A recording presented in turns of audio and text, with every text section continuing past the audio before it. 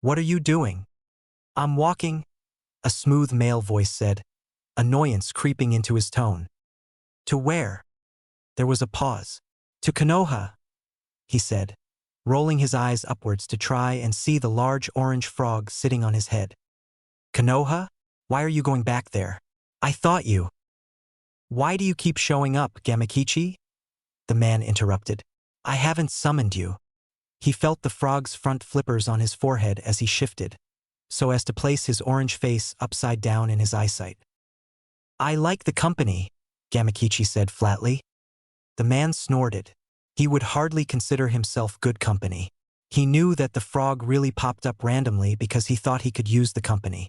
Gamakichi was still in his eyesight, looking at him, and the man used his forefinger to gently push him back onto his head, a silent invitation to stay.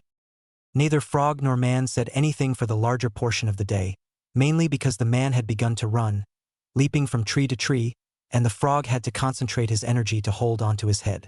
The man's hair was completely covered by a ninja forehead protector, which had been turned into a bandana, and without hair for traction it was harder to hang on. The sun was dipping behind the horizon as he pulled to a sudden stop.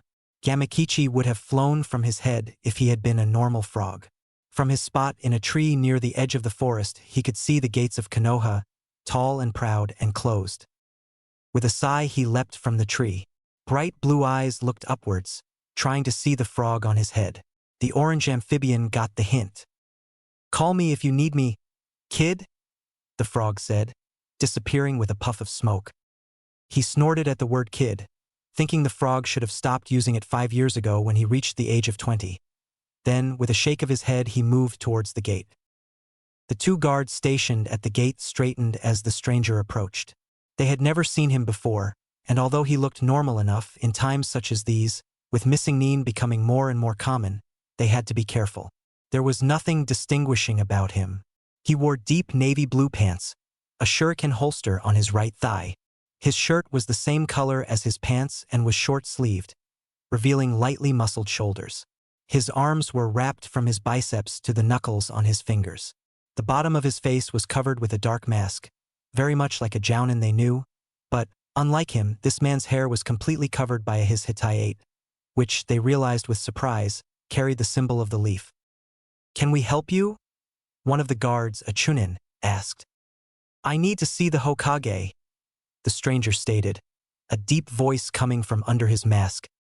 Both guards were transfixed by his eyes, a shade of blue neither had ever seen. He raised an eyebrow at their staring. With a cough, the chunin that had spoken first pulled his attention away from his eyes. Is she expecting you? He asked. I doubt it, he answered. I'm sorry, but it's important. The chunin hesitated.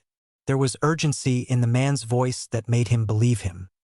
We'll have an umbu escort you, the chunin finally said, nodding at his comrade, who disappeared in a puff of smoke. We can't take any chances these days. The stranger nodded. I understand. As a chunin approached him after appearing in a puff of smoke, he looked up. Not that the lower ninja could tell since he had his mask on. Sir, the chunin said with a bow.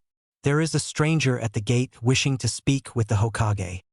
The umbu captain didn't respond directly, and the chunin began to fidget, wondering if he had even heard him. Finally, he spoke. Did he say why? No, sir, but he claims it's important. We thought it would be best to have an umbu escort him through the village. There was another pause before the captain spoke again, a twinge of annoyance in his voice. We cannot allow every man claiming he needs to speak to the Hokage into the tower. If it were important, she would be expecting him, and she has mentioned nothing of it. Go back to your post and tell him no.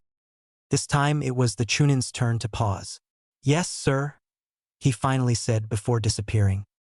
The chunin these days weren't the brightest batch to ever grace Konoha, Sasuke thought, before continuing his rounds.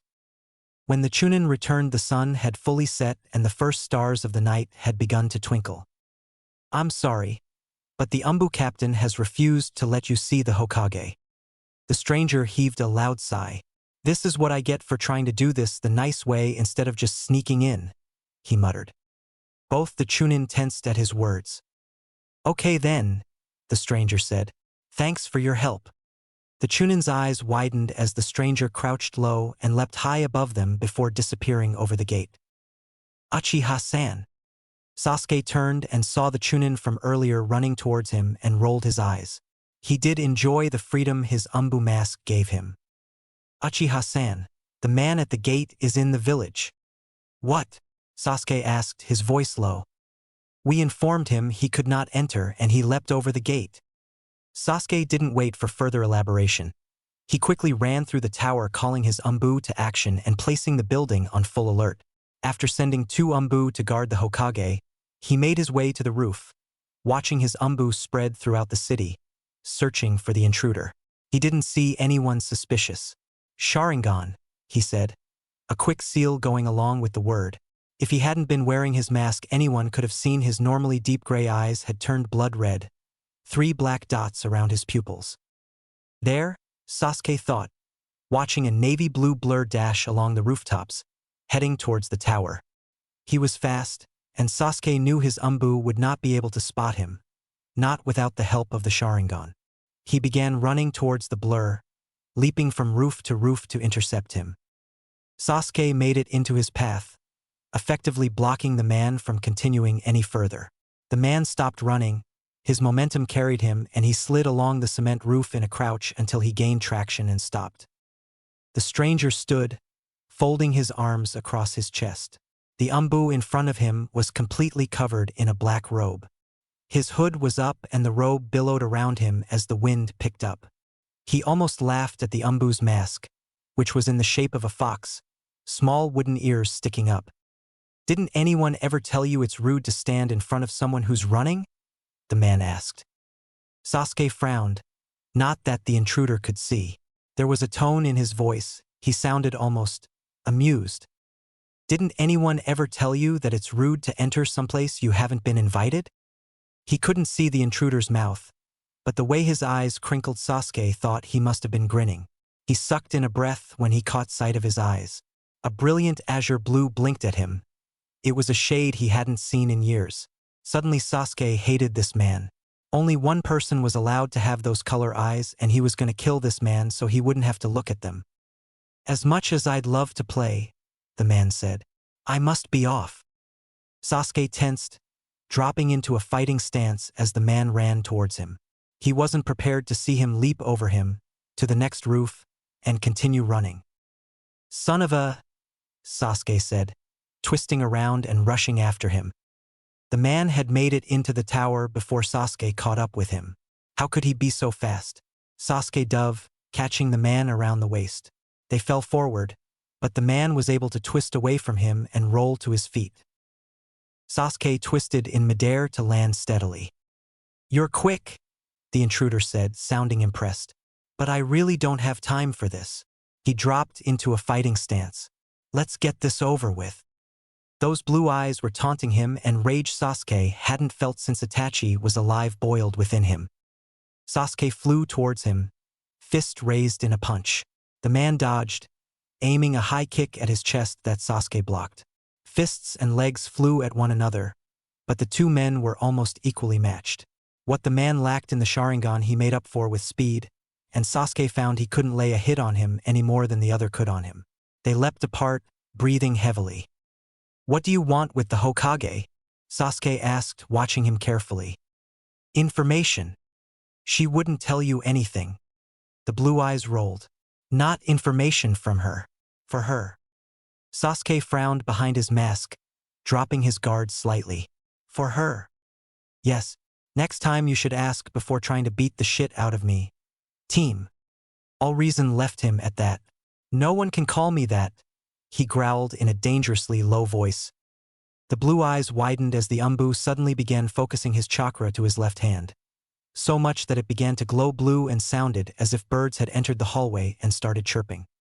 His last coherent thought as the chakra-laden fist slammed him through the wall was, Sasuke. The Hokage and the 2 Umbu guarding her looked up in total surprise when a body crashed through the wall of her office. He slid along the floor, coming to a stop in front of her desk and out of her sight. Tsunade looked at the large hole in her wall to see her Umbu captain stride through, the remains of chakra still on his fist. All of those in the office were thankful he had his mask on, for the rage they could feel radiating from him made none of them eager to see the look on his face. Tsunade cleared her throat. "Is this the intruder?" she asked, unable to think of anything else to say. The Umbu captain nodded, but he suddenly tensed when the body in front of her desk, who should by all rights be unconscious for a few weeks, if not dead, began to move. The four people in the room watched in amazement as the navy blue-clad man stood shakily. "Chidori? Overkill for calling you a bastard, don't you think?" Sasuke was extremely grateful for his mask, which hid the fact that he was gaping open-mouthed at the man who didn't seem to have a mark on him. He was so confused the fact that the man knew the name of his jutsu went completely unnoticed. He recovered himself. "Shall I try it again?"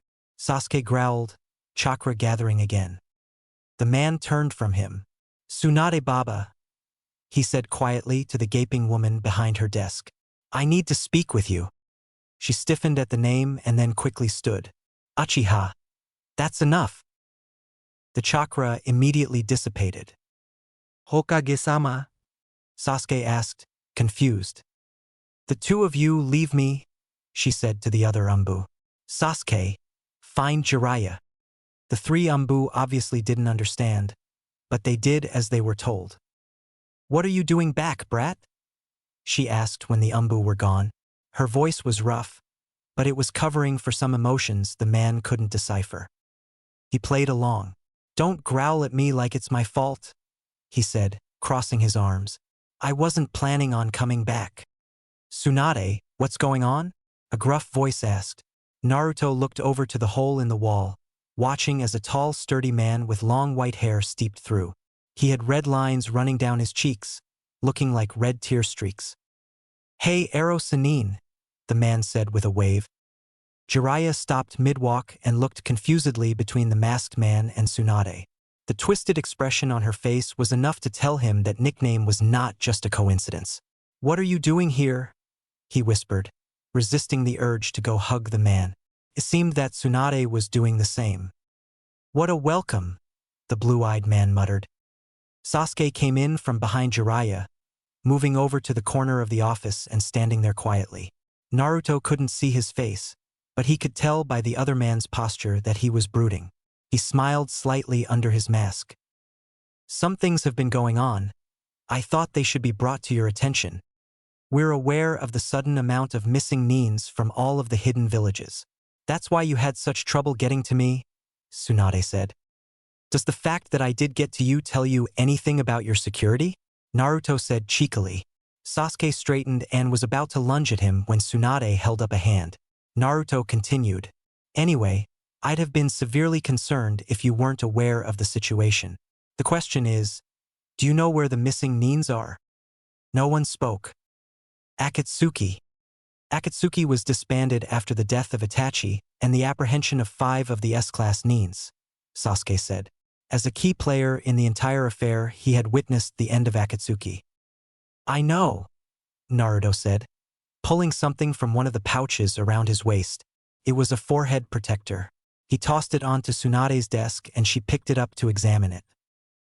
"I was attacked the other day by a shinobi wearing this. He's one of Konoha's recent missing Nins." Tsunade handed the Hittite to Jiraiya, a grim expression on her face.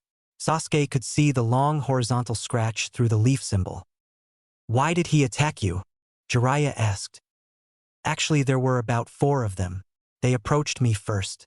They're recruiting, that's why there's the sudden excess of missing Nins. When I refused, they attacked." "You didn't want to?"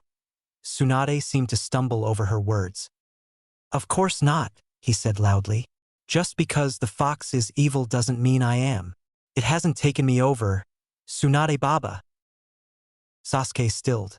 In a flash, he had pulled off his Umbu mask and had the other man pinned up against the wall by his neck. Reaching up, he pulled down the other man's mask.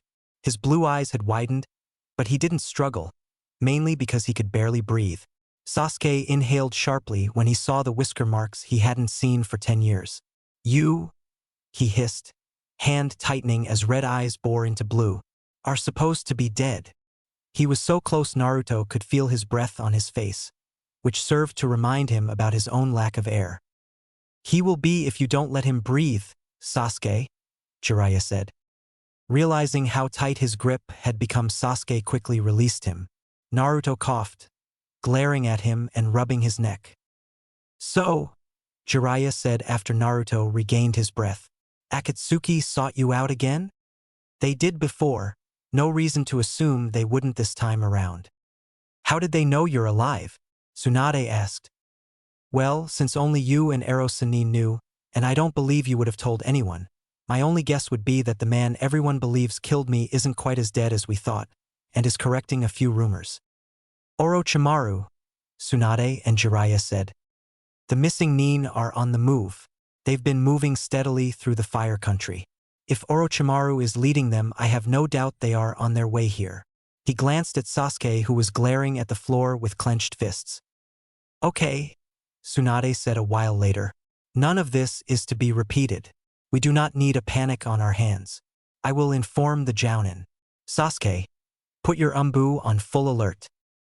Naruto pulled up his face mask and prepared to leave. "Where are you going?" Tsunade asked. "Wherever the wind may take me," Naruto said. "You can't leave Konoha," Tsunade told him. "What?" Naruto said angrily. "I came back here to warn you, not to be taken prisoner." "We're not taking you prisoner, Naruto. But if Orochimaru is coming to attack, we could use your help. Also, you have to understand, if you leave and Akatsuki gets their hands on you." "Right," Naruto interrupted, his voice cold. "I forgot what a powerful weapon I am." Sasuke noticed that despite his anger, the look in his eyes was hurt. "Where am I going to stay?" "A box on the street." Tsunade paused. She hadn't given much thought to that. "You can stay with me?" Sasuke spoke up, and everyone turned to him in surprise. All of them knew Sasuke was not the most social of people. "Good," Tsunade said, settling the matter. Naruto looked around the room, the beginnings of panic working in his chest. He didn't want to be here, he didn't want to stay. He knew they wouldn't let him leave easily. Sasuke and two Sannin were formidable opponents, and while he could probably outrun them, if they caught him, he wouldn't be afforded the courtesy of staying with Sasuke. He'd be thrown into a cell for who knew how long. With a defeated sigh, he nodded. Perhaps he could slip away once he was at Sasuke's. They hadn't spoken the entire walk to Sasuke's. It was late at night and they ran into no one, something both men were thankful for. It was likely they wouldn't have been bothered, however, since Sasuke had managed to remain as unapproachable as ever, especially after becoming an umbu. Only a few people still attempted to reach out to him, mainly Sakura, a few other shinobis they had been genin with, and, of course, Kakashi. Naruto looked around when they entered the gates of what he could only assume had been a lively community of Uchiha at one point. It was quiet and empty, and he felt sad, not only for the people who had once lived here, but also for the man walking beside him, who remained in this deserted little corner of Konoha alone. Naruto followed Sasuke into his house, being led through the living room and into the kitchen that was next to it. The house had a sterile and used feeling to it. Naruto sat down at the kitchen table with a sigh, pulling his mask down. Sasuke had put his umbu mask on before they left the tower, and now the fox face was turned towards Naruto.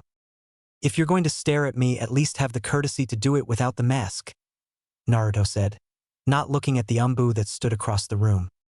There was a pause and Sasuke pulled the wooden mask from his face, setting it on the counter he was leaning against.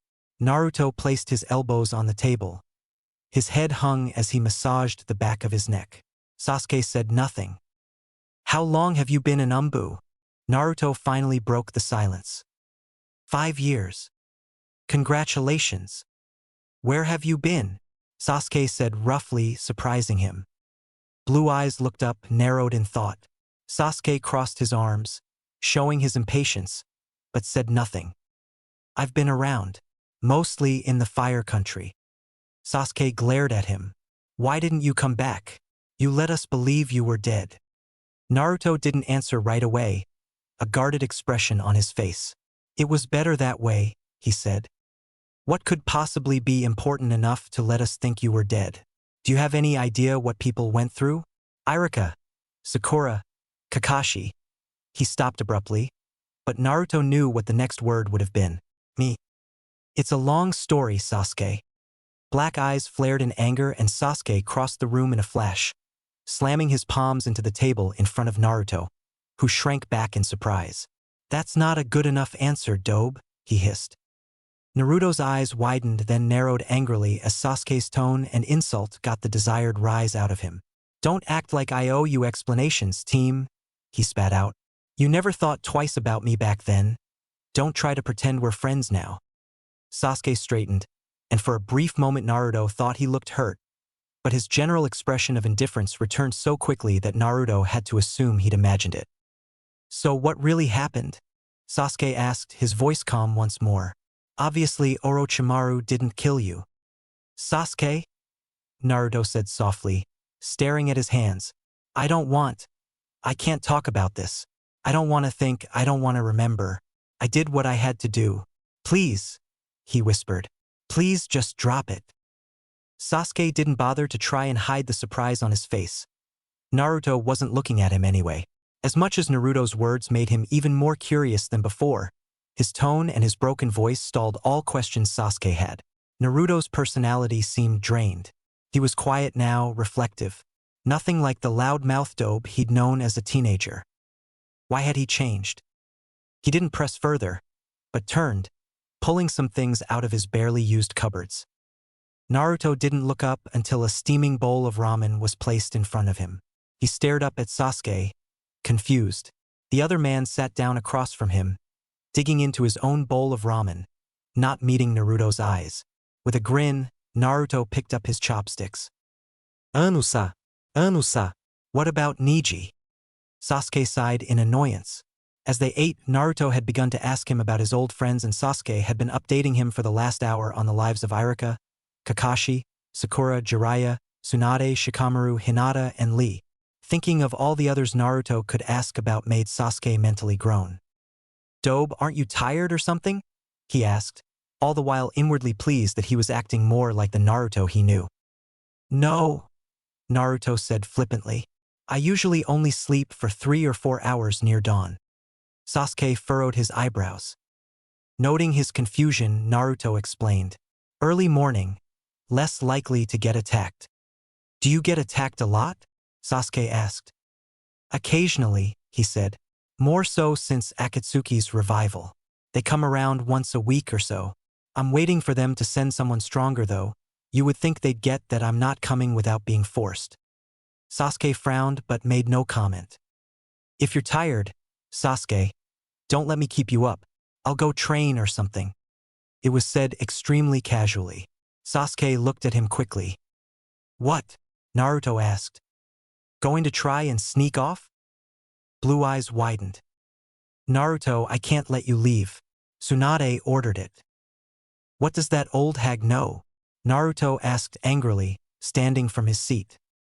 She doesn't want you caught by Akatsuki, Sasuke said, growing angry as well. She wants to protect you, you ungrateful idiot. She wants to protect the village, Naruto snapped. It's the fox she cares about, not Naruto, and she knows that it's better if I leave. Konoha is safer. What? Sasuke said, not understanding what the other man meant. Nothing, Naruto said, turning. I'm leaving. I didn't want to come back here, and I sure as hell have no intention of staying. He stalked from the kitchen and towards the door. He stopped when Sasuke appeared in front of him, blocking his exit. Get out of my way, Sasuke, Naruto growled. I already told you, Dobe, I can't let you leave. I won't ask you again. Sasuke crossed his arms, unmoved. He was completely surprised when Naruto turned and sped towards the open window in his living room, leaping out. Dobe, he yelled, following. Naruto was fast, Sasuke knew, but Sasuke was by no means slow.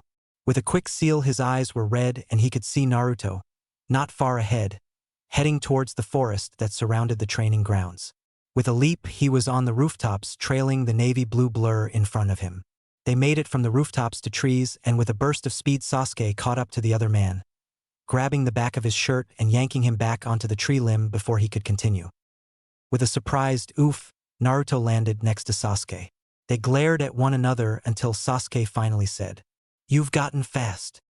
"Cut the crap, Sasuke," Naruto said. "I want to get out of here before dawn." "I guess we'd better get started then," Sasuke said, dropping into his fighting stance. "I don't want to fight you," Naruto said. "Afraid?" Sasuke asked, smirking. "Not of you. For you." "Confident aren't we?" Sasuke asked. "Some things never change," Naruto said, blue eyes twinkling for a moment. The only part of Naruto's face Sasuke could see since the man had pulled him mask back up. He dropped into his own stance. "Okay, Umbu Captain. Let's go." They started quickly, flying at one another. Both were fast. Sasuke aimed a punch at Naruto's jaw and Naruto ducked, using his momentum to swing around, attempting to kick the Umbu's legs out from under him. Sasuke's Sharingan allowed him to dodge, and he leapt to another tree limb in surprise as Naruto had pulled out several shuriken and sent them into the spot he had been standing on. Nothing would be accomplished fighting close range, Sasuke knew. They'd both continue blocking and dodging. Their fight earlier in the night had proved that. "In that case," Sasuke muttered. His fingers flew into familiar seals. "Gokakyu no Jutsu." With a deep inhalation, he sent a ball of flame at the other man and with wide eyes watched as Naruto didn't dodge. The fireball hit him full on and Sasuke watched anxiously as the smoke cleared, fearing he had hurt Naruto. He wanted to stop him, not kill him. He'd never expected Naruto not to dodge. As the smoke cleared, Naruto's figure became visible, still in his crouched position, head down and not looking at him. He stood, folding his arms over his chest. When Naruto met his gaze, Sasuke almost gasped. The red eyes of the Kyuubi were staring at him, but as he watched they slowly receded to the brilliant blue Sasuke knew. Naruto laughed. "Come on, Sasuke, is that all you've got?" "Your eyes," Sasuke said. Naruto winked at him. "Are we done yet? I'd like to get going." "You're not leaving," Sasuke yelled. Naruto's eyes widened in surprise at the normally stoic boy's outburst. "You can't do this. You can't come back after 10 years of being dead and leave again." "Sasuke." "I won't let you leave again," Sasuke said. "When I left you came after me. I almost killed you, but for some reason, even when I was beyond hope, you believed in me. I've spent the past 10 years knowing that your death was my fault, that my decisions killed you. Now you're alive and I refuse to let you disappear again." Naruto looked away from him, and Sasuke couldn't tell if he'd gotten through to him or not. He nearly started in surprise when the blue eyes turned on him suddenly, glaring coldly. "How selfish," he said. "I don't want to be here. Why don't you understand that? I can't stay here. It's too dangerous. Besides, no one wants me here. I saw my funeral, I saw who went. More importantly, I saw who didn't. 3/4 of the village, Sasuke. 3/4 of the village celebrated my death." Even with the mask on, Sasuke could see the sneer on his face. "In Konoha, I'm Kyuubi. I'm a monster. A weapon to be used until I'm deemed too dangerous and sent on my merry way." He had to get Sasuke to let him leave, and if this was the only way, then so be it. "I hate this village and everyone in it, including you." It was quiet for a long time before Sasuke finally spoke. "So why did you come back to warn us? If you hate us so much, why not just leave us to our destruction?" Naruto looked conflicted for a moment before settling on angry. He leapt at Sasuke and they resumed their dance of blocking and dodging. "I don't know what you are to the village," Sasuke grunted as they fought, "but to me you're Naruto. My loud, blonde, dope." If Naruto heard him, he didn't respond, continuing his assault. It was only when Sasuke saw tears in his blue eyes did he realize Naruto had indeed heard his words. The tears distracted him, and Naruto finally managed to land a powerful punch, sending the Umbu flying off the tree branch and slamming his head painfully hard into the trunk of the tree behind him, before falling heavily to the ground, unconscious. Naruto stood on the limb in surprise. He wiped his eyes and jumped down from the tree, landing in a crouch next to Sasuke. His dark hair was splayed about the grass, contrasting with his pale skin. His breathing was wheezy. It sounded like perhaps he'd broken a rib. Naruto stood, turning his back on Sasuke and preparing to leap off into the trees. By the time Sasuke woke, he would have put enough distance between him and Konoha that he wouldn't be found. Sasuke awoke with a groan. Sunlight cut into his eyes like a knife the minute he'd opened them, and the headache he'd had upon waking intensified. His whole body hurt, his head and chest especially. He confusedly looked around his room, wondering how he got into his bed. He shot up into a sitting position, remembering the fight. Naruto obviously had won. Naruto! He had to catch up to him, try and get him back. Ignoring his pain, he tossed the covers aside, jumping out of bed. He hurriedly pulled his pants on and grabbed his shirt, running into the hallway. He never even saw the other person in front of him before he crashed into him, sending them both flying to the ground in a heap. It took Sasuke a moment to do anything, for the pain in his ribs became mind-shattering at the collision. Taking deep breaths, he finally lifted his head from the other man's chest. His dark eyes widened as he looked into blue eyes and a whiskered face. The blonde locks Sasuke knew he had were still under his Hitayate. Naruto. Sasuke, with those special eyes of yours you would think you'd be able to look where you're going in your own house, Naruto said, raising his eyebrows in amusement. I thought you were. I was. Naruto looked to the side, suddenly finding the bottom of the wall to be extremely interesting. But I couldn't just leave you unconscious in the forest. He turned back to Sasuke, whose face remained hovering over him, and smiled timidly. They stared at one another, Sasuke's upper body rising and falling as Naruto breathed. It was then Sasuke realized their close proximity and, flushing, he quickly removed himself. As soon as he sat up, he hissed, his ribs protesting painfully at the movement. You shouldn't jar yourself like that, Naruto chastised, sitting up as well. He stood before leaning over and helping Sasuke to his feet.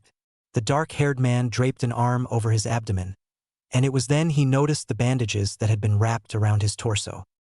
He looked questioningly at Naruto, who didn't meet his gaze as he helped Sasuke back to his room. When Sasuke was sitting on the edge of his bed, Naruto finally spoke. Listen, I'm Sasuke-kun, a voice called out. Sasuke turned to see his former sensei crouching on his windowsill. His silver hair flew about as haphazardly as always, and his one visible lazy eye was trained on him. Turning back to Naruto, he noticed the other man had somehow managed to pull up his mask, effectively hiding most of his face and the whiskers that would give him away. Sasuke sighed. Any talk they were about to have was over. What, Kakashi? He said impatiently. Kakashi seemed to be amused, but of course, one never could tell when the only visible part of the Jounin's face was his right eye. Such disrespect for your elders, he said, shaking his head. Tsunade-sama sent me to get you. An emergency meeting has been called to discuss new information she's received. His eye moved over to Naruto, who was leaning casually against the wall with his arms crossed. Who's your house guest? He asked. The quick glance Naruto shot him was enough for Sasuke to understand he didn't want his presence in Konoha known.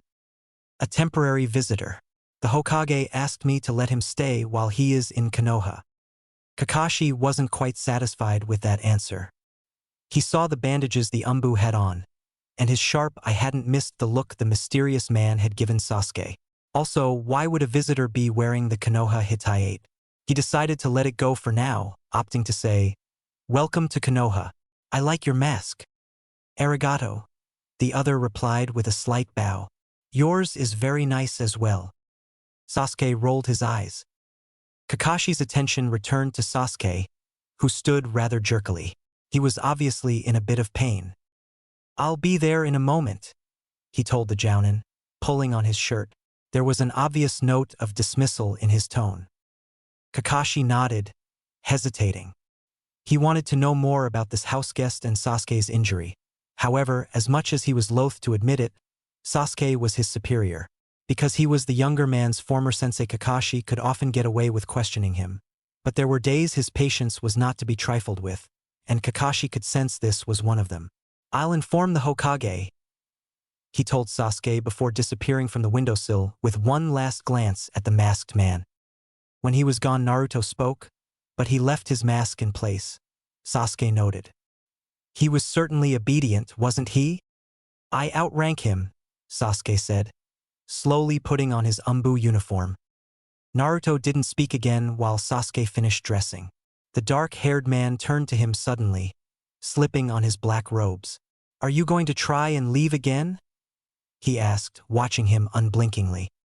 Naruto appeared thoughtful for a moment. I suppose I should at least wait until you heal so you won't kill yourself coming after me in an injured condition, he finally said, his eyes crinkling in what was unmistakably a grin. Sasuke looked at him in surprise. He hadn't expected Naruto to cave so quickly, and he hadn't expected the other man would realize that if he tried to leave again, Sasuke would follow. You'll stay? He finally said. For now, yes. Only if you promise not to tell anyone else I'm here. Sasuke grunted in agreement, an action so like him Naruto nearly laughed. I better not come back to find an empty house. I'm not going anywhere, Sasuke.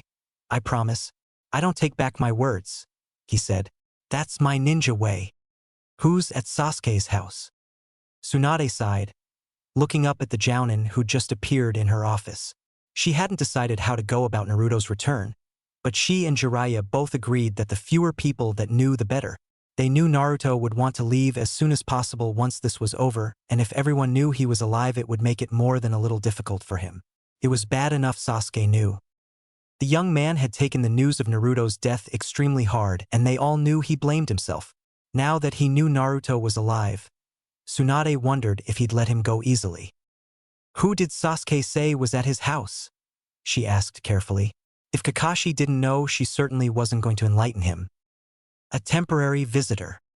Yes, Tsunade said, going back to her paperwork. That's who he is. What's his name? He's got a Konoha Hitaiate. Should we know him? He's a temporary visitor, Kakashi. Just leave it at that. The jounin frowned, completely unsatisfied. There was a poof and Sasuke appeared, only recognizable by his fox umbu mask. Sasuke. Tsunade nodded in acknowledgement. She looked around. Where's? Was he supposed to come? Sasuke asked. You left him alone? Tsunade said, standing quickly. He'll run. He's not going anywhere, Sasuke said firmly. How do you know? He gave me his word, Sasuke said. Tsunade stilled. A man's words should never be taken back. I won't take my words back. That is my ninja way. Fine, she said, taking her seat. Kakashi, although he remained silent, watched the exchange with great interest. Jiraiya walked into the office, ignoring the door and opting to use the hole Sasuke had made the night before. Tsunade, everyone's gathered for the meeting. Kakashi, having just appeared in her office, hadn't noticed the large gaping hole until then. What happened to your wall?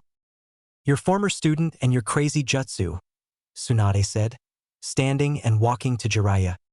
Kakashi looked quickly at Sasuke, who stood with his arms crossed.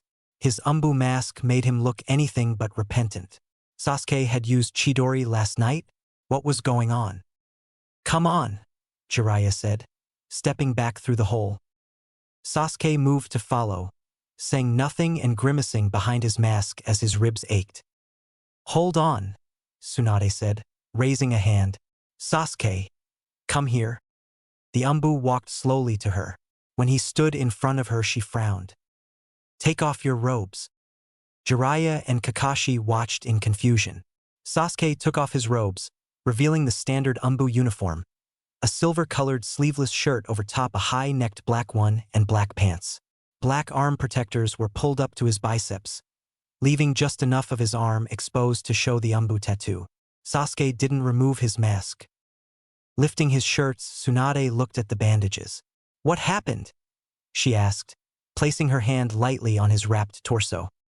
We had a spar, was his answer. The hesitation wasn't missed by anyone in the room. Rough spar, Tsunade commented. He broke 2 of your ribs. Kakashi's eyebrow rose. So that man had injured Sasuke. Getting hurt was a rare occurrence for Sasuke since the emergence of the third wheel of his Sharingan. Tsunade and Jiraiya looked grim. Sasuke said nothing. Tsunade's hand began to glow and Sasuke could feel the warmth of her chakra. When the glow stopped, the pain was gone. After pulling his robes back on, Sasuke bowed. Arigato, Tsunade-sama. She nodded and they made their way out of the office, heading to the meeting. Kakashi followed, watching Sasuke, now more curious than ever. Naruto wondered what Sasuke did in his free time. His house was scarcely furnished. There was no TV to speak of, and the house was immaculate almost to the point that it felt unlived in, so it wasn't even like he could clean to pass the time. But Naruto knew Sasuke, at least he had 10 years before, and it wasn't far-fetched to assume that all of his free time was spent training. Training was never a bad idea, Naruto concluded, and after making sure his hair and face were covered, he made his way to the training grounds across rooftops. The only indication that he was moving was the faint breeze the villagers felt as he passed. He landed soundlessly on the grass at the training grounds, looking around. It wasn't much different from the years before. Yelling drew his attention to the far end of the field. "I will not let you have him, forehead girl!" A blonde woman with her hair pulled into a high ponytail screamed. Ino wore the exact same thing she did when she was younger, but she had a Chunin vest on. "Shut up, Ino pig, he'd never love you." Naruto nearly groaned. They were still fighting over Sasuke. Did they not get his complete lack of interest in anyone? Then again, he thought with a frown it had been 10 years. Maybe Sasuke was interested in one of them, or someone else. He knew nothing of the raven-haired man's life. Naruto almost fell over at the next words from the women. "Lee is mine, Ino pig." Sakura still looked the same.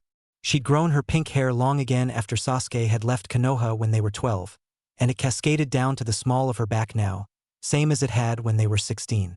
Her attire was different. She still wore a sleeveless dress, similar in style to her old one, but it was a deep navy blue and went well with the Chunin vest she wore over top of it. He smiled at the sight of the vest. He was glad for her. But they were fighting over Lee? Ino paused at Sakura's words. "Lee? I don't want Lee, but I won't let you have Shikamaru." Naruto had to physically bite his lip to stop himself from laughing. "Shikamaru? Why would I want that lazy jounin?" Ino sighed, twisting a strand of her hair from her long ponytail around a finger. "Sakura, this doesn't work when we're not fighting over the same guy." The strawberry-haired girl laughed. "You're right, let's just spar." Naruto watched the women fight. They used mostly taijutsu, but occasionally they would use basic techniques, replacements, or clones. Sakura's skills had improved since he'd last seen her. She was excellent at using the clones and replacements to get in close to Ino and attack. Ino, however, had wonderful reaction time and managed to slash the pink-haired woman's arm with a kunai. Naruto was surprised they were getting so vicious. Leaping back, Sakura pulled out several shuriken and sent them flying at Ino, who dodged, but was taken by surprise when Sakura followed the throwing stars, coming at her with a kunai. Using her kunai to block, they remained clashed, struggling against one another. Finally, Ino ducked, kicking her foot out and swiping Sakura's legs from under her. Sakura landed on her back with a loud thump. "That hurt, Ino pig," Sakura said from the ground. Naruto watched her sit up and place a glowing hand onto her slashed arm, healing it. So Tsunade must have continued with her training. Ino shrugged. "You're the one who wanted to work on your inside guard, forehead girl." Yeah. Let's try again," Sakura said, rolling her eyes and looking away. It was then her eyes fell on Naruto and she started in surprise. "Hello!" she called, waving him over. Naruto thought about running away, but even he could see how suspicious a stranger running off would look. Shoving his hands into his pockets, he walked over to the two women. "Hey!" he said, nodding at them. Ino walked over and stood next to Sakura. Naruto raised an eyebrow as the blonde gave him a once-over. "Do you need the training grounds?" Sakura asked, staring into his brilliant blue eyes. They were so much like. "No, I was just going to work over there," he said, jabbing a thumb over his shoulder. "So you were being a hentai and watching two sweaty women fight it out?" Ino asked, grinning. "Ino," Sakura said while Naruto spluttered. "Ignore her," she said to him. I don't think I've seen you around before. I'm just visiting for a bit, Naruto said. But you have a Konoha Hitai 8, Ino pointed out. Naruto shrugged. I travel a lot. Sakura and Ino exchanged glances but made no comment. So, do you want to spar with us? Sakura asked. Oh no, What level are you? Ino asked, noticing he had no vest to distinguish his skill level. Naruto paused. What level was he indeed? Well, technically, I'm a Chunin. He wondered vaguely what had happened to his vest after he'd left. Perfect, Sakura said. We'll be evenly matched. No, I don't think. What's the matter? Ino asked. Afraid you'll be beaten by two girls? Naruto smiled. Much about him may have changed in the past 10 years, but his competitive nature had never completely diminished. All right, let's go. The women backed off and Naruto found himself between them. One could consider 2-on-1 unfair, but Naruto knew at this point he was definitely higher than the Chunin level. Okay, Sakura, let's go, Ino said, raising her arms. One hand was fisted and pulled close to her for a guard. The other was open, her palm facing him. Right, Sakura said, dropping into her fighting stance. Naruto remained relaxed. You ladies done encouraging each other? He was standing sideways in order to keep them both in his line of vision. They both growled and ran towards him, remarkably similar. They seemed to be able to gauge one another's thoughts, for as Sakura aimed a punch for his face, Ino lowered herself to kick his legs out from under him. He blocked the punch with his left arm and leapt above Ino's legs. He flipped away, placing both women in front of him. They were both surprised. They'd expected to at least connect one hit. With an almost imperceptible nod to one another, they went at him again, opting to attack with speed. They did outnumber him, so he wouldn't be able to block everything they threw at him. They rushed him, using quick combos that he simply blocked, using one hand per woman.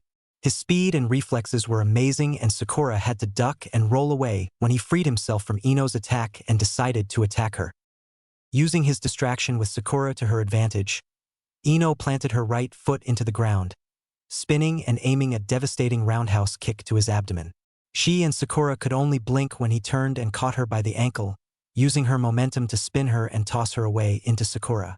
They both hit the ground painfully. Groaning, Ino sat up, and Sakura pushed the blonde off her lap. He's too fast, Ino panted, rubbing her ankle. He might even be Sasuke-kun's speed. They looked over to the man who was waiting for them to get up. He's not even winded, Ino said. Sakura nodded, wiping the sweat from her face, leaving a dirt smudge across her cheek. We need a way to slow him down, she said. Give up, he called to them. Leave it to me, Ino said with a grin, struggling to her feet. We'll need a distraction though. Sakura smiled. I'll see what I can do. Naruto watched them closely. It seemed they'd stopped underestimating him and had begun to plan something. Sakura suddenly ran at him, pulling out two kunai. Whoa, getting serious are we? He said. She leapt into the air, tossing one kunai at him. He jumped away, keeping his eyes on her as she flew over his head, ready to throw other kunai. He kept his back to Ino, for he didn't sense her coming closer. What he failed to notice was the blonde on her knees, her fingers ready in a seal. When Ino slumped forward and the man stilled, Sakura cheered. Landing gracefully on the grass, she pocketed her kunai and pulled out some rope. Now to tie the guy up. Something wasn't right. Ino watched as thousands of images, presumably the man's memories, blurred past her too fast for her to see. Abruptly, the colors stopped and she was left in darkness. What was going on? Why didn't she have control over his body? She was beginning to panic. She couldn't see anything, and without the use of the man's fingers, she couldn't return to her body. Suddenly, a low breathing filled her hearing. She whirled around, heartbeat quickening. Who's there? There was a clicking noise, reminiscent to a cat's claws on tile as it prowled a kitchen. Her breaths were fast now. Are you afraid? A deep voice asked from the darkness. She trembled. The voice seemed to come from every direction at once. Who are you? she asked firmly, ignoring her shaking hands. Ino, a gentle voice said. She whipped around to see the man she was fighting. He was all she could see. Everything else remained black. What's going on? She asked. You shouldn't be here, he said. As she watched, the darkness behind him began to glow, and suddenly there were two huge fiery eyes behind them, their burning gaze directed at her. She backed away in fear, biting back a scream. Foolish girl, the first voice said. You can't possess the possessed. With that she felt a horrible jolt, and her consciousness flew back to her own body. Sakura looked at her in surprise. She was just moving to tie him up. Ino scrambled backwards, trying to distance herself from the man, who was shaking himself from a daze. What are you? She whispered. Sakura gaped at her, rope hanging loosely in her hands. The man's soft blue eyes met her frightened gaze, his expression unreadable under the mask. Thanks for the spar, he finally said. I need to get going. Ino and Sakura watched him walk away, before leaping into the trees and out of their sight. What was that all about? Sakura asked. Stupid, stupid, stupid. Naruto berated himself, heading back to Sasuke's. How could I forget that crazy skill of Ino's? He didn't know who knew about Kyuubi. Maybe after his death, it had become common knowledge? If that was the case, it wouldn't take long for Ino to figure out who he was, especially if she got Sakura's opinion. Alighting on Sasuke's roof, he leapt down and into an open living room window. Sasuke was pacing the living room. His robes were draped over the couch and his fox mask was tossed in the armchair next to it. How was the meeting? Naruto asked. Sasuke turned towards him, looking angry. Naruto stepped back towards the window, ready to make an escape if needed. Where were you? I went training, Naruto responded. I didn't know I was confined to the house. Sasuke seemed to calm down. Sorry, he mumbled. Sasuke, I told you, I'm not going anywhere yet. Sasuke nodded and began to walk towards the kitchen. Sasuke, Naruto said, calling the other man's attention back to him. Who from our generation knows that? He wasn't sure how to phrase the question. Kyuubi, he finally said. Sasuke frowned at him. Only me and Shikamaru, as far as I know. Shikamaru? Sasuke had seen it enough times to put two and two together. But how would Shikamaru know? He was your commanding officer enough that it was information he needed to be aware of. Naruto nodded, thinking. So no one else knows? Not even Sakura. Sasuke shook his head. We were forbidden to talk about it, even after your death. Why? He watched Naruto suspiciously, trying to gauge what he was thinking. No reason, Naruto said cheerfully. Just wondering. Can we eat lunch? He walked past Sasuke and into the kitchen. Sasuke stared after him, finally following him. Naruto was balancing on the back two legs of his chair when Sasuke walked into the kitchen. You seem better, Naruto commented, watching him move with ease. Tsunade, Sasuke grunted as an explanation. Sasuke-kun. A familiar feminine voice rang through the house. Shit, Naruto said, startled to hear her. He lost his balance and fell backwards, landing in a clatter on the floor.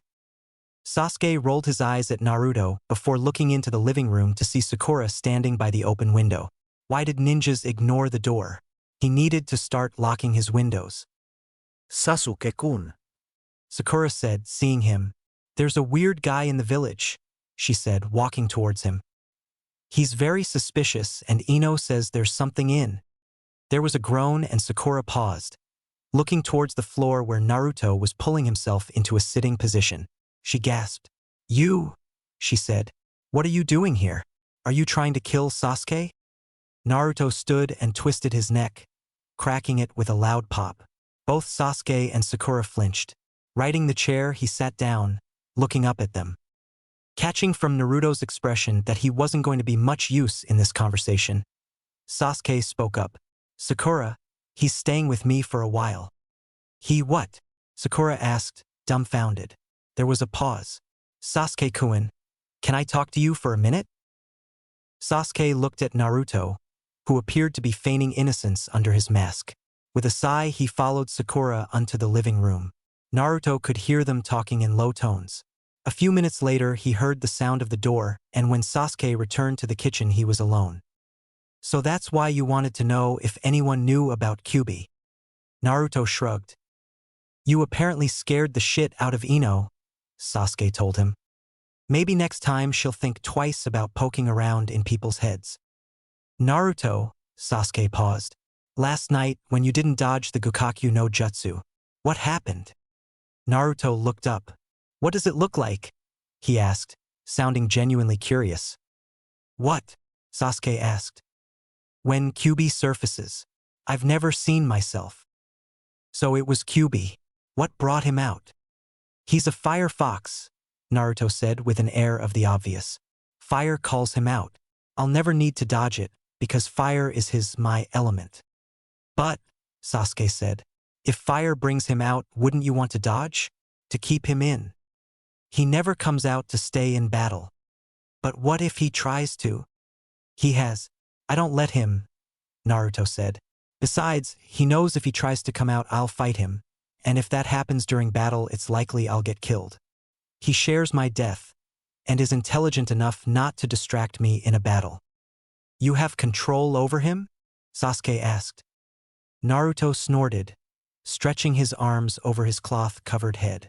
"I would never be so bold as to claim I have control over Kyuubi. Especially—" He stopped abruptly, closing his eyes. "Especially what?" Sasuke pressed. Naruto became still and tense, not answering him. Sasuke wasn't even sure he had heard him. "Naruto. Trying to prove a point?" Naruto muttered, and with a foreboding feeling in the pit of his stomach, Sasuke wondered if he was even talking to him. Naruto stood abruptly, knocking the chair away in the process. Sasuke felt a sudden burst of power from the other man. Naruto's hands clutched his head and he began to grind his teeth. Sasuke took a step towards him, but stopped as red chakra flared up, warning him to stay away. Sasuke watched wide-eyed as Naruto doubled over as if he'd been punched in the stomach and opened his eyes. The regularly sky-blue eyes were now a violent purple, flashing now and then between their normal color and a fiery red. "Naruto," Sasuke said, stepping closer. "Stay back." Naruto, or perhaps Kyuubi, cried. Sasuke did as he was told. "Bastard fox," Naruto growled through clenched teeth. "Go back where you belong." With a rush of air, the red chakra was suddenly pulled inside Naruto, the force sending him flying forward into Sasuke. Sasuke was only able to catch the other man and use his body to soften the fall they were about to take. He landed with a thud on his back, arms around Naruto as they slid across the kitchen floor. For a moment, they both lay still, Naruto panting quietly against Sasuke's chest. "What was that?" Sasuke finally asked, making no attempt to move. "That," Naruto said, still struggling for breath, "is the reason I've been pretending to be dead for 10 years. 10 years earlier." Tsunade sadly ran her hand through the brilliant blonde locks of the 15-year-old boy lying still in his hospital bed. In the room next door lay another boy, who was being watched over by a pink-haired girl, whose expression was similar to Tsunade's as she ran her fingers through jet-black hair. 2 days ago, the boys had finally come to clash after their only real fight 3 years before. Their first fight had ended in disaster, leaving the blonde injured and unconscious and the dark-haired boy a missing knee. For 3 years they trained, and no one but their sensei, 2 of the 3 legendary Sannin, knew the extent of their powers. Konoha had been on alert for years, ever since Orochimaru's first attack on the village. Naruto and Jiraiya had returned to the village only a week before Orochimaru's giant snakes invaded and sound ninjas attacked. The first reports of the attack came to Tsunade when she was in a meeting with Naruto, discussing his training. Gamma had teleported into her office, a toothpick dangling precariously from his mouth, as he explained that 2 of their gates had been broken through. She ordered him to tell the Chunin that their first priority was to get the villagers to safety and to have the Jounin fend off those at the gates. Genma had only left moments before the Hokage tower began to shake. "Naruto," Tsunade had called as the building moved precariously. Her first instinct was to protect the boy. The 15-year-old moved from position in front of the desk, in a flash, grabbing her and leaping out of the window as the tower collapsed. Setting her to her feet, they watched the tower fall, clouds of smoke rising as the rubble hit the ground. Tsunade, Naruto, Jiraiya called, running to their sides. They could hear the laugh before they could see the man. The coo that they would recognize anywhere. A giant snake slithered into view, tail wrapped around what used to be the base of the tower, the end flicking carelessly. Two ninjas stood on its head. As the smoke cleared, they could see them clearly. The taller of the two had white hair, although his face was still quite young. The glare of the sun off his glasses hid his eyes from view, but they all recognized Kabuto. The shorter figure laughed again. It's been a while, Jiraiya, Tsunade, Naruto. It was Sasuke's face, Sasuke's body, but the gravely voice emanating from his lips, that was Orochimaru's voice. Naruto hung his head, clenching his fists. He was too late. Tsunade-sama, a voice called. 5 umbu were suddenly between her and Orochimaru. Go, she said. I don't need your protection. Help the villagers. The umbu hesitated before bowing quickly and heading into various parts of the village. Let's end this, Orochimaru, Jiraiya called. Yes, Orochimaru said. It's finally time. Tsunade tensed for battle. She'd been waiting for this moment for a very long time. Naruto, stay back, she said, cracking her knuckles. Not a chance in hell, Tsunade-baba, he growled. Naruto, you can't fight him, she cried. Tsunade, Jiraiya's rough voice cut in. Let him fight. Jiraiya, he could be killed. Tsunade, the white-haired man said angrily. He won't be fighting alone. She sighed. Be careful, Naruto. Don't worry, the blonde growled. Tsunade-sama, a smooth voice said. Kabuto stood in front of them, a good 20 feet away.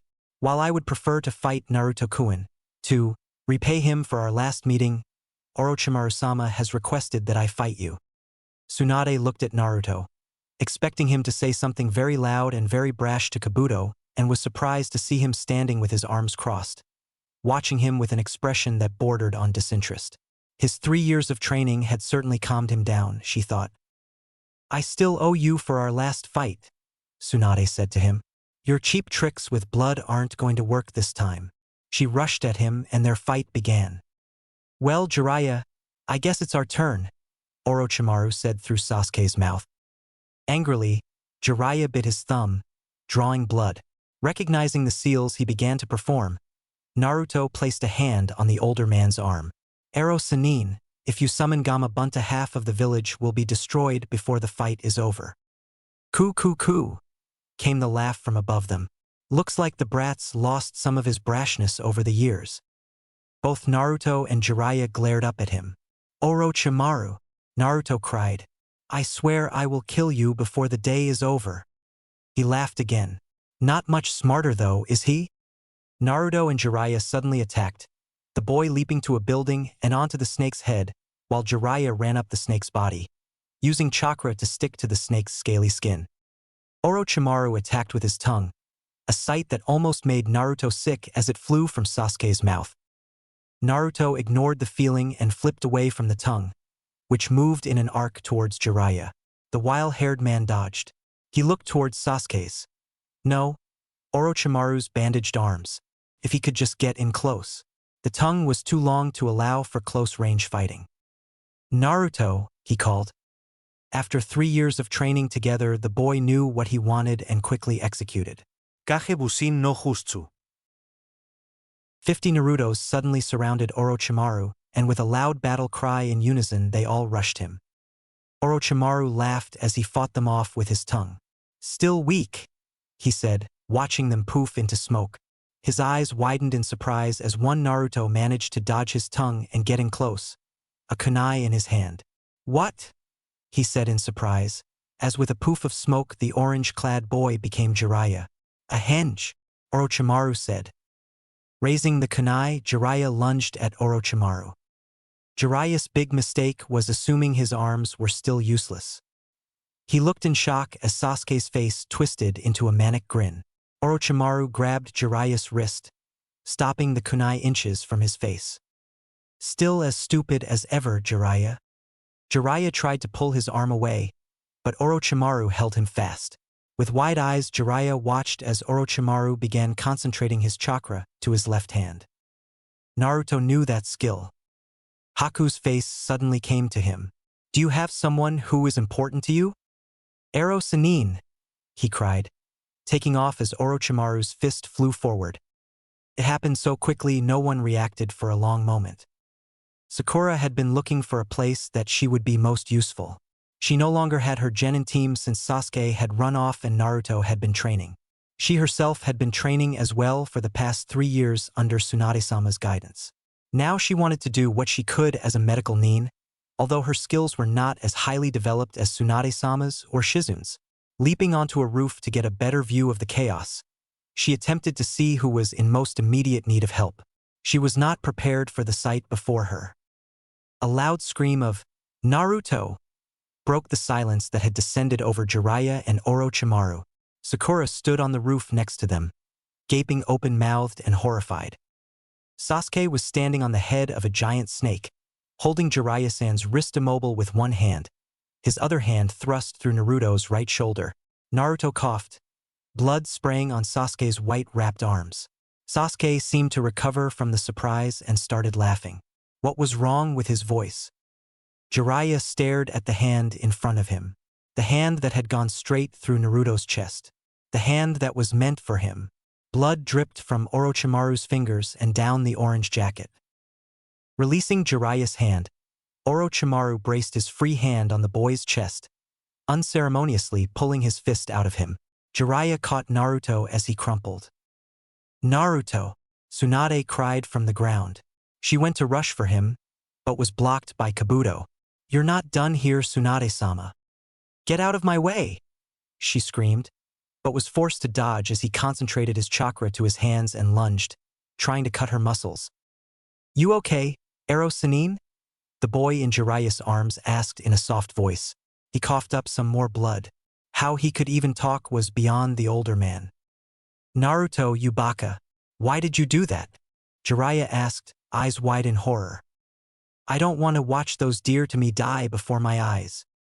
Neither of them noticed the flash in Orochimaru's eyes at the words. He shook his head as if to clear it. Naruto slipped from consciousness and Orochimaru began to laugh.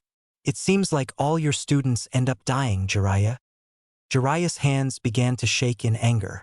He leapt to the roof Sakura stood on and gently lay Naruto down, then turned and leapt back to the snake's head, preparing to end this. "My host doesn't seem too pleased with me," Orochimaru said in amusement. "There's quite a stir in the back corner of my mind where his consciousness lays." "He's still within you?" Jiraiya asked in surprise. "Don't get any sentimental ideas, Jiraiya. He's trapped in there forever." Jiraiya sighed. So there was no way to save Sasuke. He would have died trying if there was. Naruto would have wanted it. "Sharingan," Orochimaru said. Jiraiya grit his teeth as red eyes glared at him.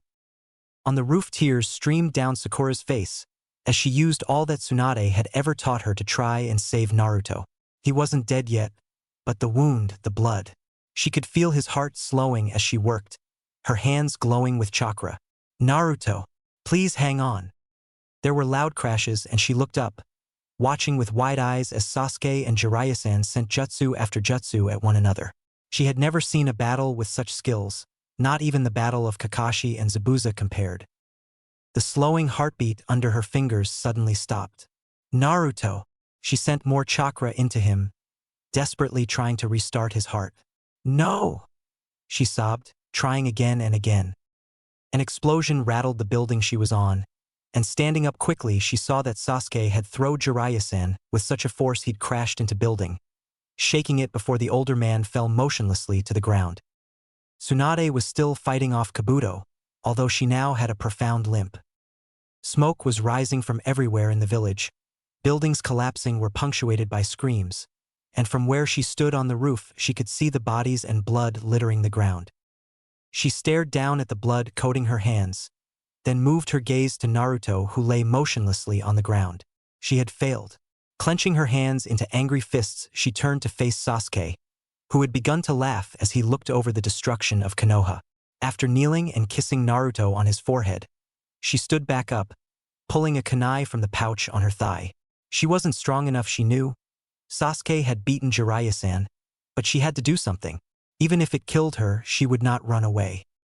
Deep inside a dying boy, two great red eyes peered out of the darkness. "Oh no," the owner of the eyes said, almost amused. "This simply won't do. One day you're going to regret this, kid." The boy's heart had slowed so that it appeared to have stopped, but Kyuubi knew better. This kid lived on willpower alone, but that was enough. With red chakra swirling around the blonde boy's body, the hole in his shoulder began to repair, just as it had 3 years before. Sasuke-kun.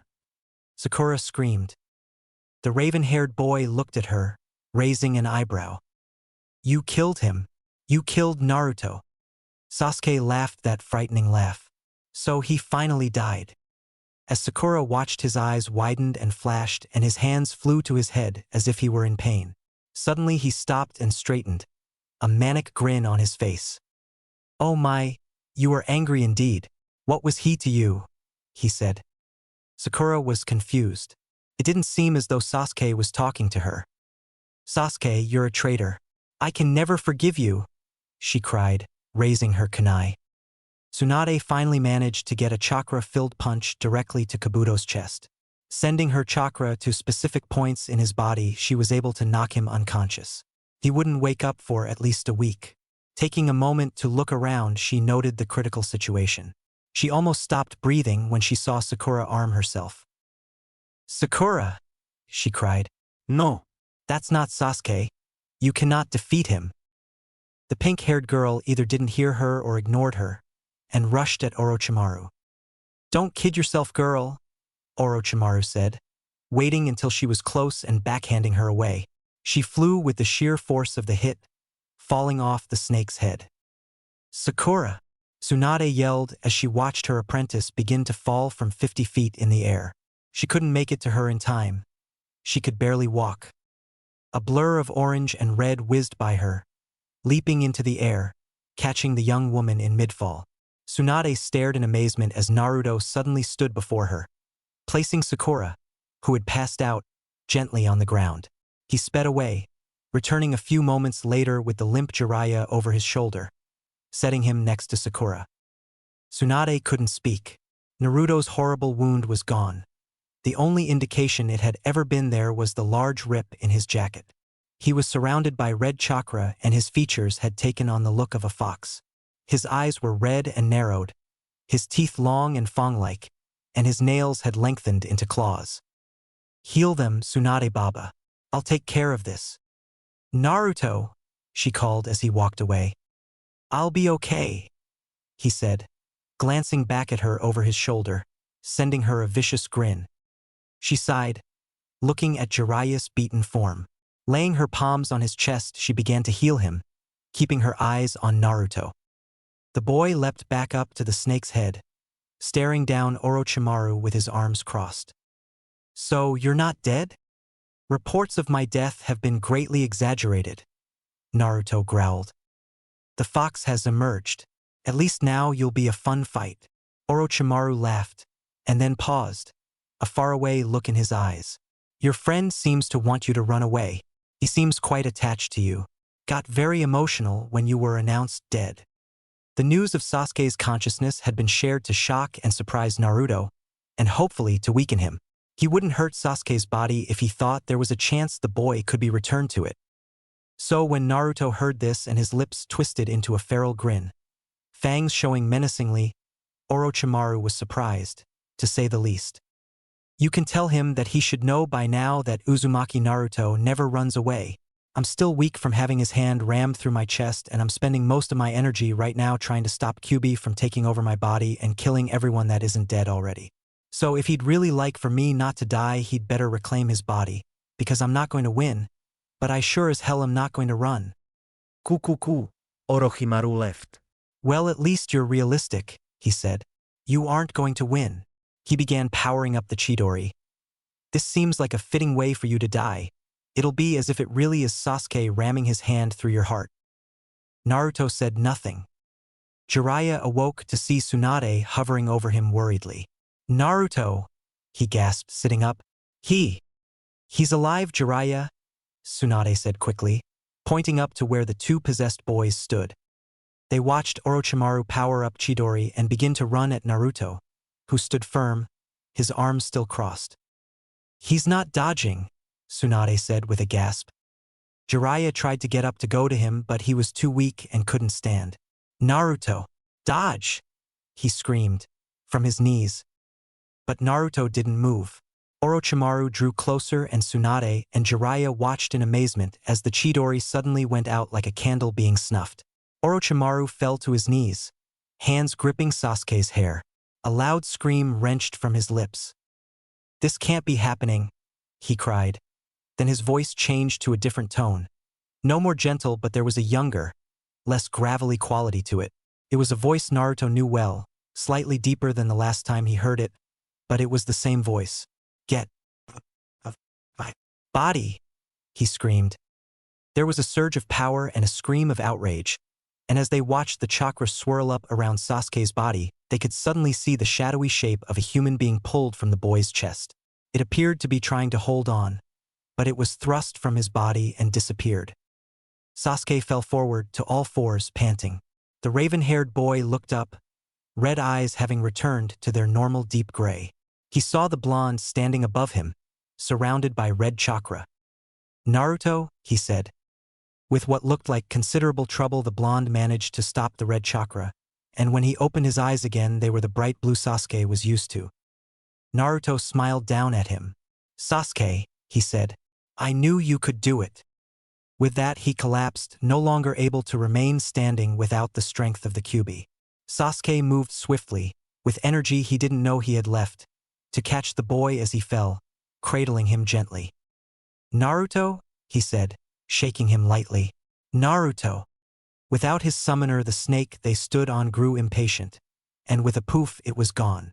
With nothing under his feet, Sasuke quickly jumped to the roof next to him before leaping to the ground. He was unable to go any further and he sat down heavily, still holding the blonde close, rocking back and forth. When Tsunade and Jiraiya reached him, he was crying, mumbling, Gomen nasai, into Naruto's hair. It took a sleep jutsu before he would relinquish his hold on the boy. 3 days later, Naruto awoke in the hospital. No one was aware of his condition except for Tsunade and Jiraiya, not even Kakashi or Iruka, who came by every day only to be told they could be given no information about either of their former students. Sasuke was still unconscious. His body needing time to recover from the strain being possessed had put on it.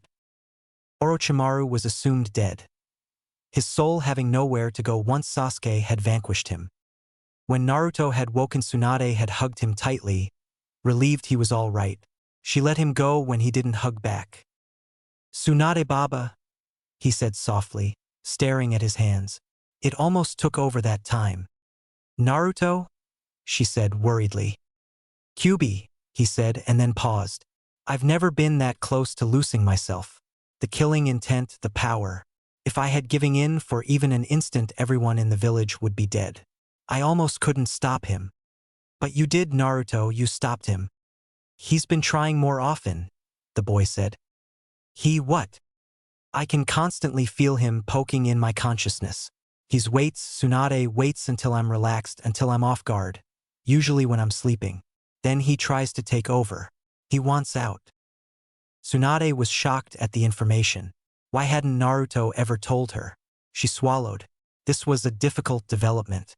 You can fight him, Naruto, she finally said. What happens if I can't? I can't take that chance. When he saved my life, he told me I'd regret it. I can feel him already, Tsunade. He took that opportunity, when I was weakest, and wove himself deeper into me. He's just right beneath the surface now. He's trying to meld us. Tsunade didn't know what to say. She was the Hokage, but she had no idea what to do. This was a problem where no answers seemed apparent. Naruto continued. I have to leave the village. What? Tsunade cried. I can't be here if Kyuubi manages to take over. I will not put people I care about at risk. Naruto, if you leave, you'll be considered a missing nin, Tsunade told him. There's got to be a way, Tsunade Baba, he said. He pleaded. In the end, it was Jiraiya that came up with the idea to tell everyone Naruto was dead. No one knew his condition. It wouldn't be far-fetched to say he died from his injuries. The older man had wanted to go with the boy, but Naruto had refused. Both Sannin wondered how he planned to conceal himself, for his looks caused him to stick out quite a bit. But he tied his Hitai 8 over his telltale blonde locks and pulled a mask over his wicker marks. So his only defining feature left was his blue eyes, which didn't seem to shine as they once had. When he appeared before them one last time, his face and hair covered and wearing navy blue and black colors rather than his normal bright orange jumpsuit, they sadly had to admit he was not easily recognizable. Before he left, he had turned to Tsunade. Tsunade-sama, he said. The respectfulness of his voice and the name left both Sannin wide-eyed. Don't punish Sasuke, please. There was nothing she could say but, I won't. Then, with a nod and a wave, he was gone and Tsunade had to go inform everyone who cared about him of his death. Sasuke rolled over again, laying on his back and glaring up at the ceiling of his room as if it was the reason he was unable to sleep. He'd been so close to getting the answers he'd been searching for since Naruto's return. That is the reason I've been pretending to be dead for 10 years. Naruto had been about to go on, when there was a loud knock at Sasuke's door. Immediately, Naruto clammed up. Sasuke could feel the difference. Pulling himself into a sitting position, Naruto stood. Offering his hand to Sasuke, he pulled the dark-haired man to his feet. The knocking became more insistent. Uchiha-san! They could hear from the other side of the door. Without a glance back at Sasuke, Naruto made his way out of the kitchen and down the hallway of Sasuke's one-story house. Sasuke watched him disappear into the guest room across from his room with a sigh. Stalking to the door, he pulled it open with more force than he meant to, glaring icily at the visitor. 2 Jounin stood on his doorstep. Sasuke was unfamiliar with the one who had been knocking and calling his name. He was young, maybe 20. The Jounin behind him stood a few feet away, a distinct look of disinterest on his face. Shino, Sasuke thought, was the only other man he knew whose expression could remain as impassive and indifferent as his own. Actually, he amended, Shino was probably better at it than he was, since Sasuke's expression could usually vary to angry and, on occasion, surprised. Shino rarely even twitched an agitated eyebrow. He stood now with his hands stuffed into his pockets, round sunglasses over his eyes. Uchiha-san, the first Jounin said. We were patrolling and we felt a large surge of chakra from your house. We wanted to be sure everything was all right. Sasuke almost snorted in amusement. The young Jounin looked extremely anxious and Shino looked anything but concerned. He actually looked bored. Everything's fine, Sasuke said, sending a look of annoyance at the Jounin. He paused, practicing Chidori. In your house? The young man asked. He had heard tales of Chidori's destructive power. Sasuke knew the lie was pretty bad when he saw Shino make the effort to raise an eyebrow. Deciding the best route to follow was the one that worked most often. He crossed his arms and glared at both of them. Why is it suddenly your business what I do in my own house? The young Jounin looked horrified to have pissed the Umbu off. He stuttered out his next words. We just wanted to be sure nothing had happened, sir. I think, Sasuke sneered, that I am more than qualified to take care of myself, don't you? Yes, sir, the Jounin stammered. Shino spoke, surprising them both. Sorry to bother you, Uchiha. He turned and walked away, and the young Jounin took one look at Sasuke and quickly made his way after him. With a shake of his head, Sasuke closed the door and went in search of Naruto. As he headed down the hall towards the guest room, he passed the bathroom, and hearing the gentle thrum of the shower, he realized he wouldn't get to talk to him until later. But when later came, Naruto brushed off the entire incident. He either ignored or changed the subject whenever Sasuke tried to bring it up, which was why Sasuke was now tossing in bed at 2 o'clock in the morning. Heaving a frustrated sigh, Sasuke threw off the covers and climbed out of bed. He didn't flinch as his bare feet came into contact with the cool wooden floor, used to the feeling after so many years. He only slept in his shorts and didn't bother putting on a shirt as he padded out of his bedroom. He wasn't even sure where he was going, but he knew tossing in bed was getting him nowhere. As he walked by the guest room Naruto inhabited, he couldn't help but notice the faint light glowing under the door. Pausing, he listened carefully but could hear nothing to indicate Naruto was awake. The door wasn't shut completely and Sasuke debated pushing it open slightly to see if Naruto was sleeping. He knew he could just knock, but he didn't want to wake him if Naruto was asleep. At least one of them should get some rest. Finally, he gave in, quietly pushing the door open just wide enough that he could peer in. Naruto sat in the middle of the floor, his back to the door. A small lamp sitting on the dresser that stood against the wall to his left softly illuminated the room. The other man appeared to be meditating. He was still fully dressed, including his arm wrappings, and Sasuke had to wonder if he ever changed. His face mask was pulled down, but his hair was still tied up under his hitayate. Opting not to disturb him, Sasuke reached for the handle, preparing to pull the door closed. "Need something, Sasuke?" Naruto said, not turning to look at him. Sasuke paused in surprise. "I was just wondering if you were up," he finally said. Naruto did turn to look at him then. The light of the lamp caused odd shadows to dance across the contours of his face and made it difficult to read his expression. Naruto stood, and his shadow stretched across the room, reminding Sasuke of Shikamaru's Kage-main no jutsu. "I told you I don't sleep much," Naruto said, turning from him and moving to sit on the bed that was in the corner of the room across from the dresser. "Well, I figured you'd take advantage of being here to get some rest," Sasuke told him, stepping through the door. "It's not like you'll get attacked in Konoha." Naruto snorted, catching Sasuke off guard. "It's not shinobi attacking me that I worry about," he said. "Then what?" Sasuke asked in confusion. There was a long pause as Naruto seemed to debate whether or not to tell him. "Today," Naruto finally began. "What happened in the kitchen? That was rare. Kyuubi was trying to prove a point. He rarely tries to overpower me when I'm fully aware." Sasuke had unconsciously moved further into the room. "When I said I only sleep for a few hours, that was a lie. I'll catch half an hour here and there, but usually I don't sleep at all. When I sleep is when he strikes. The first time I woke to find him weaving his essence through me was terrifying. Took everything I had to push him back. Every time he does it, a little more of him becomes a part of me." "He's trying to merge with you?" "Not trying," Naruto said, and when his blue eyes looked up at Sasuke in the dim light, he swore they looked haunted. Sasuke shook his head. "Don't be stupid, dobe," he said, refusing to believe what Naruto said could possibly be true. Naruto growled at him, and Sasuke had to admit, the sound wasn't altogether human.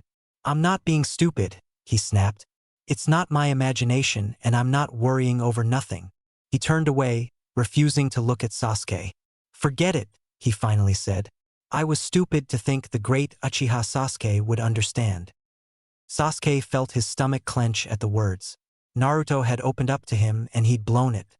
He hesitated before moving over to the bed and sitting next to Naruto, who turned from him, giving Sasuke a good view of his profile. Naruto Gomen. He took the time to study Naruto's features. It seemed he never had much of an opportunity, since the other man kept his mask up as much as possible. The last time Sasuke had really seen him, Naruto was 12. That brief time in battle when they were 15 didn't really count. He wasn't exactly trying to get a good look at the boy. Naruto had lost his baby fat in exchange for muscle. He had a lean yet athletic build. His chin and jawline had become more angular. Sasuke frowned as he realized that he hadn't noticed that the whisker marks on Naruto's cheeks had grown more pronounced. They were wider and darker. "Why don't you ever take off your hitayate?" Sasuke asked. "My hair would give me away, don't you think?" Naruto said with a small smile. "There's no one here but me," Sasuke reminded him. "I know," Naruto answered quietly. There was a long silence before Sasuke spoke. "Can I see your hair?" Naruto looked at him in surprise, furrowing his eyebrows. "Why?" "Because I haven't seen it in 10 years, and I miss seeing the color." Naruto's eyes widened before he looked away. "I told you, it gives me away." Naruto, I already know who you are, Sasuke said. It doesn't give away who I am. It gives away who I'm becoming. Sasuke frowned deeply at his words. Naruto reached up and slowly began to untie his hitayate. Sasuke watched in silence as he pulled it off. Golden locks fell from the dark cloth, falling loosely around his face. They were longer than the last time Sasuke had seen them and, taking in how they gently framed Naruto's face, Sasuke was reminded of the fourth Hokage. But more was different to Naruto's hair than just the length. Reaching a hand to gently finger the locks, he let a few strands of red hair fall through his fingers. Littered throughout the blonde strands were streaks of fiery red highlights. He looked questioningly at Naruto, who calmly allowed him to touch his hair. The more connected we become, the redder it gets, Naruto explained. It started out barely noticeable. He looked down. His expression almost seemed ashamed. When he spoke again, his voice cracked and Sasuke could tell he was crying. I don't know what to do, Sasuke. I can't stop him. I'm tired. So tired. Sasuke's chest ached when Naruto started to sob. Reacting purely on instinct, he reached out and pulled Naruto to him, holding him while he sobbed into his shoulder. So what the hell's going on with Uchiha? Kiba asked, leaning his head back and downing a shot of sake. Kiba was wearing his Jounin uniform, and the red marks on his cheeks became more pronounced as his face flushed from the alcohol. Akamaru sat at his feet under the table, having grown too big to perch on Kiba's head years ago. What do you mean, Kiba? Rock Lee asked from the seat across from him. Lee had grown to look almost exactly like Guy. He wore the same green training suit he had when he was younger, and now he had a Jounin vest over it just as his sensei wore it.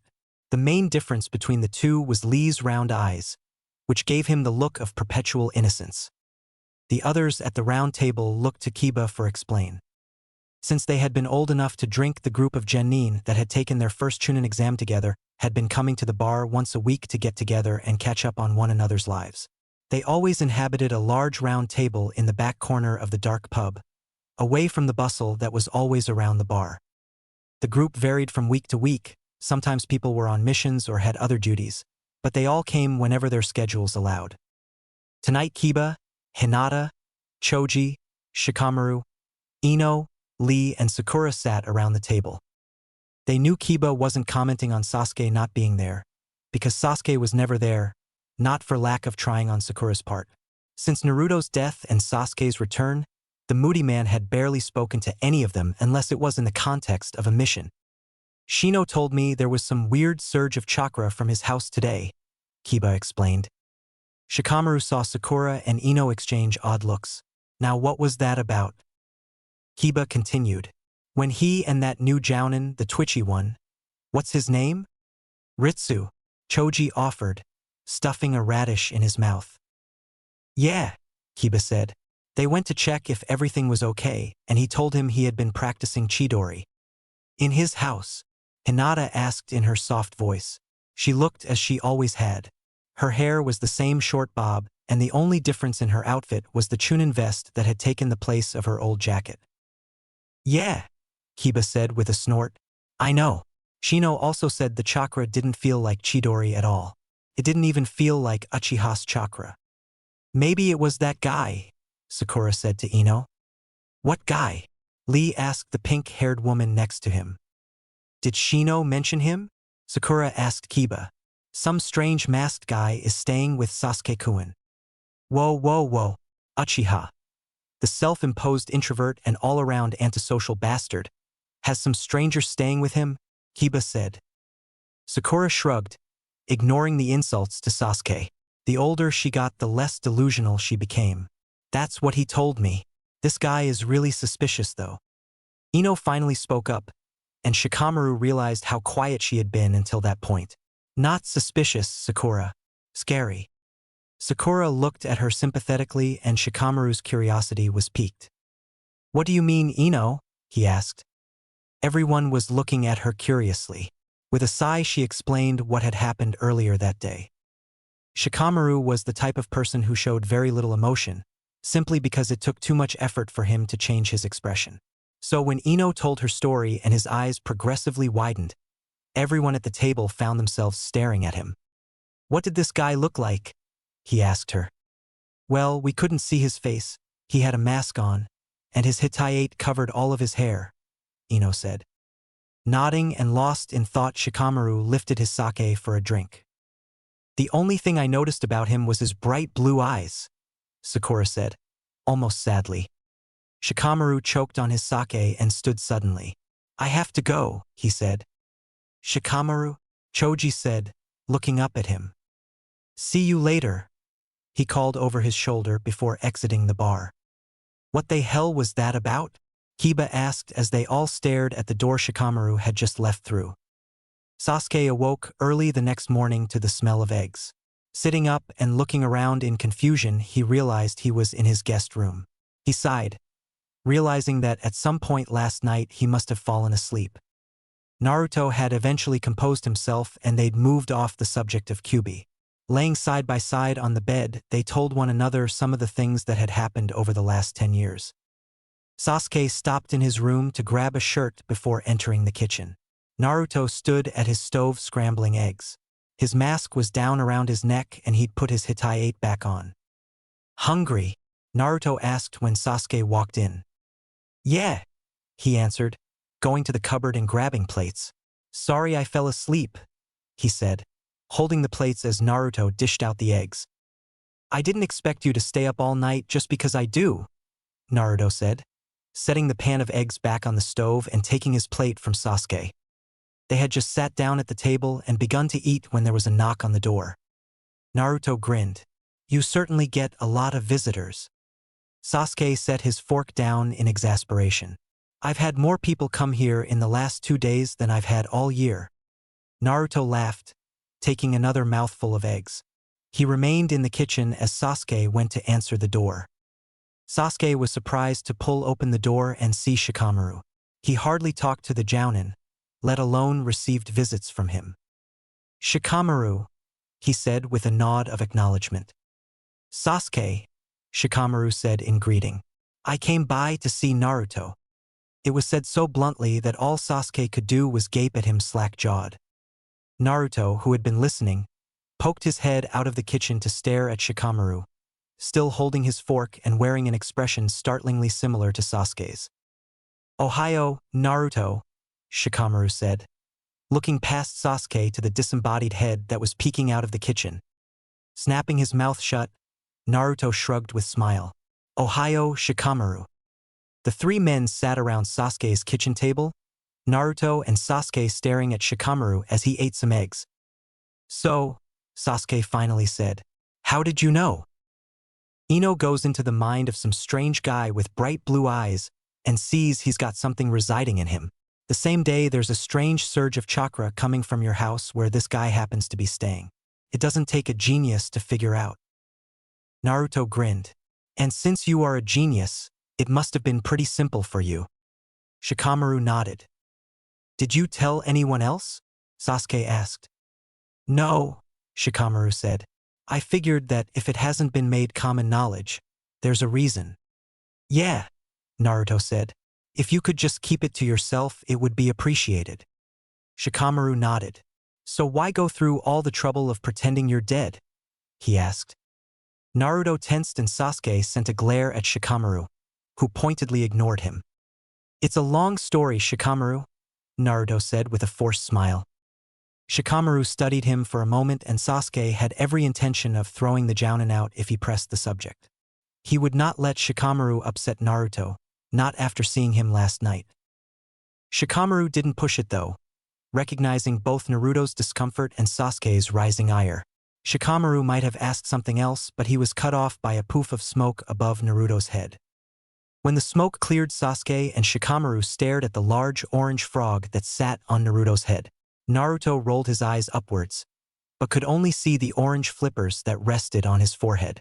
With a sigh, he said, Gamakichi, what did I tell you about popping up without being summoned? Big problems, kid, the frog said, ignoring him. Holding out his palms in front of him, Naruto allowed Gamakichi to jump into his hands. What's going on? He asked when the frog was facing him.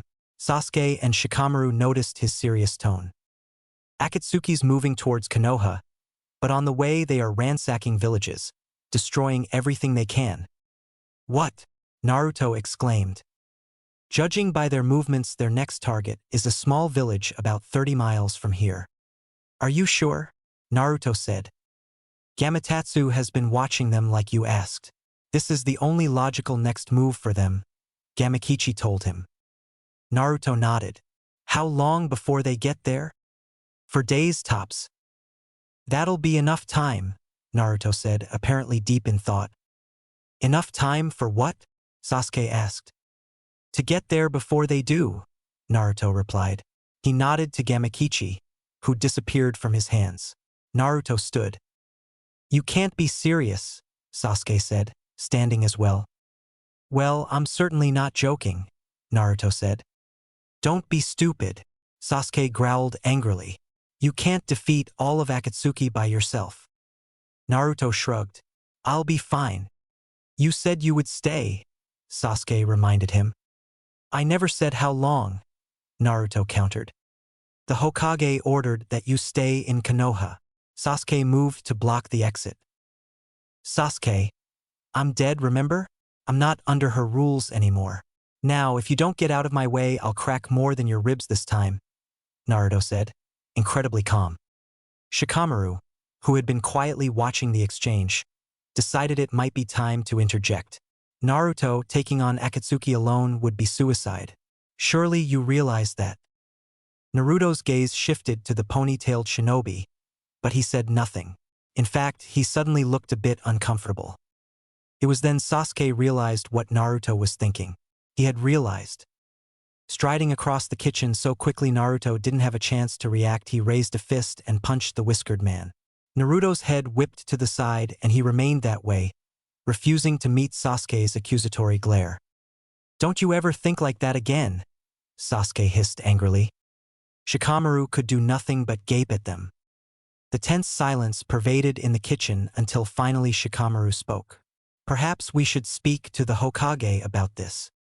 The two men turned to look at him. It's likely she'll send out a large team of shinobi to protect the village. Also, it will be a good indication of Akatsuki's strength. Naruto sighed, and then nodded, still not meeting Sasuke's eyes. When she entered the meeting hall, it was full of shinobi, all of whom were talking amongst themselves. Spotting Ino, Lee, and Chuji, she made her way through the crowd. With quick hellos she asked, "So what's going on?" They shrugged. "No idea," Ino said. Kiba, Hinata, and Shino joined them, neither of them having any more of a clue about the reason for the meeting than they did. "Ohio, everyone," a voice said. They turned to see an umbu standing behind them. The mask was the face of a rabbit, 2 red whiskers painted along the cheeks. They recognized the umbu immediately since her hood was down and 2 buns of black hair were visible near the top of her head. "Hey, Tenten," Lee said, happy to see his old teammate. Tenten pulled her mask off and smiled at them with sparkling gray eyes. As Tenten moved closer, they could see another umbu behind her. His uniform was clearly visible, for he didn't have his robes on. Long black hair flowed from behind his mask, which was the shape of a bird. "Ohio Niji Nizan," Hinata said, bowing in greeting. Niji nodded at her. "Do you guys know what's going on?" Kiba asked the umbu. "No," Tenten said, shaking her head. "Sasuke called us in, but we haven't been told anything." "Look," a booming voice called. "It's my old students together again." "Gai-sensei," Lee said excitedly as the green-clad Jounin strolled over to them. Asuma and Kurenai followed him, warmly greeting their former students as well. "Kakashi, my rival," Guy called loudly to the silver-haired Jounin that stood across the room. "Come see the young ones." Everyone was looking at their large group now, taking in the odd mixture of Chunin, Jounin, and umbu. Kakashi walked over to them, his eye narrowed into a smile as a greeting. They all fell into an easy banter until the Hokage entered the room and a hush fell. Tsunade made her way to the podium at the front of the room and all the shinobi moved in behind her as she passed. The crowd reparted quickly as the umbu captain strode in after her, fully robed. He took his seat in the front of the room near the Hokage's advisors, Hamura, Koharu, and Shizen. The group of friends was surprised to see Shikamaru enter after Sasuke, walking next to a masked man. He leaned in, saying something to the man, who nodded. Shikamaru then walked further into the crowd and stood next to Chuji.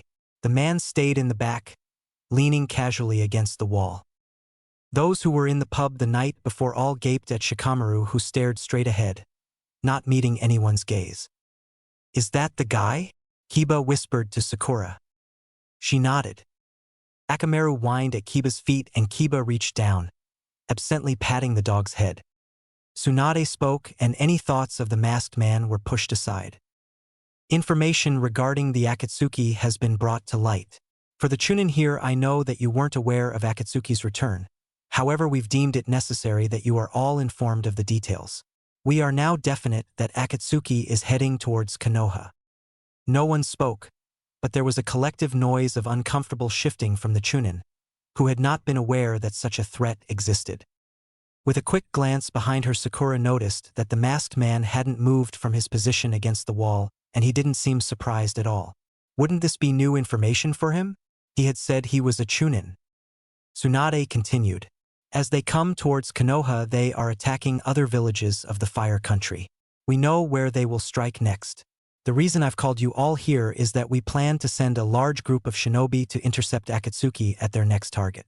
This is a dangerous mission because we do not know their numbers or have a clear idea of their strength. We also have reason to believe they are being led by Orochimaru." A murmur went up through the crowd and Tsunade held up a hand to quiet them. Sakura immediately looked to Sasuke for some type of reaction, but with his mask on she could only look at his body language, and he hadn't even tensed when Tsunade had made the announcement. He must have already known. "There are some of you," Tsunade said. "I will be asking specifically to go. Otherwise, we are asking for volunteers. This is an A-class mission, so no Chunins will be forced to go. If you would like to volunteer, please see Hamura, Koharu, or Shizun. Because we cannot afford to leave Konoha unprotected, it is possible you'll be asked to remain here. Discuss among yourselves, but if you plan to volunteer, please do so before you leave." With that, the Hokage stepped down from the podium and made her way into the crowd, stopping to talk to certain jounin as she went. A buzz began immediately. Kiba pushed his way over to Shikamaru, and the others gathered around the ponytailed man as well. "Shikamaru, what the hell's going on?" Kiba asked. Shikamaru rolled his eyes, sighing. "Don't you listen, Kiba? Tsunade-sama just explained it all." "Not that," Kiba said. "What happened last night? And who's that guy?" he said, jabbing his thumb over his shoulder at the masked man who remained quietly in the back of the room. Everyone was waiting for Shikamaru's response, even Niji, Tenten, and Shino, who hadn't been at the pub the night before, and the older jounin who really had no idea what had happened. Kiba nearly jumped out of his skin when a low voice spoke right next to him. "Niji Tenten," Sasuke said to his two umbu. "The Hokage has asked me to put together a squad of umbu for this mission, and I'd like you two to be on it." He didn't bother removing his mask, even around the group of people he'd known from childhood. "Hi," Tenten said, and Niji inclined his head in an affirmative. Sasuke nodded, and without a word to the rest of them, he turned and walked away, disappearing back into the crowd. "Nice to see you too, Uchiha," Kiba said. He turned to continue his interrogation of Shikamaru, but was interrupted again when Tsunade walked over. "Kakashi, guy, I'd like for the two of you to go on the mission." They nodded. "Good," she said. "Report to Shikamaru tomorrow at 8 o'clock. "Shikamaru?" Kakashi asked. "Yes, he and Sasuke will be leading this mission. Sasuke is taking care of the umbu and Shikamaru is commanding the jounin and any chunin that volunteer." Guy and Kakashi looked at one another as she moved away, telling Lee, Kiba, Shino, and Chuji that she wanted them on the mission. "Do you suddenly feel extremely old?" Guy asked. Kakashi nodded, glancing at their leader, who seemed to be watching his companions with little interest. In fact, one could say he looked bored. Sakura, Ino, and Hinata rejoined the group, having gone and volunteered. The room began to empty out as those who had volunteered and those who weren't planning to left. Ino looked over to where the masked man stood, arms folded and eyes closed as he leaned against the wall. "I wonder if he's going to volunteer," she said to no one in particular. Kakashi-sensei, Sakura said to the silver-haired jounin, who stood near Guy. Do you know anything about that guy? Glancing in his direction, Kakashi was startled to see blue eyes meet his gaze, but made no outward indication of his surprise. No, Sakura, I'm just as in the dark as you are. He held eye contact with the man for a moment, until the blue eyes closed once again. Everyone turned to Shikamaru, whose eyes were half-lidded and almost looked as though he was going to attempt sleeping standing up. What? He asked when he noticed all the eyes on him. You were talking to him, Ino said. Do you know who he is? Shikamaru shrugged. We've met. Everyone, including the older generation of jounin, who were equally as curious about the stranger, was about to launch into questions when Sasuke walked back up to the group. Ready? Sasuke asked flatly, as if he really didn't care one way or the other. There was a bit of confusion at the question since 1. Sasuke rarely spoke to any of them, and 2. His mask prevented them from seeing where exactly his question was directed. Shikamaru put an end to the confusion by sighing and saying, How troublesome, before following Sasuke over to the masked man. Pushing himself from the wall, he greeted them with a curt nod before the three of them left, completely ignoring the rest of them. Okay, seriously, Kiba said when they had departed. What the hell is going on? Akamaru barked. What are you doing here, old man? Naruto asked. They were bringing up the rear in a long line of shinobi. There were about 50 ninjas picked for the mission, and they were making their way quickly towards the village Gamakichi had warned Naruto about. Naruto sighed, thinking about how much quicker he could have gotten there if he'd just gone himself. Jiraiya threw him an irritated look at the question.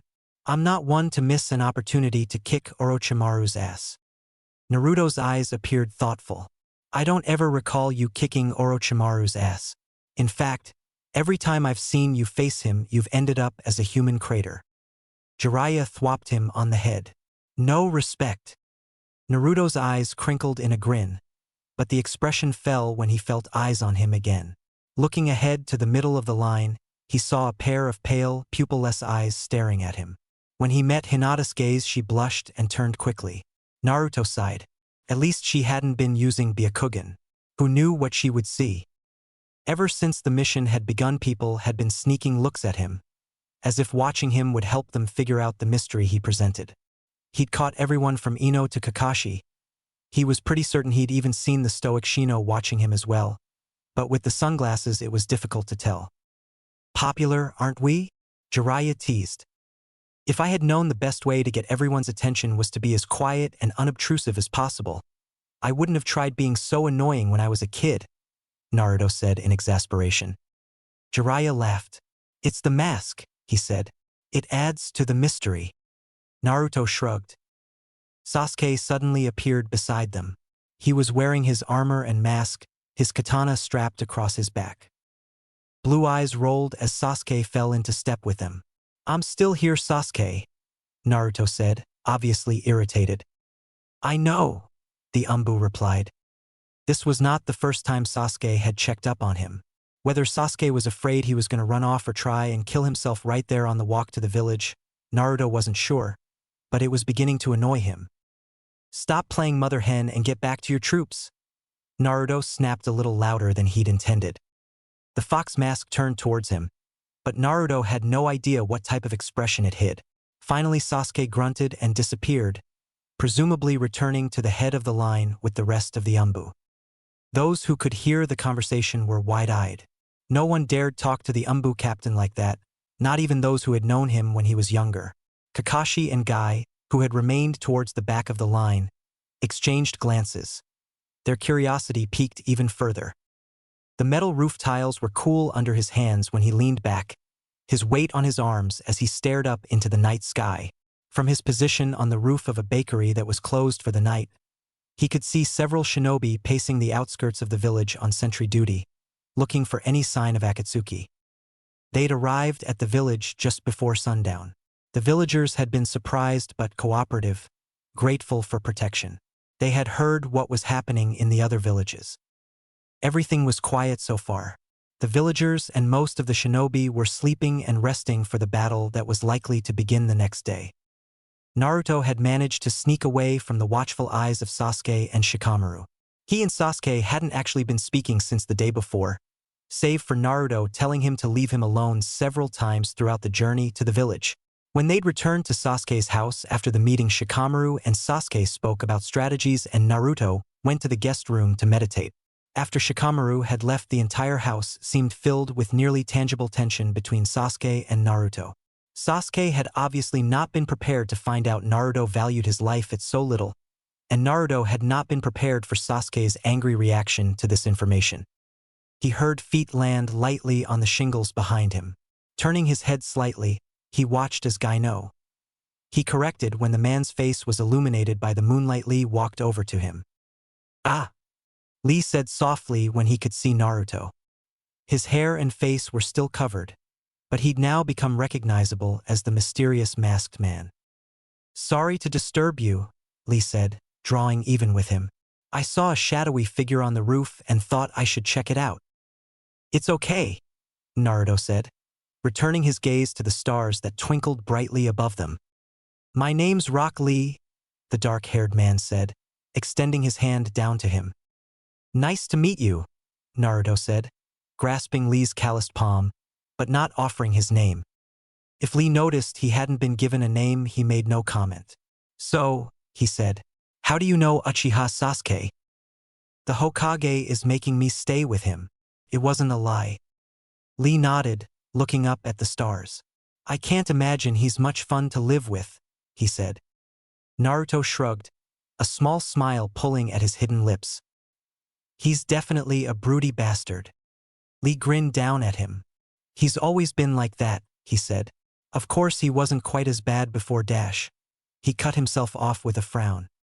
Naruto looked up at him curiously. "Before what?" "Well, he's never been quite the same since a friend of his died," Lee said sadly. "Actually, none of us have. Konoha never seemed so quiet until he was gone." Naruto looked down at the roof tiles, his stomach turning with regret. His friends had missed him. He'd often wondered if that would be the case or if his absence would go mostly unnoticed, not affecting anyone's lives. How he wished he could speak to them again the way he used to, just be the careless, stupid person he once was, annoying his friends. He shook his head slightly. He had made the right decision. He was protecting these people, and to do that they must not know he still existed. He had no regrets. Already he had spent too much time around them. Any moment with him was a moment in danger, whether they knew it or not. His resolve strengthened. After this mission he'd leave, with or without Tsunade Baba's permission or Sasuke's knowledge. "Well," Lee said, breaking Naruto's train of thought, "I should get back to sentry duty." Naruto sent him a nod, and the green-clad man leapt from the roof, gracefully landing on the ground and making his way back through the village. It was a few moments before the presence Naruto had sensed while speaking with Lee decided to make himself known. "Hiding yourself from your old friends, Naruto-kun?" With a sigh, Naruto stood, turning to face the newcomer. Naruto grimaced as he took in the white-haired man's appearance. His skin was pulled tightly over his face, giving him an emaciated look. He no longer wore his glasses and his eyes bulged unnaturally from his face. "The years have not been kind to you, Kabuto," Naruto said. "Or, I suppose I should call you Orochimaru." Kabuto's face broke into a manic grin. "Yes, Kabuto was kind enough to lend me his body when Sasuke-kun rebelled." "Are you here to reclaim him?" Naruto asked, crossing his arms over his chest. "No," Orochimaru said. "I thought he was the body I wanted, but I've since revised my opinion." Naruto watched him speak with a guarded expression. "See, I always thought of you as a little Jiraiya, stupid and not very talented." He paused, waiting for Naruto to react, but continued when Naruto simply gazed at him flatly. "But Jiraiya has proved that luck and persistence can make you strong. You, Naruto-kun, your luck was having Kyuubi sealed in you. Unlimited power at your fingertips." Naruto did raise an eyebrow at that. Orochimaru could not possibly be suggesting what he seemed to be suggesting. "Uchiha Itachi had the right idea coming after you. Your stupidity made me overlook you before, But once I control your body, that particular weakness won't be a problem. And I'll have the power of Kyuubi to use as I please. Apparently, Naruto thought Orochimaru was suggesting exactly what he seemed to be suggesting. What makes you sure you can control Kyuubi's power? Naruto asked. Ku. Orochimaru left. Do you realize who you're talking to? Rolling his eyes, Naruto muttered. An overconfident bastard? Louder, he said. There's only one problem with this theory of yours. I would have to be willing, and I'm not. Orochimaru laughed again, and Naruto grit his teeth at the irritating sound. 10 years ago, yes, you would have had to be willing, but I've discovered a new jutsu since then. Now, you just have to be unconscious. Naruto's eyes widened as Kabuto's mouth opened and Orochimaru's tongue flew from his mouth. He quickly dodged, but the tongue followed him. He had to use his full speed to avoid being hit. Dashing across the rooftop, he pulled out several shuriken, flinging them at Orochimaru, who leapt into the air to dodge. Naruto used this chance to get in close, avoiding the tongue. Chakra began to gather in his right palm. Oh no, you don't, Orochimaru said, recognizing the technique. He retracted his tongue at a high speed, purposely slamming it into the back of Naruto's head. Stars burst in front of his eyes and Naruto fell to his knees in front of the snake-like man, the chakra in his hand disappearing. With a smirk, Orochimaru swiftly brought his knee up, catching Naruto hard in the jaw and sending him sprawling across the roof. Lowering his mask momentarily to spit out blood, Naruto shakily started to make his way to his feet. A kick to his ribs from Orochimaru sent him sliding along the roof tiles and dangerously close to the edge. He saw the tongue speeding towards him but was unable to dodge as it wrapped around his leg, pulling him upside down into the air. Lee felt a strong gathering of chakra and turned to see the masked man he'd just been speaking with fighting with a strange man on the roof he'd just left. Calling to a nearby Chunin to inform Shikamaru and Sasuke, he and several sentries made their way quickly towards the fight.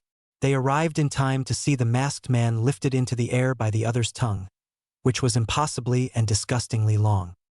Lee watched as the man used his tongue to throw the masked man off the roof. He hit the ground painfully hard and rolled towards Lee before the momentum of the throw wore out and his limp body skidded to a stop. Running towards him, Lee dropped to a knee to make sure he was still alive. The man was bloodied and bruised on the small part of his face that he could see, and his arm was bent in a very unnatural way, presumably from the fall. He was unconscious, but alive. Get a medical nin, Lee told one of the sentries, who hurried away. 2 puffs of smoke announced the arrival of Sasuke and Shikamaru, who quickly took in the situation. As soon as he saw the masked man laying on the ground, Sasuke quickly kneeled next to him, across from Lee.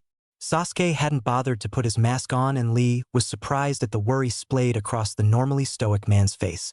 Assured that he was still breathing, Sasuke stood, glaring angrily at the man on the roof. Ah, Sasuke-kun, the man said. Just in time to witness me take my new body. Sasuke's eyes grew wide when he recognized Orochimaru's voice as the white-haired man began making seals. He didn't know what to do to protect Naruto, but he'd be damned he'd let that snake take control of him the way he had been taken control of. But before Sasuke could do anything, Orochimaru stopped, opening his eyes and laughing. You're better than I gave you credit for, he said, looking at Naruto's still form. I'll do this next time I see you. And with that, he had disappeared. Sasuke, Shikamaru, Lee, and the 3 other sentries looked curiously at the unconscious man on the ground. Sasuke went back to kneel by Naruto's side. What did Orochimaru mean? Naruto seemed to pose no threat. With a poof, the sentry Lee had sent off appeared, Sakura with him. Her pink hair was sticking every which way, having come directly after being roused from sleep. She saw Sasuke kneeling next to the masked man and rushed to the injured man's side, shooing Sasuke away to get room to work. Quickly assessing the damage, she moved to use her chakra to begin healing and nearly screamed when her patient disappeared in a poof of smoke. They all stared at the empty spot in amazement. Don't waste your chakra, a voice said. Turning, they saw the masked man emerge from the shadow of the building the fight had taken place on, looking no more injured than when Lee had spoken to him. The replacement technique? Lee said in confusion. No, Sakura said, glancing at the space in front of her. which was devoid of any logs. She would have known if it was a normal fake. She had felt chakra in the clone in front of her. Kage bunsin no jutsu. Who is this guy? Sakura said angrily, pointing at Naruto, who was sitting at the head of a long rectangular table. After Orochimaru had disappeared, they had moved to the meeting room the inn had provided for them. Lee stood next to Sakura, a calming hand on her arm, looking curiously between Sasuke, who stood silently behind Naruto, for once having his umbu mask hanging from his hip instead of covering his face, and Shikamaru, who was sitting a few seats from Naruto, his cheek resting on his palm. Sakura continued. He said he's a chunin, but he can hold a Kage Bunshin long enough that the clone appeared injured. That's incredibly difficult. How did he even learn the technique? It's forbidden. No chunin should be able to perform it. Sakura, we did know a shinobi who could use Kage Bunshin as a genin, Lee reminded her, not noticing the other 3 men in the room shift subtly at his words. This is different, Lee. Naruto was trustworthy. Naruto didn't know whether to be pleased she thought so highly of him or offended that she didn't consider the current him trustworthy. It was bizarre to be praised and insulted in the same sentence. Silence had descended over the room. It was rare that Naruto was talked about, even among those he had been closest to. It was a wound that had never fully healed. There was also an unspoken agreement that the subject was never broached around Sasuke, and now Lee and Sakura were watching him warily for a reaction. Shikamaru might have been slightly worried himself if he hadn't known Naruto was sitting in front of Sasuke, looking slightly puzzled at the sudden quiet. Shikamaru finally spoke. Sakura, he said, Tsunade Jiraiya Sasuke, and I fully trust him. There's no cause for alarm. Shikamaru, he knows a forbidden jutsu. Plus remember what Ino said dash. Can everyone stop talking about me as if I'm not sitting right here? Naruto interjected, eyebrows raised. Everyone turned to him. He was looking at Sakura. I told you I was technically a chunin, he said. I've never taken the jounin exam, so I can't claim to be one, but my skills are likely at jounin level. Then why didn't you tell us that up front? Sakura demanded. Because the way you and Ino talk it is impossible to get a word in edgewise, Naruto said in exasperation. It grew quiet for a moment as Naruto rolled his eyes and the other 3 men in the room awaited Sakura's response with bated breath. She did not take criticism well. Sure enough, who the hell do you think you are? She yelled, making to lunge for him. For his part, Naruto didn't even flinch. Lee managed to get a hold of her before she could get anywhere. Shikamaru sighed. Women were so troublesome. Sasuke chose to ignore Sakura. Well, at least we know for certain that Orochimaru's alive. Sakura quieted down. And what he's after, Shikamaru added, glancing at Naruto. Naruto stood. Are we done? I'm going to bed. Shikamaru appeared thoughtful. Then he nodded. It was fast approaching dawn. The last thing he wanted was several of his most skillful companions ill-rested. Go ahead. Turning to the rest of the shinobi in the room, he said, all of you should get some sleep as well. Orochimaru's nearby. Battle could begin at any time. With one last glare at Naruto, Sakura left in a huff, Lee trailing after her after smiling at them. Sasuke watched as Naruto walked out without another word. With a quick goodbye to Shikamaru, he trailed after him. Naruto had said he was going to bed, but Sasuke knew that couldn't be true. And there were things they needed to talk about. The silent treatment had gone on long enough. Sasuke only gave a short knock of warning before walking into Naruto's room. It was furnished just as his own room down the hall was. A bed was in the center, with a nightstand next to it, 1 chair, and a set of dressers stood against the far wall.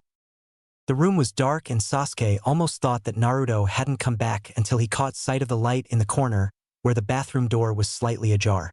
He removed his katana and set it near the door, his mask resting on the hilt. Naruto? He said, pushing the door open. Naruto's back was to the door and he was hunched over the sink. Sasuke heard him spit before he straightened, seemingly ignoring him. He wiped his mouth, then took a drink from the glass of water in his hand, sloshing it around his mouth with a grimace before leaning over and spitting again. This time Sasuke saw the red tint the water had to it as it disappeared into the sink. Naruto straightened again, not turning, but meeting Sasuke's gaze in the mirror that hung over the sink. "Haven't you heard of knocking?" he said. "Are you hurt?" Sasuke asked, completely ignoring his question. "I bit my tongue when Orochimaru kneed me in the jaw," Naruto said with a shrug, taking another mouthful of water. "I thought that was a clone," Sasuke said. "No," Naruto said after spitting again. "I didn't get a chance to Kage Bunshin until the bastard almost knocked me off the roof." He was so pleased with himself, he didn't notice the real me slide down from the building. "You should have told Sakura you were hurt. She could have healed you." And pulled down my mask, discovered who I am, faint, recover, and tell everyone within a 20-mile radius, Naruto said. "I'll take my chances with the glass of water. Besides, it'll be healed in a few hours anyway." Sasuke grimaced at the overt mention of Kyuubi. He backed out of the bathroom as Naruto made to exit, setting the cup on the sink as he did. Sasuke watched as he made his way to the bed, flopping down on his back and draping an arm over his eyes. "Oh, what I wouldn't give to sleep," he murmured, so low that Sasuke almost didn't catch it. The raven-haired man felt a wave of intense anger at the fox. It wasn't fair that Naruto had to deal with this. No one should have to. No wonder Naruto was thinking about. "Naruto?" Sasuke asked. "A weary was his reply. Sasuke wasn't sure he really wanted to broach this subject, but he continued anyway. "The other day, when you said you were going to face Akatsuki alone." Sasuke fumbled for the words and Naruto sat up, patiently waiting for him to speak. It was rare to see the other man so flustered, and Naruto smirked slightly as Sasuke searched for a way to say what he wanted to say. Do you really want to dash?" Sasuke stopped, looking uncomfortable, and Naruto decided to put the poor man out of his misery. He knew what Sasuke was trying to ask. "Yes," he said, meeting Sasuke's eyes. "I would like to die." Sasuke sucked in a breath. He hadn't been expecting such a direct answer. "But dash." "Sasuke, I haven't slept more than an hour at a time since I was 17. Any normal man would be dead already. If it weren't for Kyuubi's refusal to let me drop dead from exhaustion, I would be. I am slowly losing myself to a demon that will kill everything in its sight if given the chance. I rarely have human contact for fear that somehow people will discover I'm alive. The only company I ever have is from frogs, and even that is rare. Everyone I know thinks I'm dead. Do you have any idea what a tired, miserable, and lonely existence I led? Dying would be a relief I can't even begin to comprehend." "I know you're alive," Sasuke snapped. "Isn't that enough?" He had lived through the loss of his friend once, but the idea of trying to do it again was unfathomable. "You shouldn't know that I'm alive, Sasuke. It's not safe for anyone to know. That's why I left in the first place. I can protect myself. Don't act like I'm helpless. Who are you to say we can't know you're alive?" Sasuke said angrily. "What gives you the right to make that choice for us?"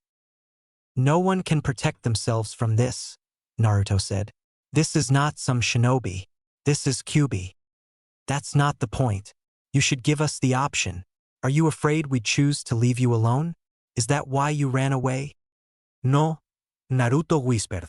"I was deathly afraid that for some stupid, stubborn reason, people would choose to stay with me. I cannot watch those important to me die by my hands. I refuse to do it." Sasuke didn't answer him. They hadn't noticed, but the morning sun had begun to peer through the window. There was a sound of a knock, and Sasuke went to answer the door, grateful for the distraction. Neji stood in the hall, fully dressed, including his mask. "They're coming," he said simply. Sasuke was instantly sobered by the news. "Shikamaru knows?" Neji nodded. "He's outside now. Gather the rest of the Umbu. We'll meet outside in 5 minutes." "Hi," Neji said, disappearing. Sasuke closed the door, turning to see Naruto, his mask once again in place. Naruto shrugged. "Duty calls." Sasuke grabbed his fox mask and katana from their position against the wall and secured them into their places. "Let's go end this," he said. Shikamaru looked towards the hill the village sat next to, watching grimly as figure after figure appeared atop it, silently staring down at them. They had known that Akatsuki was growing in numbers, but none of them had imagined by this much. Shikamaru had some of the best ninjas Konoha had to offer standing with him, but being outnumbered at what he estimated was 15-1 was not encouraging odds. Konoha ninjas were gathered at the bottom of the hill looking up at the vast amount of shinobi above them. Some of Shikamaru's men had been sent to warn the villagers, leading them away from where the battle would take place. Jiraiya suddenly appeared next to Shikamaru, giving the younger man a nod. Looking further to his left, he could see several other shinobi, including Kakashi and Guy, as well as Lee, Sakura, and Ino. Chuji, Kiba, Shino, and Hinata stood in various positions on his right. With a small smile, Shikamaru began to feel more confident. These were excellent ninjas, and he would trust his life to any of them. He could think of no better honor than to fight by their sides. With a puff of smoke, Sasuke and Naruto appeared in front of him, Tenten, Neji, and two other Umbu behind them. They nodded in greeting at Shikamaru, before turning to survey the enemy. "You know, Sasuke," Naruto said, "I think I liked Akatsuki better when Itachi was in charge. They were less destructive, more goal-oriented, and most importantly, much smaller." The Konoha shinobi hadn't been speaking, but at the masked man's words a tense silence overtook them. Everyone, even those who had never met Sasuke, knew of Itachi and the destructive means Sasuke had gone to for revenge. They awaited Sasuke's response in anxiety, wondering if perhaps this masked shinobi would be the first to fall today. The white fox mask slowly turned to the blue-eyed man, who looked steadily at the wooden face. "I'm going to beat the shit out of you when this is over," the voice from behind the mask said. The blue eyes twinkled. "Promise?" "Yes." Several shinobi breathed sighs of relief. Others shivered at the thought of Uchiha Sasuke's wrath. Only a select few, Jiraiya and Shikamaru, who knew their history, Kakashi and Guy, who understood friendly rivalry, and, of course, Naruto and Sasuke saw the meaning behind the words. "We're both going to survive this." "Promise?" "Yes." There was a shift at the top of the hill, and Orochimaru in Kabuto's body rode into view, standing comfortably on the head of a giant snake. "The flashy snake entrance isn't quite as intimidating after you've seen it so many times," Naruto said quietly, rolling of his eyes. Sasuke nodded in agreement. "Konoha ninjas," Shikamaru said loudly, so that all of those under his command could hear him. "Our mission is to protect this village and stop Akatsuki, no matter what the cost. What we do today protects Konoha. If we fail, this army is headed towards our village." "Protect Konoha!" There was a loud cry of agreement from the shinobi behind him. Orochimaru laughed, folding his arms across his chest. With a simple nod to his subordinates, the shinobi at the top of the hill began to charge. Arming themselves with kunai, shuriken, and other weapons, the ninja of Konoha prepared for battle. Sasuke and the four Umbu behind him pulled their katana from their backs. Naruto noticed that Neji and Tenten had weapons that differed from their comrades. Neji held a long dagger in his hand, while Tenten had two katana that were shorter than the others. Spinning them once to get a solid grip on them, she made her way quickly to the right flank, followed by Neji. The other two Umbu moved to the left, leaving Sasuke and Naruto in the middle. Naruto had never seen Sasuke wield a katana, but he was not surprised at the fluidity and grace of his movements, as the first of the enemy reached them and were instantly struck down. Sasuke stabbed one Akatsuki member and, wrenching the katana from the man's abdomen, he spun to strike at another. Naruto didn't have time to admire Sasuke's skills for long, however. For the sheer numbers the Akatsuki possessed had descended upon him, and his attention had to be focused on his own battles.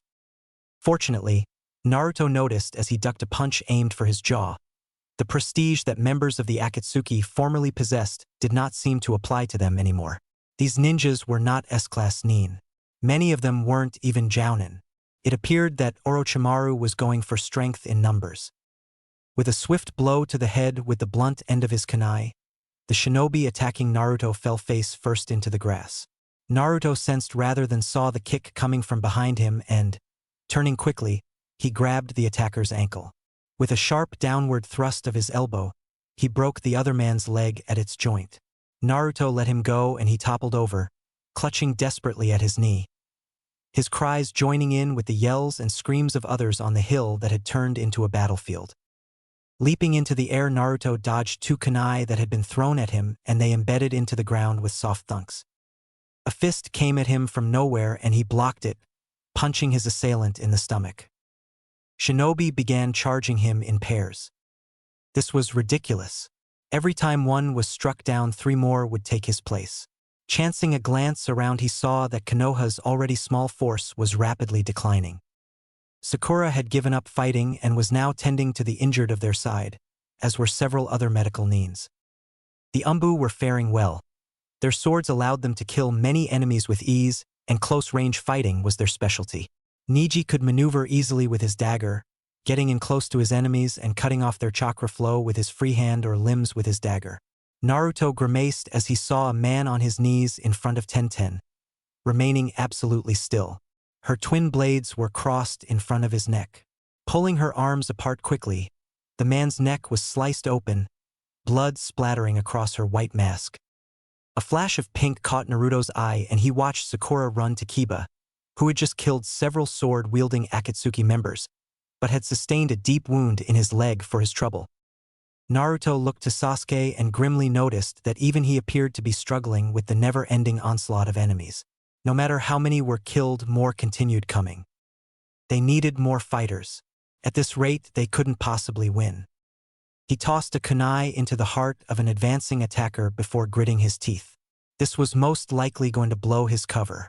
Between Kakashi's Sharingan, the Hyuga's Byakugan, Kiba's nose, and Sakura's intelligence, he had no doubt someone, if not everyone, would figure him out. But what was the point of protecting them from himself only to let them die in battle? Raising his hands, he crossed 2 fingers of his right hand vertically over 2 of his left. Kage Bunshin no Jutsu.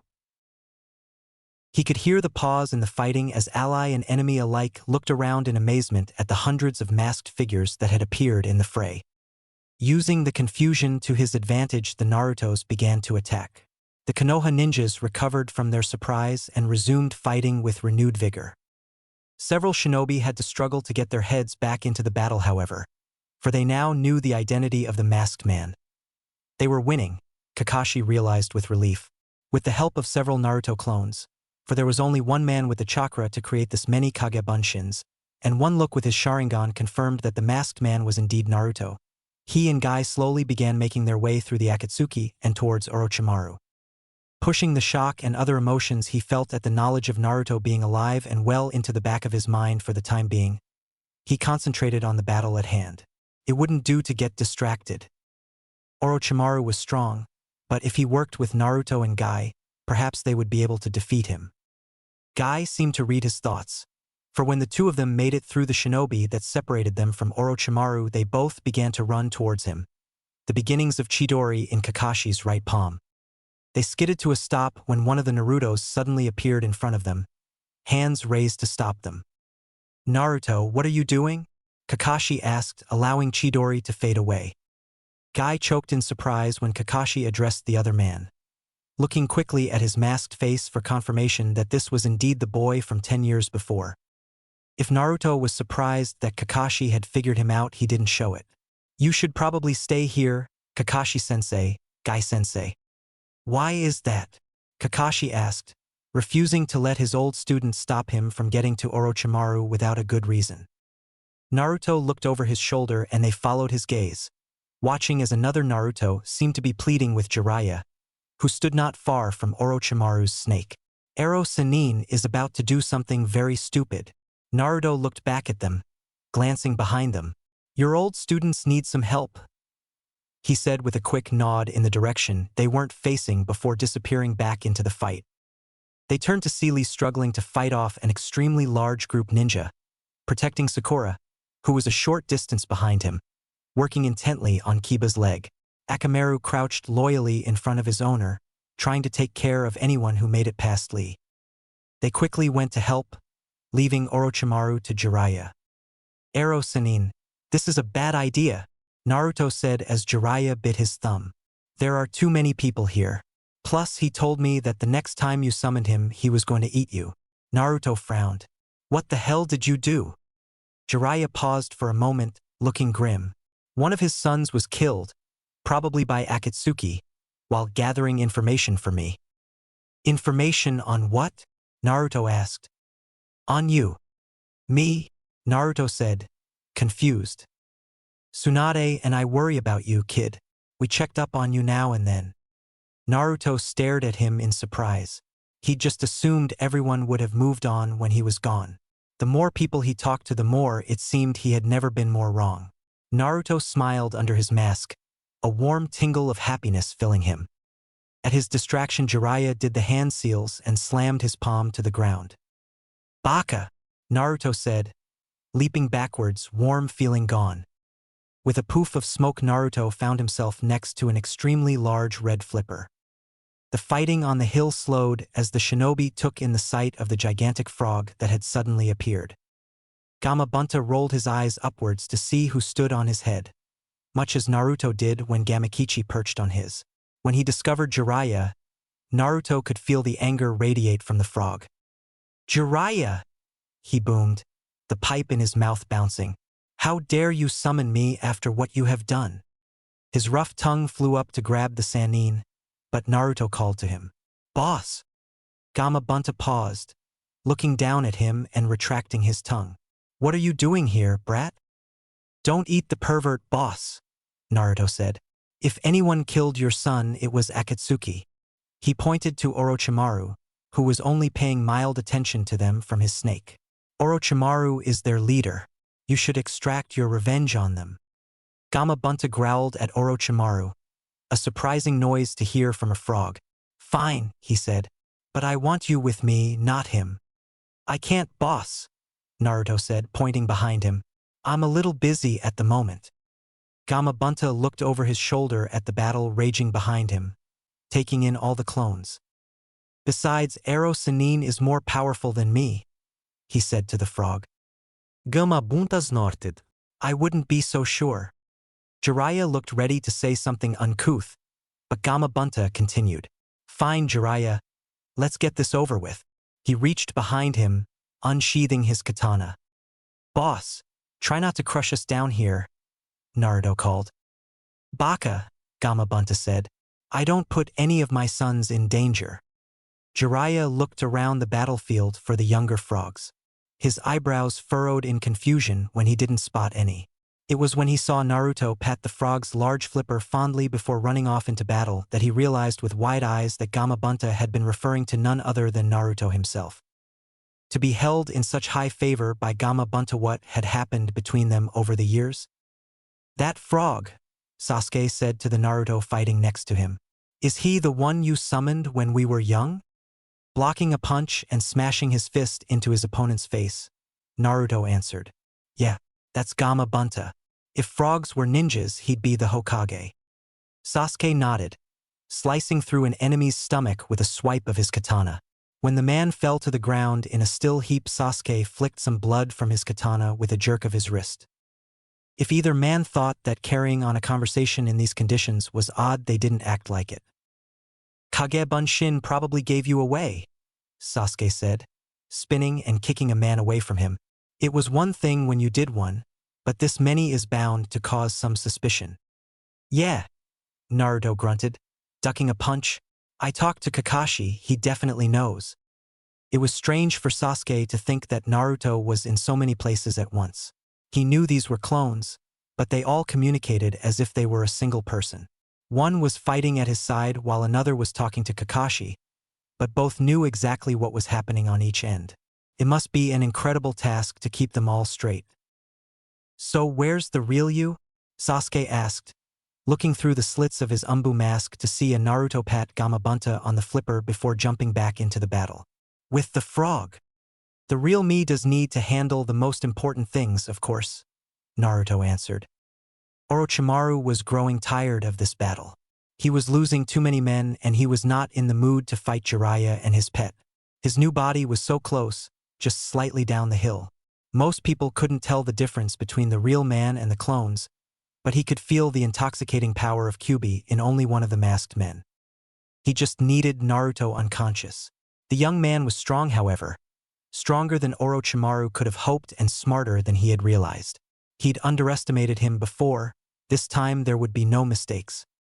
But as he watched the real Naruto, he realized what his weakness was. As Jiraiya and Gamabunta prepared to attack him, he made his move. Lifting his arm, he signaled his men to draw back. They retreated behind him, leaving the Konoha fighters confused.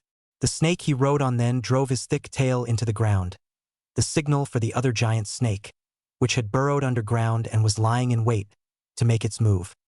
Several Konoha ninjas were tossed into the air as the snake emerged from the ground in a flurry of earth and rocks. Its fangs were bared and it flew directly at its target, who was caught off guard and unable to get away. Sasuke could only watch as the snake came at him with speeds even he had no hope of outrunning. He felt a sharp jar and the world titled as he found himself tumbling down the hill. Regaining himself, he rolled to his feet, slightly dazed, before turning to look at the spot he'd been standing in. The Naruto he had been fighting with was there panting, his right hand gripping a kunai that was digging into the snake's nose, looking very small against the large face. One of the snake's sharp fangs was impaled through Naruto's left forearm. Sasuke waited for the poof of a defeated clone and felt his stomach twist with every second it didn't occur. Then the familiar popping noise sounded, and he and the other Konoha ninjas watched as the 50 or so remaining clones disappeared.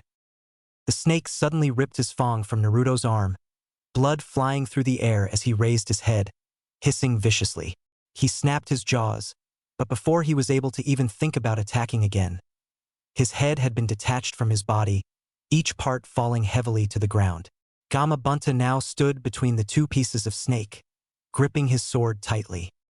Sasuke moved swiftly to Naruto, who seemed slightly dizzy. When he reached him, the other man teetered on his feet and Sasuke quickly sheathed his sword, catching him as he wobbled. Naruto's knees gave out and Sasuke supported his weight, lowering him gently to the ground. "I thought you were with the frog?" Sasuke said, amazed to find out that the real Naruto had been by his side the entire battle. "You idiot! Why didn't you use a clone to push me out of the way?" "I told you," Naruto said, breaths coming heavily. "Important things have to be handled by the real me." Sakura rushed to them. She had no idea why Akatsuki had stopped fighting, but she wasn't going to look a gift horse in the mouth. Most eyes were on the wounded young man, even Jiraiya and Gamabunta's and especially Orochimaru's. The pink-haired medical nin checked his wound first. The thick fang had fractured Naruto's arm when it had impaled him and he was bleeding heavily.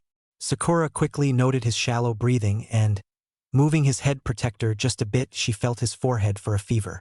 He was burning up. "The snake must have been poisonous," she said, and Sasuke's hands clenched into angry fists. Sakura leaned over Naruto, placing her hand gently on his covered hair. "Do you feel any pain?" She paused before finishing the question softly with, "Naruto?" Sasuke looked at her in surprise. She had finally figured it out. They could see Naruto smile under his mask. "You were always too smart for my own good, Sakura-chan. No pain. My arm's gone numb, I think. I can't heal this wound with the poison still in you. Plus your arm may need surgery if the fang caused the bone to shatter. Then just put a bandage on me and I'll wait until I get back," Naruto said between pants. His increasingly weak breaths worried her. Sasuke watched as Naruto's eyes began to look distant and unfocused. "Naruto, stay awake," he said, shaking his good arm. Two very bad things could happen if Naruto lost consciousness, and Sasuke didn't want to witness either one. Naruto was putting up a valiant fight to stay awake, but his vision was swimming. He could only vaguely hear Sasuke speaking to him, and as the poison spread through his body he was becoming numb, so that Sasuke's tight grip on his arm went completely unnoticed. Soon his eyes closed and his body relaxed. "Naruto," Sasuke said. There was no response. "Sakura, we need to get him out of here," Sasuke said, making to scoop the limp man into his arms. "No, don't move him," Sakura said, placing a hand over Naruto's chest. It could move the poison faster through his bloodstream. Orochimaru stood atop his snake, his mouth curled into a victorious sneer. His hands flew in a flurry of seals. The snake venom would not affect the body once he had control over it. Sasuke and Sakura moved back slightly as Naruto's unconscious body, suddenly arched up from the ground with a gasp as if he'd been kicked. Looking quickly over his shoulder at Orochimaru, Sasuke saw with a sinking heart that only Kabuto's unmoving body lay on the snake's head. Orochimaru's consciousness must have moved, he realized, looking back at Naruto, who was now still. Orochimaru looked around in confusion. He had never had this happen when he had entered a body before. He recognized where he was immediately. The streets of Konoha didn't look much different than when he had been a child. There was a feel to his surroundings, however, that told him he was not in the real Konoha. A young boy no older than 7 walked past him, a shock of wild bright yellow hair covering his head. He walked by an alley between 2 stores and suddenly someone spoke. The voice was deep and Orochimaru could hear the malice in it. "Hey kid, come here," a stocky man said from the shadows, thick black hair falling around his face. The young boy looked at him fearfully, backing away slowly. "Respect your elders, you little shit," the man hissed, grabbing him by the wrist and dragging him into the alley. The boy cried out in surprise and fear, but the villagers who heard him turned away, pretending not to. Orochimaru followed them into the alley, not having anywhere else to go. The man slapped Naruto across his young whiskered face, the force of the blow sending him sprawling to the ground. "Stop your screaming or I'll kill you." The boy quieted immediately. He stifled his cries as the man began to beat him, cursing him and spitting on him. Both Orochimaru and the man watched pitilessly as Naruto sobbed quietly on the ground. When the man began to unbutton his pants, Orochimaru raised an eyebrow. Now that was interesting. Things like that left deep emotional scars. Naruto had obviously kept up quite the facade when he had been younger. This information could be used to his advantage. Naruto began to scramble away, terrified. The man advanced steadily towards him. "Some skeletons are better left in the closet," a low voice said from behind him. Turning, Orochimaru came face to face with the adult Naruto. He was unmasked and staring calmly at Orochimaru. "Kyuubi killed his family," Naruto said, by way of explanation. Behind him, Orochimaru could hear the young Naruto's screams. "How did it feel?" the dark-haired man asked, a malevolent grin spreading across his face. "The most painful thing I've ever experienced," Naruto said flatly. With a wave of his hand, the screams were silenced and the memory was gone. They stood alone in darkness, only able to see one another. "You shouldn't be poking around in my memories." "Did no one come to investigate the screams?" Orochimaru asked, a small smile on his face. "Why should they have?" Naruto asked. "It was only the demon child. And still, you protect these people. Why?" Naruto didn't answer the question, but if it was because he didn't want to or simply couldn't, Orochimaru didn't know. "Konoha doesn't recognize greatness in good, Naruto-kun. To show your true strength, you must force them to see it. Make them fear you and they will see you and your power. Together we could destroy those who refuse to acknowledge our power." Naruto gazed steadily at him. "You shouldn't be here, Orochimaru." Orochimaru noticed the sudden echo of Naruto's words. There was a noise of slowly dripping water that sounded loudly throughout the darkness. As his eyes adjusted to the dark, he realized he was in a large dark room made of stone. "Get out of here, Kit," a big voice said from the darkness. "I'm not your Kit. Stop calling me that," Naruto snapped. There was a snort. "You have no power right now." Tendrils of red chakra were wrapping themselves around Naruto, slowly tightening. "Retreat back to your memories for now. I have things to discuss." Naruto's fists clenched at his sides as he was rendered motionless. "This is not your decision to make, bastard fox." The fox didn't answer and Naruto was suddenly tossed backward, disappearing into the blur of color that was his memories speeding by. The voice spoke, but Orochimaru could not find its source. "What are you doing?" it asked. "I want to take over Naruto's body," Orochimaru replied, unafraid. There was a sniff. "You smell of evil. Much more refreshing than the Kit scent. What do you want with his body?" "I want power. My power." It was not a question. "You'll have a much freer reign under my control. I don't mind letting you take over once in a while." There was a low rumble and it sounded as if the fox were laughing. "See, human, that is where you have misjudged me. I don't plan to be under anyone's control. Kit does not control me. He fights me with his entire being. For that he has gained my respect, despite my hatred of him. You are arrogant to assume you could control him, and even more arrogant still to think you could control me. You are powerful and evil, and perhaps together we could do much damage, but I've spent too many years with this brat. I have been slowly merging with him, weakening the seal as the years go on. I cannot allow you to come in after all this work and ruin it. When I am free after destroying those important to the brat, you'll be my next target. If I could eat you now I would, but I'm not yet free to move around." Orochimaru finally saw where the voice was coming from as two glowing red eyes came into view, separated from him by a large set of vertical metal bars. The eyes flashed and Orochimaru felt a sharp jolt. When he opened his eyes he realized he was back in Kabuto's body, lying atop the snake. He angrily climbed to his feet, glaring at Naruto. The fox had not only rejected him, he had threatened to kill him. No matter, the poison would take care of them both anyway. Calling a retreat to his forces, he and the snake he stood on disappeared. They waited with bated breath after Naruto had gone still. If he woke up and was Orochimaru, they had to be prepared. After several moments, there was a flare of red chakra that suddenly surrounded Naruto's body. Sasuke and Sakura backed away quickly. The flare of chakra was a familiar sight to Jiraiya, who had seen a similar occurrence with Sasuke 10 years before. Looking to Kabuto's body, he saw it stand. He smiled. Naruto had fought him off.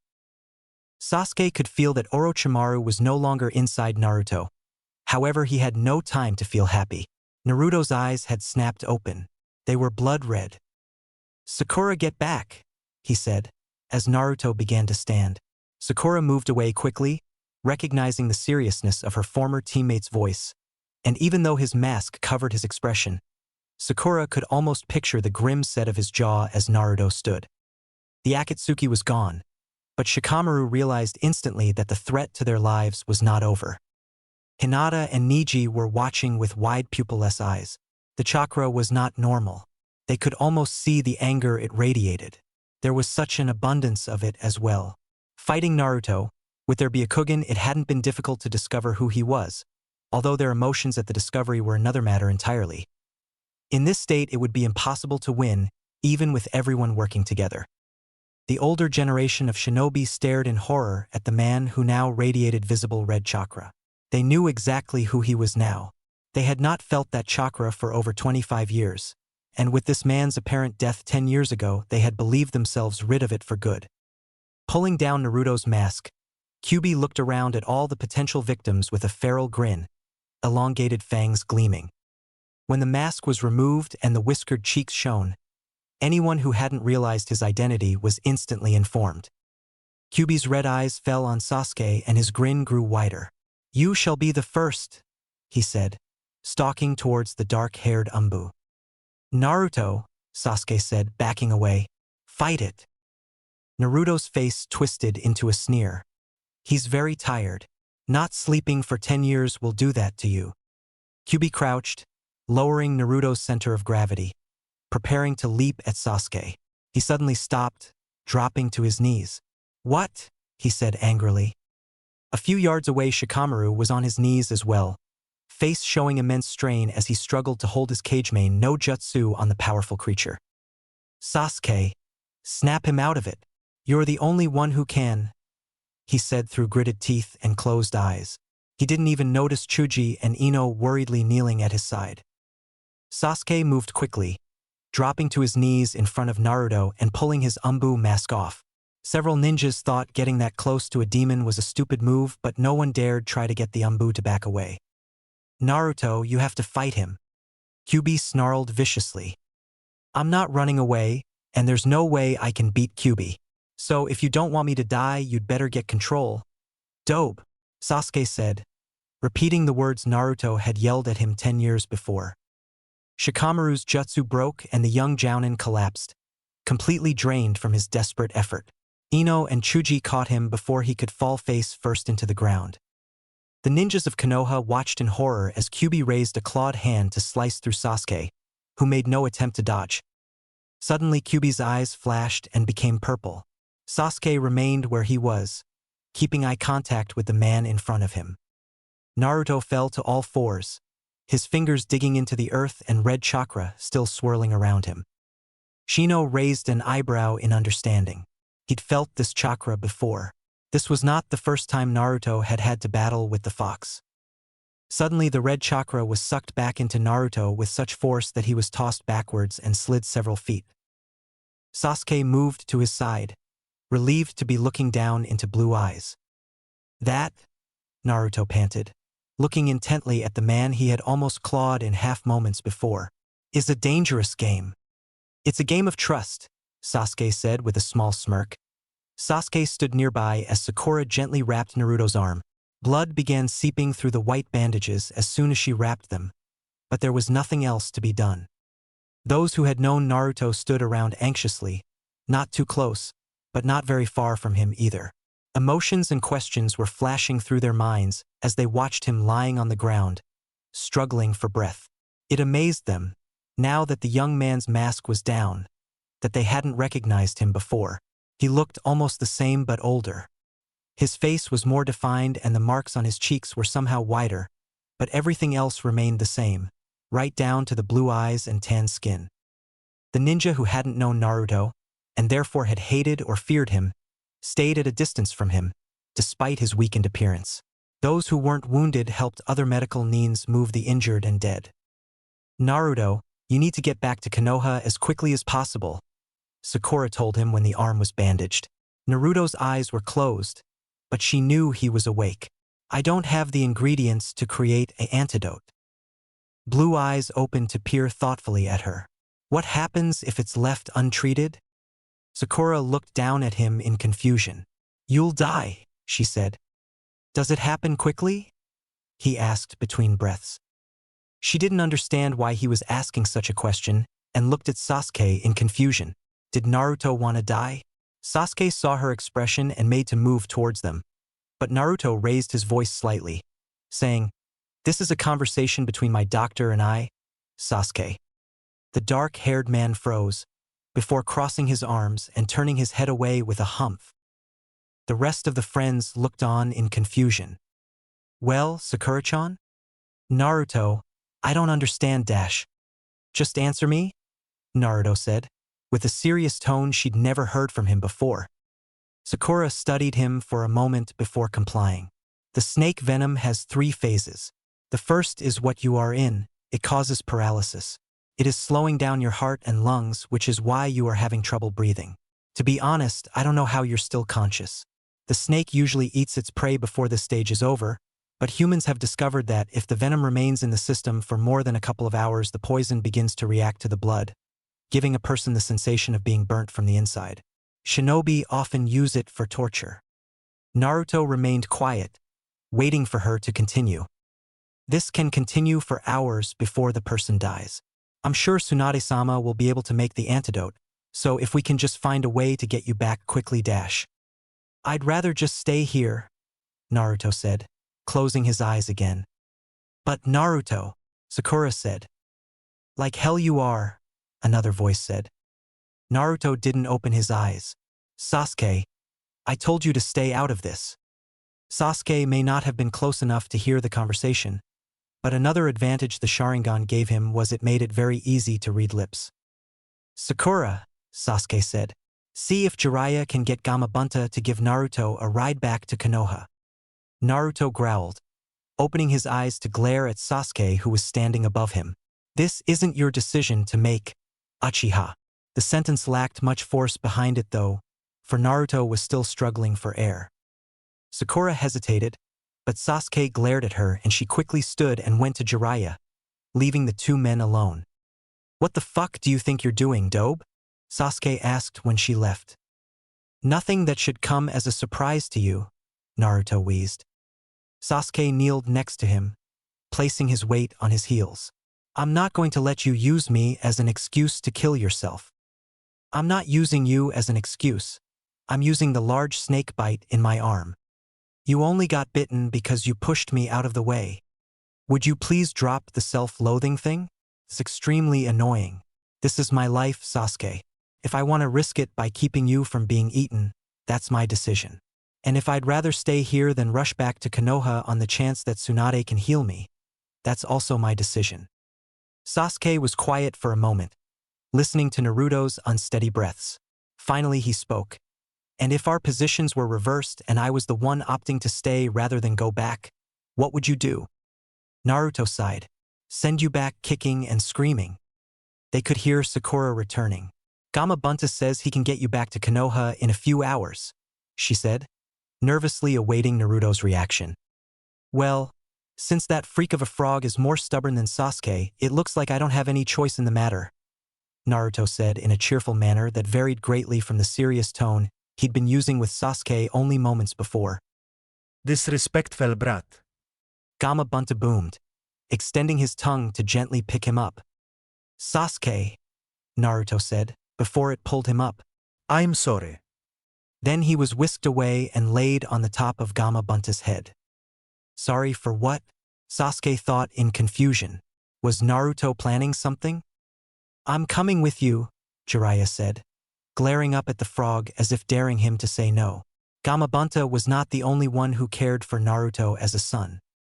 The frog nodded and Jiraiya leapt to his head. Sasuke took a step forward, considering going with them. Naruto's last words left him extremely uneasy. He paused, feeling a gentle hand on his shoulder. Turning his head, he saw Kakashi standing behind him. Sasuke, he said, with a nod in the direction of Chuji and Ino who were watching what was going on, but kneeling next to an unconscious Shikamaru. With Shikamaru recovering, we need you here. Sasuke hesitated, looking up at the frog, then back to the leaderless shinobi. Kakashi was right, he had a duty to the troops. Gamabunta set off at a high speed and soon he was out of sight. Sasuke watched them go, regretting his decision almost immediately. Tsunade may not have looked it, but she was getting too old for this. When Jiraiya arrived on Gamabunta, a writhing Naruto in his arms, she had sprung into action. Doing her best to ignore the tightening in her chest, they carried Naruto to a hospital room. She'd lost too many people and grimly vowed Naruto would not be added to that list. The young man was obviously in severe pain. His eyes were clenched tightly and his teeth ground together in an attempt to keep himself from screaming. Tsunade was surprised he was able to remain conscious. As soon as Jiraiya explained what had happened, Tsunade recognized the snake venom, a lethal poison used mostly for torture. It would figure Orochimaru would have access to such a substance. The cure for it had only recently been discovered, and fortunately Tsunade had all the ingredients needed to make it. As she injected it into Naruto's arm, she couldn't help but think about how close she had come to having to announce his death. Again, another hour and there would have been nothing she could have done. Thinking about that now would do her no good, though. She glanced at Naruto, whose face was angled towards the right, so he couldn't see what she was doing. He was extremely quiet, and she could only assume he was focusing all of his energy on hiding any indication of being in pain. He had refused to allow her to give him any type of drug before she performed surgery on his wounded arm. He did not want to risk losing consciousness again. Tsunade could only imagine what it felt like to have her poking around in his arm with her metal instruments with nothing to dull the pain. She was impressed, though. Naruto managed to remain absolutely still for her. He surprised her when he suddenly spoke, but he'd at least had the intelligence to wait until she had paused her work to ask Shizune for a different instrument. Will this take long to heal, Tsunade Baba? He asked, staring blankly at the white tile wall. The operating room was so boring. It had the dull sterile feel one expected from a hospital, and it was doing nothing to distract him from what she was doing to his arm. Tsunade peered at him over her white surgeon's mask. For a normal person I'd say a month or so, but with your unique healing capabilities probably less than a week. She began probing into his arm again with what looked like a large pair of tweezers. Carefully, she searched for the tiny fragments of bone that had been shattered. I'm leaving after the surgery, Naruto said resolutely. He'd only stayed for the surgery because Tsunade had warned him that without it his arm would become useless. What? Tsunade said, her chocolate eyes looking up from his arm and at his face, which remained averted. Can't you at least wait a day? Give yourself a chance to start healing. No, I need to go as soon as possible, Naruto said firmly.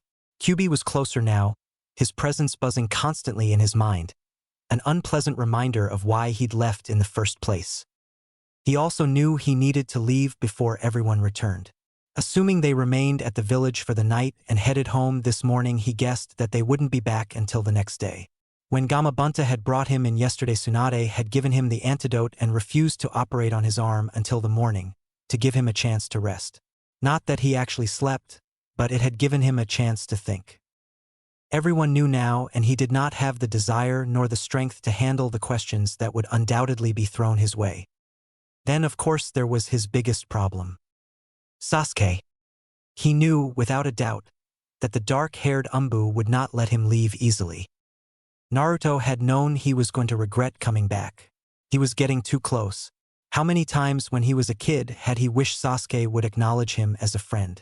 And now it seemed as though Sasuke genuinely did. But there was a reason ninja so rarely befriended one another. Too many dangers in such actions. Caring about others could be used by the enemy as a weakness. Orochimaru had done it. If he had sent the snake directly at Naruto, he would have dodged. But by sending him at Sasuke, he had ensured that Naruto would take the hit. Caring impairs judgment and distracts on a battlefield. Naruto had to distance himself from Sasuke for both their sakes. He had no particular attachment to his own life. He would gladly give it for Sasuke. He would not, however, allow himself to become Sasuke's weakness. Naruto had been spiraling out of control for years, and he would not let Sasuke throw away his life for a hopeless cause such as his own. The path Naruto walked held only one certainty that he could see: death. This was why he needed to be gone before Sasuke returned. Gone, and far enough that the Umbu couldn't pursue him. Because Sasuke wouldn't listen to reason, and Sasuke was the only one who could weaken his resolve. Shikamaru was tired. Not the normal tired that accompanied a long day, or the kind of tired he always seemed to feel whenever he had to deal with something troublesome. Shikamaru was weary, and, despite the fact he'd just now floated back to consciousness, he could feel exhaustion threatening to claim him already. As a man who went out of his way to ensure that he didn't exert himself unless absolutely necessary, the effort it required to open his eyes almost didn't seem worth it. However, even in his half-awake state, he could sense the presence of many people. It took him several blinks to clear his vision and a few more moments to understand where he was. The feel of the soft mattress under him reminded him he was in his room in the hotel, and from there memories began to resurface. He'd used all of his chakra when holding the Kagemain no Jutsu on Kyuubi. The moment the shadow connected with Naruto, he felt the intense power trying to break free. It had knocked him to all fours immediately. After his jutsu broke, he'd blacked out, and he only vaguely remembered speaking to Chuji and Ino somewhere between the battlefield and his room. They'd told him Naruto's condition, and that he was already headed back to Konoha with Jiraiya. "Is he going to be okay, Sakura?" Shikamaru heard a female voice ask. Ino. Pink hair suddenly filled his vision as Sakura leaned over him, checking on him. "He'll be fine, he just used up all of his chakra," she replied. Startled green eyes met tired brown ones. "You're awake," Sakura said in surprise, looking down at him. "Let me see," Ino said, and Sakura was suddenly pulled from his line of vision to be replaced with a scowling blonde. Shikamaru blinked. He knew that look, but he had no idea what he'd done to piss her off this time. "Why didn't you tell us?" she said. Shikamaru's normally quick mind sluggishly tried to understand her question but was coming up with nothing. Regretting the action the minute he took it, he pushed himself into a sitting position, raising an eyebrow when he saw how many people were crowed into his room. The original Rookie 9, except for Sasuke and Naruto, and Guy's old team was present. He wasn't quite sure how they had all managed to fit into his room. They were all looking at him, waiting for an answer to the question he didn't understand. "Tell you what?" he asked. "Naruto, you knew he was alive and didn't tell us," Ino said angrily. "I knew something weird was going on," Kiba muttered from the chair near Shikamaru's bed. Sakura had managed to heal his leg, but it would be sore for a few days. Akamaru barked at his feet. "Why didn't you tell us?" Shikamaru? Chuji asked. He didn't seem as angry as Ino or some of the others. The poor man just looked confused and upset at the idea of his best friend hiding something from him. He asked me not to, Shikamaru answered truthfully. Why wouldn't he want us to know? Lee asked. I don't understand, Hinata said. She had never become any less soft-spoken, so when she talked the group had learned to quiet down and listen, otherwise no one would hear what the young woman said. She looked tiny standing next to the tall figure of Shino. Why has he been pretending to be dead? They were looking to Shikamaru for answers he didn't have. You have to ask Naruto, he said. Don't give us that ask Naruto bullshit, Kiba snapped. Tell us what you know. Shikamaru could feel the exhaustion creeping through his body, and all he wanted to do was crawl under the blankets and sleep. That is all I know, he said. Why did everyone have to be so troublesome? He hasn't told me anything about where he's been or why he left. When I asked, he told me it was a long story, and Sasuke looked ready to throw a kunai into me for even mentioning it. The only thing I can tell you is to go ask Sasuke at this, Kiba snorted. Who may or may not know, or wait until we get back and ask Naruto. It seemed obvious that Shikamaru really didn't know any more that they did. He wouldn't deal with the trouble of saying so many words if he were lying. That is, of course, assuming he hasn't died, Sakura said, surprising them all. She was looking coolly at Shikamaru. You should have at least told me, she said. Don't you think that I had a right to know?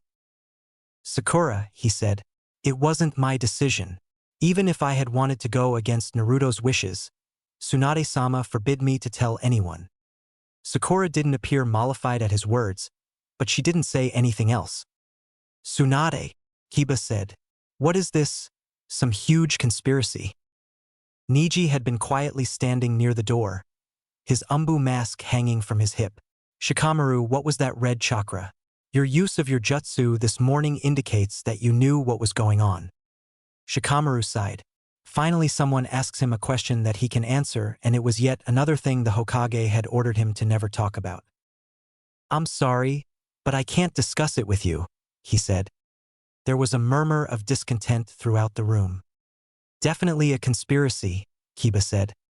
The journey back to Konoha was very slow and very tense. What was usually a day's walk would probably take almost 2 since they were slowed by the injured. Shikamaru observed the returning group with a sigh. The group of 50 had been reduced to 30, almost half of which had been left injured. They had waited a day before setting out for Konoha, giving both the injured and the healthy a chance to rest before the long walk. After his inquisition, Shikamaru's friends had left, and he had taken advantage of the quiet, sleeping through the day and waking refreshed this morning. His friends knew he knew more than he was telling, and because of this they were giving him the cold shoulder. At times during the walk he could feel a glare or two directed towards him. They wanted answers, but he was not the one who could give them. Even if he hadn't been ordered not to speak of Kyuubi, he wouldn't have told them. It was Naruto's secret to divulge, no one else's. Besides, he had more important things to worry about than getting the silent treatment. Sasuke walked next to him, and for all the calm and poise he outwardly presented, Shikamaru could feel the tension rolling off him in waves. Sasuke was too busy brooding to pay any attention to Shikamaru. Gamabunta and Jiraiya had left mid-morning yesterday. If they didn't get to Konoha in time, or Tsunade didn't have the ingredients she needed, Naruto was probably already dead. And it would be his fault. Again. If he hadn't frozen up, he may have been able to dodge the snake. If he had at least tried, Naruto wouldn't have had to push him out of the way. Sasuke heaved a frustrated sigh. At this pace, they were still almost a day's walk away from Konoha. Sasuke, Shikamaru said, casting a glance at him, you should go on ahead. The fox mask turned to him quickly. Tsunade-sama should be informed of the battle and prepared to treat our wounded, Shikamaru said, a hardly noticeable sly gleam in his eyes. He hadn't forgotten that Jiraiya was already at Konoha and fully capable of informing Tsunade. Behind his mask, Sasuke nearly grinned. Shikamaru was giving him an excuse to get back to Konoha as quickly as he could. Without another word, Sasuke took off immediately. At full speed, he could be back in Konoha in a few hours. The sun had set several hours before, and the soft light of the crescent moon shone gently over the group of shinobi. They had stopped earlier in a small clearing of forest that they could all comfortably sleep in. They were close to Konoha now, and those who often ventured from the village had begun to recognize their surroundings. Still, they were far enough away that Shikamaru had opted to allow them all to rest for the night, and the remaining few hours could be walked in the morning. Most of the shinobi were sleeping, save the few who were on guard duty. Kakashi sat high in a tree, leaning against the thick trunk and scanning the forest from his vantage point while absently twirling a kunai between his fingers. He wasn't officially on guard duty, but sleep would not come easily tonight. Naruto's sudden and secretive return was preying on his mind, as was his earlier struggle with the Kyuubi. He couldn't help but wonder if the two were related somehow. There were so many unanswered questions, and until he returned to Konoha there was no one to answer them. An angry presence suddenly entered his senses, but, for all the emotion it gave off, Kakashi could tell it held no harmful intent, so he calmly continued twirling his kunai. Sakura suddenly walked into his line of sight and would have looked like she was taking a normal walk if she wasn't moving sideways up the tree, gravity pulling her long hair towards the ground. Stepping onto the large tree branch he occupied, she took a seat. He kept up his usual nonchalance because he could tell it was comforting to the woman. So many things had changed so quickly that it was nice to know that some things remained constant. "Tell me you didn't know, Kakashi-sensei," Sakura said, staring down at the shinobi 50 feet below them. "About Naruto?" he asked. "No, Sakura, I had no idea. How is he still alive? Why didn't he tell us?" Her tone became angry. Why would he go to Sasuke? Sasuke almost killed him. Kakashi had always wondered if Sakura had kept her word. Tsunade had told him that in the heat of battle Sakura had told Orochimaru, whom she had thought was Sasuke, that she would never forgive him for Naruto's death. Afterward, everyone understood that it hadn't actually been Sasuke who killed Naruto, but they all recognized that Sasuke's decisions had ultimately led to the young man's death. Obviously, no matter how civil Sakura was to her former teammate, she had held to her vow. Kakashi didn't know how to answer her. He had no idea what had transpired between Naruto and Sasuke in their first and second fights. Maybe Sasuke simply found out like Shikamaru. Or maybe what Naruto really needed wasn't a friend, but a little friendly competition, he suggested. Sakura sighed, letting her dangling legs sway back and forth. "He'd better be all right," she said solemnly. Then, as if trying to lighten her own mood, she added, "Because I'm going to give him an earful when we get back." She raised her fist and her eyes flashed. Kakashi's visible eye curved into a smile, pleased to see his former student more like her old self, although he'd feel bad for Naruto when she got to him. Something told him the younger man was in for quite a few lumps on the head. Tsunade blinked at him before answering. "He's fine, Sasuke. But, can I see him?" "Sasuke," Tsunade said, biting her bottom lip. "He's not here." "Where is he? In the hospital?" Sasuke asked. "No, Sasuke, he left. He's not in Konoha." They couldn't see his face under his umbu mask, but his suddenly rigid body told them that the news wasn't being well received. "When did he leave?" he asked in a low voice. "A couple of hours ago," Tsunade informed him. Sasuke turned, preparing to follow him. "Sasuke, he was with Gamabunta," Jiraiya told him. "You'll never catch them." Sasuke rounded on them and Tsunade idly realized that even though the wooden mask's expression never changed, it was amazing how, when the wearer was angry, the fox face seemed somehow more menacing. "Why did you let him leave?" "I didn't want him to go either," she said. "But I can't force him to stay, especially now that we know Orochimaru cannot posses him. He wanted to go." Sasuke could feel his chest tightening as Naruto's departure really sunk in. He'd left again. He was gone. The consuming loneliness Sasuke had lived with all of his life, the loneliness that had slowly begun to abate with Naruto's sudden presence, suddenly hit him with a force that nearly took his breath away. There was a pop, and Sasuke looked at Tsunade's desk to see a large orange frog sitting comfortably on her paperwork. "Pop said to tell you that the kid's fine," he said to Jiraiya. "Where is he?" Sasuke asked, swiftly moving towards the desk. "I've been forbidden to say," the frog said, his mouth curling into an amphibian's version of a grin. Sasuke roughly pulled his mask off, sending a piercing glare at him. The frog seemed unaffected.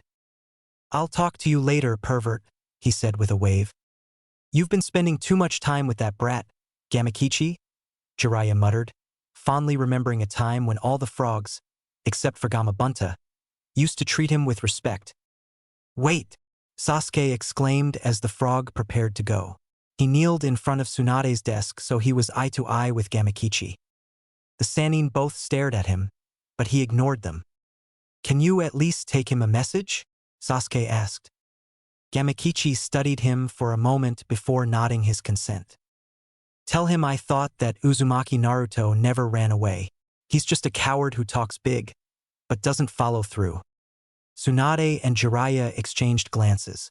They had expected something more, well, sentimental, but this was Sasuke after all.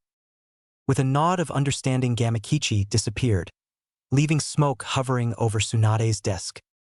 Sasuke stood, paying no attention to the Sannin and stalking towards the door. A pop followed by "Yo, kid," announced Gamakichi's return. Sasuke turned and Gamakichi continued. He said, "If protecting my friends means being a coward, I don't want to be brave. Tell him that sneaking off while no one is here is not protecting us. It's running away from us so you don't have to face anyone." There was a pop, followed by a silence as the three ninja awaited Naruto's answer. A pop, then. "No one will want me there anyway when the village finds out who I am." Sasuke was about to growl at the frog to tell Naruto to stop making stupid excuses when Tsunade spoke, surprising him, Jiraiya, and Gamakichi. "I want you here." There was a pause and Jiraiya added, "So do I." Gamakichi looked at Sasuke, as if asking whether or not he should deliver the messages. Sasuke raised his eyebrows and shrugged. The frog took this as a sign to go and disappeared. He returned a few minutes later. He said, "Thanks, Tsunade Baba, Ero Sennin, but could you give us a second?" The frog looked pointedly at the door and Jiraiya took the hint, standing and walking around the desk to grab Tsunade by the arm. The blonde woman did not seem pleased about being forced to vacate her own office, and she was probably even less pleased that she would be missing the rest of the conversation. When they were gone and the door was shut, Gamakichi gave Sasuke the rest of the message. "Sasuke, just forget about me. I need to stay isolated. Don't worry. I'm used to being alone." "So am I, and I'm tired of it," Sasuke exclaimed. "Just tell me where you are. I hate it here by myself. We can be alone together." "Pop. Pop. That's an oxymoron, moron. Shut up, dope. Pop. Pop. You shut up, asshole." "What a response," Sasuke said with a snort. "Get your ass back here so I can kick it." "Pop. Pop. If I recall, you were the one unconscious with broken bones after our last fight. I would have gone with you then if you had asked me to." "Pop." Sasuke quickly sat down in Jiraiya's vacated chair, putting his head in his hands. Seconds turned into minutes and Sasuke began to fear that Naruto wasn't going to respond. "Pop." Not looking up, Sasuke didn't notice Gamakichi smile at him. It was not the grin he'd been wearing earlier, more of a sad little smile. He said, "You don't see the danger you're trying to put yourself in. If you won't protect yourself from me, I'll have to do it for you." I'm sorry, Sasuke kropka. Sasuke didn't move and Gamakichi continued.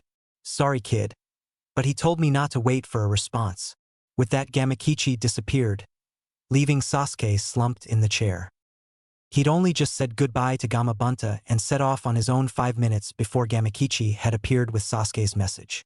It had been unexpected, to say the least, but fortunately, with Sasuke being so far away, Naruto had been able to keep his wits about him. In person, Sasuke might have been able to convince him to stay or to let him come with him, but here he was safe. After sending Gamakichi off with a final message for Sasuke, Naruto began walking up the road, with no destination in mind except for away from Konoha. He was finally on his own again for the first time since he had traveled to Konoha. It was what he'd been wanting from the start. So why did he feel so miserable? Naruto ignored the feeling and veered to his left, disappearing into the forest that ran parallel to the road. The sun was setting and Naruto wanted to remain off of the main roads. He knew from years of experience of living on the road that after dark thieves and bandits prowled the roads for weary nighttime travelers to prey on. Normally it made no never mind since Naruto was perfectly capable of defending himself from common thieves. But Tsunade had warned him not to use his arm as much as possible until it healed. It was bandaged and pulled up in a sling that was draped loosely across his shoulder. It still throbbed painfully from the surgery and Naruto was more than happy to avoid any unnecessary fighting. As he walked through the forest, the sun fully set, and the only dim light he had to walk by now came from the crescent moon. Long shadows of the trees stretched across his self-made path as he picked his way around fallen logs and foliage. It was a cool night, an indication of the fall that was rapidly approaching. Naruto made a mental note to see about getting a jacket in the next town he visited. Short sleeves were fine for August, but even in the fire country winters could be brutal. Naruto had been traveling for a good while when the sounds of a battle reached his ears. It was some ways to his right, not in the direction he was heading at all. He paused in his walking, torn between checking it out or continuing on. He could barely use his arm, so seals and two-handed fighting was out of the question. He had almost decided to ignore the battle when a familiar chakra presence caught his attention. Kyuubi obviously felt it too, and Naruto grit his teeth, forcing the fox's sudden surge of chakra back. "Stop advertising our presence, Baka," Naruto muttered to the fox. Chakra like that was bound to catch someone's attention, especially him. Naruto could feel the fox's sudden desire to go after him, and even Naruto's curiosity was piqued. "I suppose it couldn't hurt to take a look." Shikamaru had awoken with a start to the shouts of those on guard duty. "Ambush! We're under attack!" The Konoha ninja were awake and alert in moments, prepared to fight. Even most of the injured were ready, ignoring their pain. Kakashi and Sakura dropped from above him, landing in crouches and armed with kunai. The three remaining umbu stood in various positions around the clearing, each masked and their katana unsheathed. When the attack came, it was from all sides. It only took a glance at the slashed forehead protectors of their enemies to realize that Orochimaru wanted to finish off the small remainder of their force. The battle began and Shikamaru couldn't help but notice the extremely low odds they had of surviving. They were wounded, outnumbered, and surrounded, not to mention that 3 of their best shinobi were in Konoha. A Sannin, umbu captain, and extremely powerful Kyuubi vessel would have definitely come in handy right at the moment. Sakura dodged the sword of her opponent and backed away to place some distance between them. Sakura was not a battle ninja. She was a medical ninja, and a damn good one at that. She was intelligent and had amazing chakra control, but these traits only went so far when a man was trying to skewer you with a katana. Leaping away from a swing of the sword that likely would have cleaved her in half, she pulled 4 shuriken from the pouch on her hip, tossing them at her attacker, who easily deflected the stars with his sword. He threw a kunai at her, and in her haste to dodge she tripped, twisting her ankle painfully as she fell to the forest floor. Her attacker appeared above her, dark eyes glimmering in unspoken victory. Sakura immediately began gathering her healing chakra. If he struck her someplace that wasn't instantly fatal, she could possibly heal herself. Possibly. He raised the sword and brought it down at her. Her eyes widened in surprise as a figure came between her and the sword wielder, using a double-edged kunai to deflect the sword. The attacker stumbled and backed away, taking in his new opponent. He was obviously one of the wounded, for his left arm hung uselessly in a sling. The sword user smirked. It was noble of this guy to protect the woman, but it was stupid of him to try and fight with only one arm. He would take care of this fool quickly. Raising his katana, he flew towards the man, prepared to make the final blow to his unguarded left side. There was only so much a man could do with one arm and a kunai. Bringing the katana around in a powerful swing, he could only stare in surprise when the man twisted slightly, crossing his right arm across his body and once again using the kunai to stop the blade's momentum. They stared at one another, locked in that position. The swordsman used the strength in both arms to try and force the edge of the blade into the other man, while the other man managed to steadily hold the katana back with only his kunai. With only the tiniest flash of victory in his eyes, the sword user saw one of his comrades throw 2 kunai at his opponent's back. He increased the pressure of his sword on the kunai, keeping the man's attention on him. His dark eyes widened in surprise when the man sidestepped the kunai about to strike him, and they flew by their original target, slamming into his chest. He fell to the ground, lifeless. Placing his kunai back into his pouch, Naruto turned to check on Sakura, who had used the opportunity to heal her ankle and was now gingerly standing. "You all right, Sakura-chan?" When she recognized him, she could only gape in surprise. Naruto's hair remained covered, but his face was no longer masked, and he stared at her with an expression of concern. She had had faith in Tsunade being able to heal him, but still, seeing him standing in front of her was surreal. She had lived for the past 10 years with the understanding that he had died. It was as if she was in a dream. She snapped herself out of her daze. "I'm Fine. How did you get back here?" Naruto shrugged with a grin that seemed so familiar, yet so out of place on his face. "Long story." Sakura eyed his bandaged arm. "Should you be fighting with your arm hurt?" she asked. "No," he answered, glancing around. His eyes settled on something he didn't particularly like the looks of. "Be careful, Sakura. I've got to go take care of this." And just like that, he was gone. The problem with Shikamaru's shadow jutsu was that using it in the middle of battle with many enemies left him wide open for other attacks. Unfortunately, he'd had no choice in the matter. He had been identified as the leader, and 12 Akatsuki had decided to come at him at once. Shikamaru was the first one to admit he was not good at fighting sheer numbers. Naruto, now he was a man for numbers, so were Sasuke, Tenten, Lee, and many of the others. He, however, was much better with one-on-one combat, and if he couldn't do that, he'd at least need time to think about a way to defeat a dozen men at once. Now, of course, he had the problem of holding 12 men in his jutsu while attempting to dodge any attacks from behind. Not to mention he still wasn't exactly sure what to do once the jutsu broke, which would be any time now.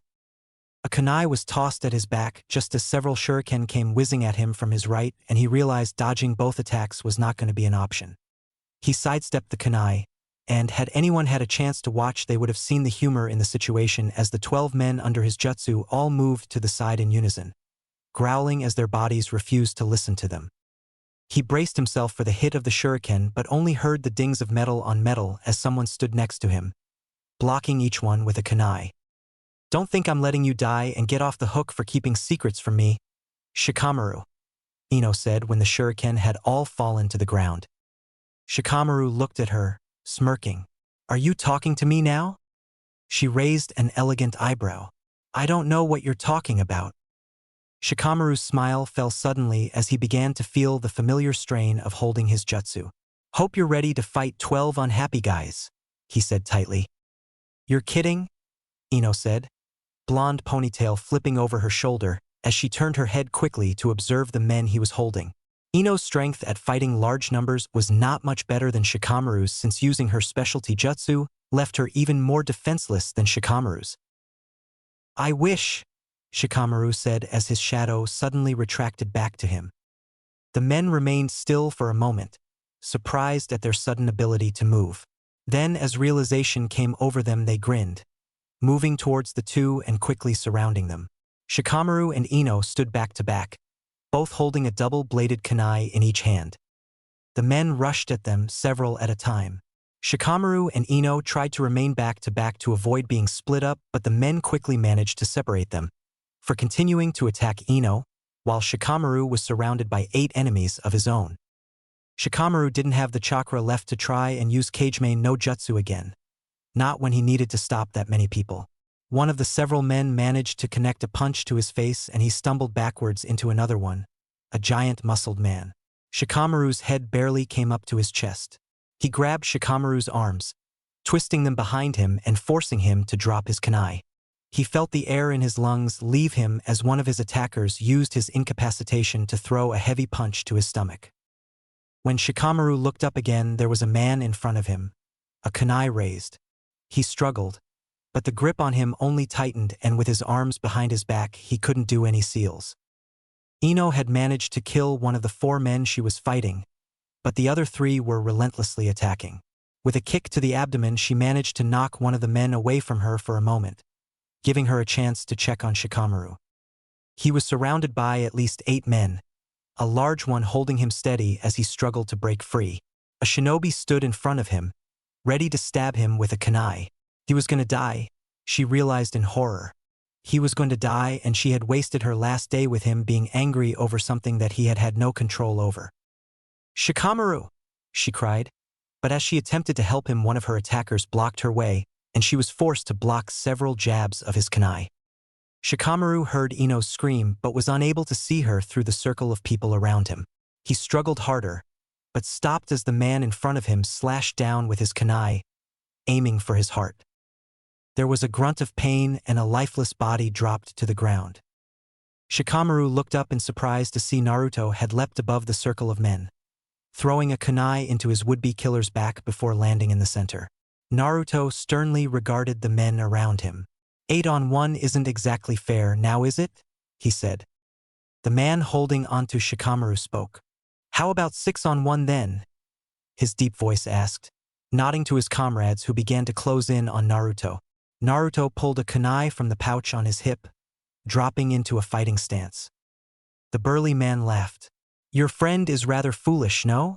He asked Shikamaru. Taking on 6 men with only 1 arm. He can't even use seals like that. Shikamaru didn't say anything, but he had to agree. Although, after the conversation in Sasuke's kitchen, he wasn't overly surprised at Naruto trying to take on more than he could handle. He just hoped he wouldn't be the witness to Naruto's actual death. The men came at Naruto quickly, and they were amazed at the speed he was able to use to dodge the continuous slashes they made with their weapons. When one of their number cried out and fell to the ground, they paused in surprise, watching as Naruto swiftly pulled his kunai from the man's chest, ignoring the blood that splattered across his face. 5 to go, he said, flipping the kunai around in his hand for a better grip. Cocky, aren't you? One of the ninjas said. He had a slashed hidden mist hitayate tied loosely around his neck, and a long scar ran down his cheek. There's a difference between cocky and confident, Naruto said, meeting his gaze. And you should be neither in this situation, the mist ninja said, raising his hands to form a seal.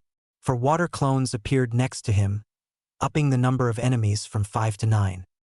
This would have been no problem if he could use the Kagebunshin no Jutsu, however, that was slightly out of the question. They came at him again, and Naruto found himself under a pile of men and clones. Kakashi could see that something was going on in the center of the clearing. He had heard Ino cry out to Shikamaru earlier, and he could only hope that neither one of them was wounded or worse. He unfortunately had no way of getting to them to help. He was fighting 5 enemy shinobi who were all skilled at taijutsu, which was the one thing that the Sharingan had trouble with. Wishing he could switch off with Guy, who would have a much easier time with this than he was, he managed to send a kunai with an exploding tag into a nearby tree where one of the shinobi he was fighting was lying in wait. He nearly groaned when 2 more ninjas took their comrade's place, actually raising the number of enemies he was fighting to 6. Near him were Niji and Tenten in their umbu gear and masks, easily slicing anyone who attempted to attack them. On the other side of the clearing, Kiba had to leap out of the way as Chuji barreled by him. The other man was nearly double his normal size and was rolling so quickly the next thing he came into contact with was going to be flattened. Akamaru barked at the rolling man. Watch where you're going, Chuji, Kiba hollered. Sorry, Kiba, was the response. Chuji had managed to take out his 2 opponents, Kiba realized, and using the momentary break he bent down to rub his still sore thigh, which had begun to painfully throb with all the exertion. Akamaru whined at him, knowing he was hurt. Kiba was about to pet him in reassurance when a handful of shuriken came flying at his head. He ducked and rolled away, struggling to his feet as the throwing stars embedded themselves into the tree that had been behind him. Akamaru was at his side in an instant. Kiba took stock of his opponent. He had only just thrown the shuriken, and he had 3 more between the fingers of his right hand, and 2 kunai in his left. Noticing all the weapons pouches the man had along his pant legs, Kiba realized that this was a man who favored taijutsu and weapons, just the type of person Kiba didn't really have the ability to deal with at the moment. His leg throbbed again, reminding him of his hindered speed. With a grin, the weapons user threw the shuriken at him, then let the kunai fly at Akamaru, who was too busy watching the shuriken to even notice. Akamaru, Kiba said, scooping up the dog and placing his back to the kunai. There was no way he could dodge them. His leg was nearly ready to give out on him completely. When no hit came, he turned, only to see Hinata standing between him and the weapon's user, having caught the two kunai. "Are you okay, Kiba-kun?" she asked softly, her pale eyes narrowed at the weapon's user. "Yeah, I'm fine," he said, looking beyond her to the man who had attacked Akamaru. Now he was pissed. Setting the dog down, he took a limping step to stand next to Hinata. The weapon's user just grinned, reaching into the pouches and pulling out several kunai, shuriken, and a few long daggers. "You can only dodge so much," he said. "Unless nothing gets thrown," a low voice said from behind him. He turned his head quickly to see a man standing behind him, a long white coat covered by a jounin vest and his hands stuffed into his pockets. The weapon's user snorted as he took in his sunglasses-covered eyes. It was almost midnight. The man probably could barely see anything at all. He raised a two kunai to finish this man off first when he noticed in the moonlight that several black dots were moving along his weapons. Then suddenly there were more, crawling out from underneath his sleeves. "What is this?" he yelled, trying to flick off what he now realized were small black bugs. "It's not worth it to explain," Shino said, walking past him as more bugs appeared on him and walking over to Kiba and Hinata. His two former teammates were used to seeing this kind of thing and ignored the man as he screamed and frantically tried to remove the growing number of bugs, running off into the forest. "Shino," Kiba growled. "I was going to kill him." "Not on that leg," Shino said impassively. Kiba was ready to angrily respond. Shino was ready to quietly ignore him, and Hinata was ready to shyly try and interject, a scene the three had played out many times over the years, but a loud yell of "Guy-sensei" got all of their attention. Guy and Lee were taking on nearly 20 men, and the three shinobi were about to go help when they realized neither man needed it. The yell they had heard was actually Lee calling out in awe, tears of joy streaming down his face as Guy twisted and kicked three men several feet into the air, all the while laughing his booming laugh. "See, Lee-kun," he said loudly. "You do not have to be young to have great strength." "Guy-sensei," Lee cried, knocking two men out with fists over his shoulders, not bothering to turn and look at his opponents. "You are truly the greatest shinobi in Konoha, even though you are so old." Lee-kun. "I am glad you think so." Kiba, Shino, and Hinata exchanged glances as the two green-clad men continued sending their opponents flying away. "I know I can be loud, but at least I'm not a moron," Kiba said, shaking his head. "Who lied and told you that?" Shino asked, turning to go back to battle. "You son of a..." "Kiba-kun, please calm down." And everything was normal with the former teammate. When Shikamaru saw Naruto disappear under the large group of men, he tried again to get away from the man who held him. But the grip on his wrists only tightened and he realized that if he moved any further he was going to break his wrist. Naruto felt himself hit the ground, painfully landing on his left side. White-hot pain shot up his already wounded arm at the contact. He rolled to his back as a kunai slashed towards his head, landing in the dirt next to him. This was no way to fight. Ignoring the pain in his left arm, he clenched the fist on his right, feeling the familiar tingle of chakra beginning. He hadn't planned to use this technique on a bunch of ninjas that normally wouldn't be worth his time, but he now had no choice. This was the only technique that he could do with no seals in one hand, even if it had taken him years of practice to get it that way. The ninjas on top of him looked down in confusion as a blue light began to fill their vision. All they heard before they were blasted away was Rasengan. They were dead before they made contact with the ground. Shikamaru, his captor, and anyone in the area stared at Naruto in shock as he struggled to his feet, his right hand smoking. When the ninjas of Konoha quickly returned their attention to their battles, their opponents were gone. They all looked around in confusion, tightly holding their weapons, prepared for a trap. A sharp breeze had begun to blow. Kakashi knelt down by where his two opponents had last stood, tracing his fingers through the sand on the ground. Naruto ignored the sudden disappearance of enemies. His narrowed blue eyes met the wide-eyed gaze of the man who had Shikamaru. "Going to let him go now?" he asked. The burly man snorted, twisting Shikamaru's arm so sharply that the brown-haired man grimaced in pain and fell to his knees to reduce some of the pressure that was on it. With one swift movement, the man had pulled out a kunai and had it pressed against Shikamaru's exposed neck. "Shikamaru!" Ino cried, now free to see what was going on since the remaining 2 men she was fighting had disappeared. "Come near me and I'll kill him," the man said, pushing the dagger closer to Shikamaru's throat to prove he was serious. "You're surrounded," Naruto said. "How far do you think you'll get if you kill our leader and comrade?" "My allies will keep you all busy," he said. "What allies?" Naruto asked, gesturing around the clearing, which held only Konoha ninjas and dead bodies. Where did they go?" he stuttered, beginning to panic. "Looks like they deserted you," Naruto said with a malicious grin. Those who could see his face shivered. That was not the type of expression they had ever seen on Naruto when he was a boy. "Well," the man said with sudden grim determination, "if I'm going to die, I'm going to take as much of you Konoha bastards with me as I can." No.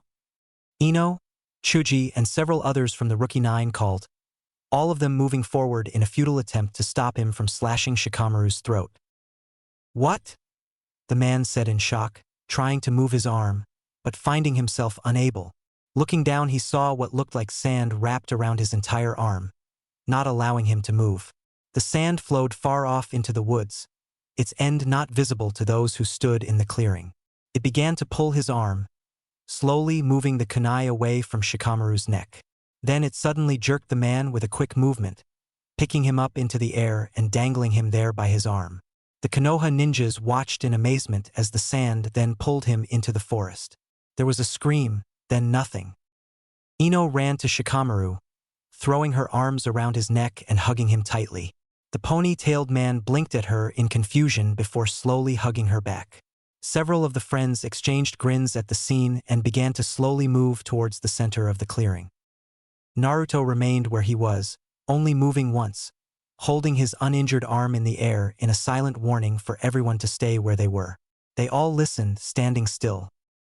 "Uzumaki Naruto," a low voice called out from the deep shadows of the forest where the sand had taken the man. A figure slowly emerged from the shadows, coming into full view of those in the clearing. They looked towards the trees, and those who had taken the Chunin exam together immediately recognized the speaker. They remained where they were, although nothing but grim determination kept Sakura from backing away a few steps. She had seen only half of what this man could do when he was 12, and the thought of him growing more powerful made her stomach flip. Shikamaru and those in from the former teammate also felt a growing dread inside them, having had the misfortune of seeing the man in action once before. A short man stood across from Naruto, his arms crossed over his chest.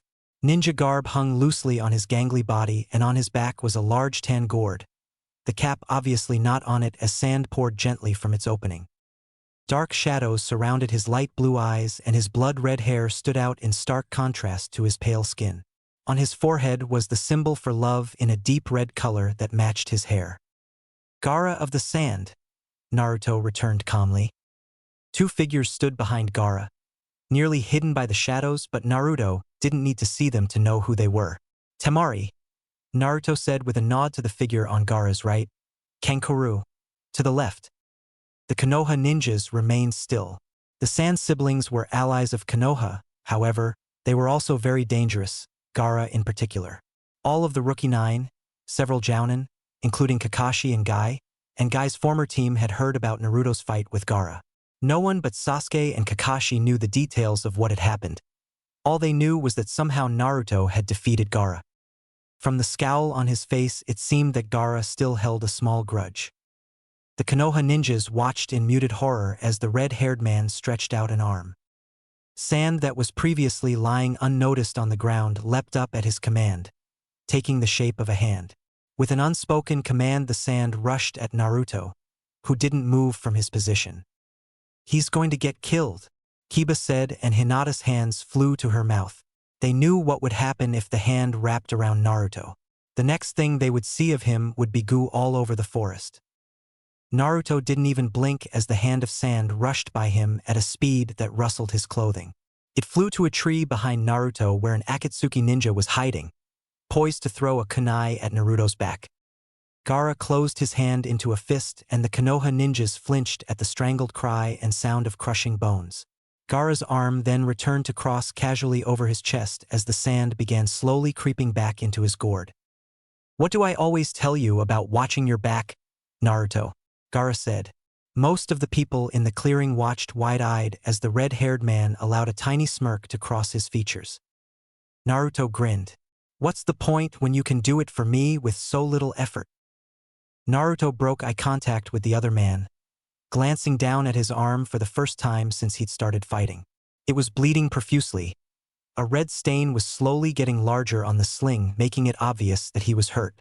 The wound had reopened when he'd been slammed to the ground and sharp pain was now shooting up his arm. He had refused to let Kyuubi even give him chakra in this fight because he knew that the presence of Shikaku drove the fox insane.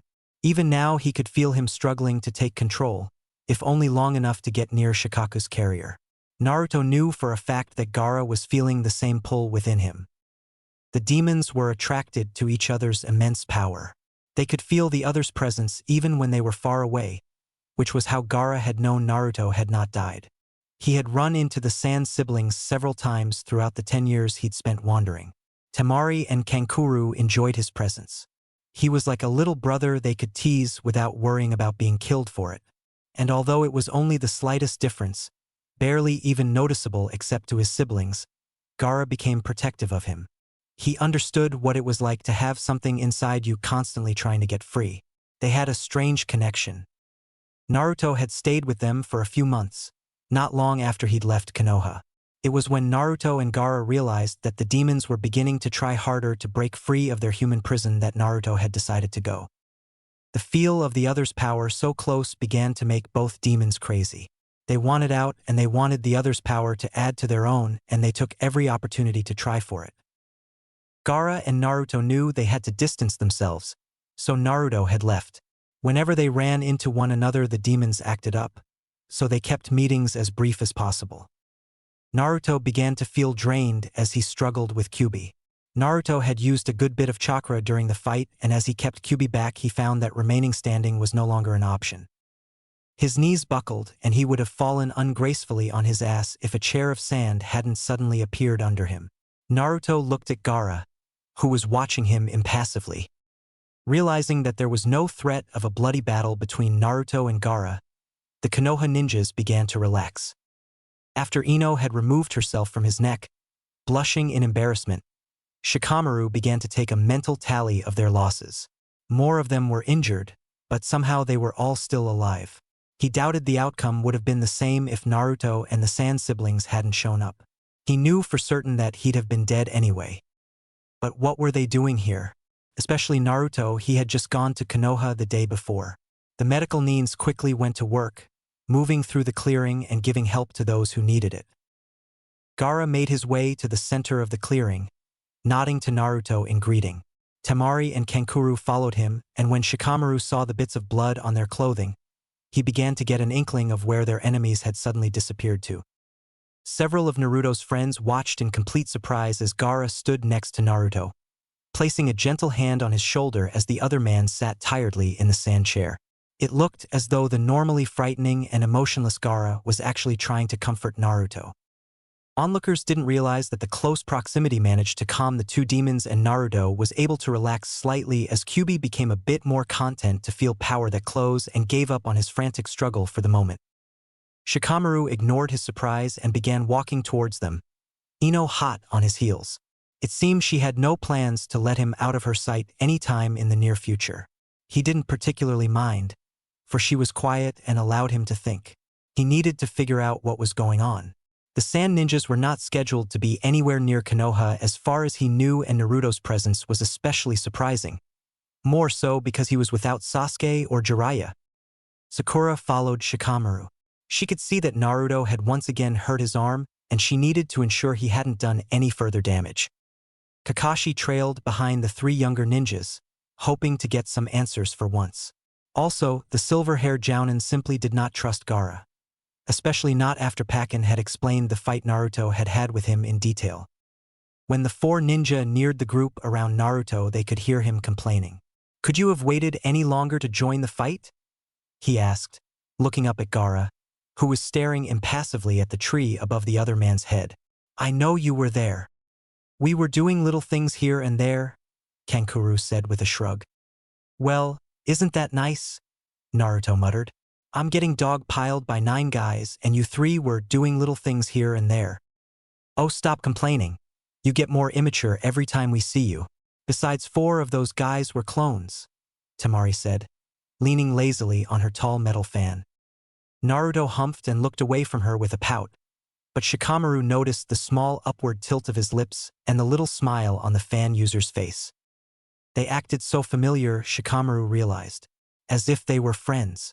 Now that he thought about it, none of them seemed surprised to see him alive. Had they known? What are you doing here? They heard Naruto ask. Last time I saw you was near your village. Gaara felt your most recent battle and we decided to see if you had died, Temari said with an air of teasing. Looks like we got our hopes up for nothing. Naruto snorted. Sorry to disappoint you. Kankuro shrugged. There's always next time. Naruto shook his head good-naturedly. Gaara turned his head to watch Shikamaru, Ino, Sakura, and Kakashi approach. Gaara of the Sand, Shikamaru said, nodding to him and then his 2 siblings, Temari, Kankuro. Sakura moved over to Naruto's left side, leaning down to get a good look at his arm. She was surprised when another chair of sand appeared next to Naruto's, giving her a way to sit levelly with him. She looked up at Gaara wide-eyed, but the man hadn't removed his gaze from Shikamaru or Kakashi. She also noticed he hadn't relinquished his grip on Naruto's right shoulder either. Go ahead, Naruto said, inclining his head towards the seat. He had noticed her hesitancy. It's just like a chair. Sakura sat down tentatively, then carefully removed his arm from the sling and began to unwrap his bandages. Naruto turned his attention to the conversation next to him. Tsunade-sama would like to thank you, I'm sure, Shikamaru was saying. Kankuro spoke up. Sorry, Konoha isn't on our way. Shikamaru sighed. I don't want to beg, but you saw what almost happened here tonight. Many of us are injured and the rest of us have been up all night. If we are attacked again, there is no way we'll be able to survive. We could really use your protection. Kankuro and Temari exchanged glances before turning back to look at Gaara. When it came down to it, he was the one who called the shots.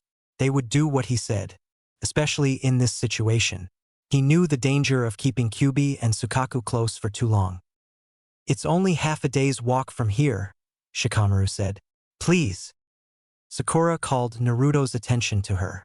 You need to go back to Tsunade, she said quietly. I honestly can't believe she let you leave so quickly. The wound has reopened and it appears that the contact with the ground has refractured the bone. This rapid blood loss leads me to believe the bone may have punctured an artery. Can't you just heal it? Naruto asked. He couldn't go back to Konoha now.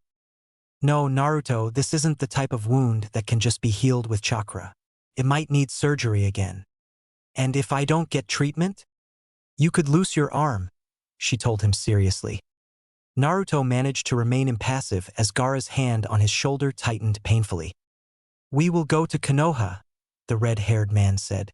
He was looking at his siblings, but Naruto knew that he included in that order. Naruto could feel the eyes on his back as he walked. He and Gaara walked at the very front of the group, as close as possible to one another to keep the demons relaxed. Fortunately, having Gaara at his side also kept the others from confronting him with the questions he knew they all had, particularly Kakashi and Sakura. Temari and Kankuro were at the back of the group, ready to go if any attacks came from behind. You don't want to go back?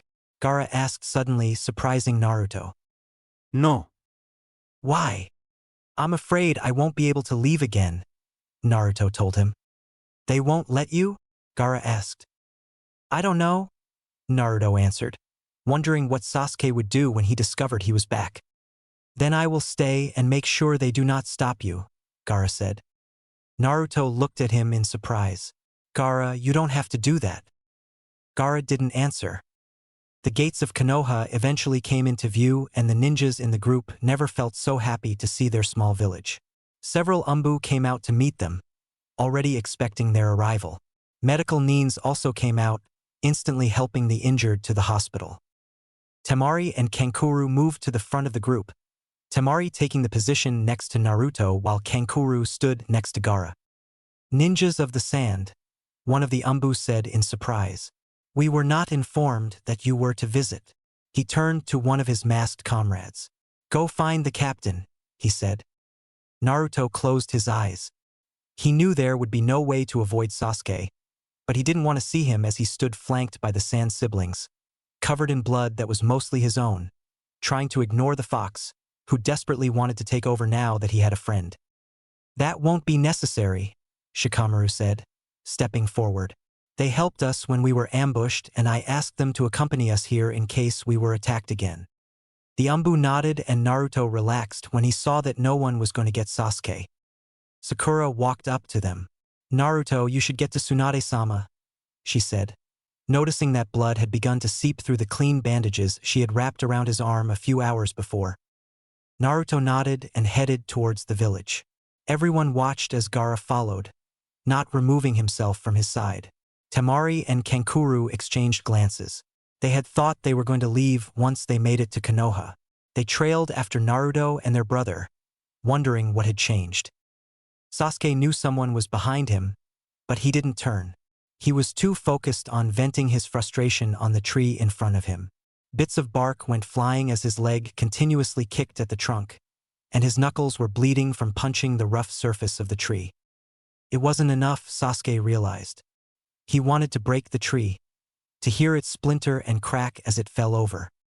Gripping his left wrist with his right hand, he summoned up a massive amount of chakra to his palm.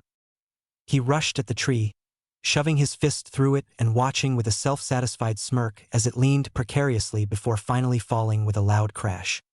And yet, as he stood panting over the broken tree, he didn't feel any better. Finally, the man behind him spoke. Sasuke, I know trees tend to be difficult and tricky opponents, but I'm not sure you needed to use Chidori on it, Kakashi said, peering at the younger man over the latest edition of Come Paradise. What do you want, Kakashi? Sasuke said, wiping the sweat from his brow as he turned to look at him. You didn't come greet us when we got back, Kakashi said. I've been training. Kakashi grew serious and closed his book, placing it in his pocket. What happened during the battle the other day? He asked. Kyuubi surfaced. Why? I don't know, Sasuke said, wanting anything but to talk about Naruto. Does it have something to do with why Naruto pretended to be dead? Kakashi persisted. I don't know, Sasuke said, beginning to get angry. He wasn't talking about this. He spent the last 3 hours training and destroying trees on the training grounds so he wouldn't think about Naruto leaving. He didn't need Kakashi bringing him up again. He pushed past his old sensei and began to head home. Ask Naruto if you want to know, Sasuke sneered, knowing full well that Kakashi wouldn't be able to. Sasuke nearly tripped over his own feet at Kakashi's next words. I would. But between Tsunade and Gaara, he's never alone. Sasuke turned around so fast that Kakashi had to wonder if he'd given himself whiplash. What? As soon as we got back, Tsunade ushered him into surgery, and Gaara has been in his room ever since. He's here, Sasuke said. Yeah, it's weird though.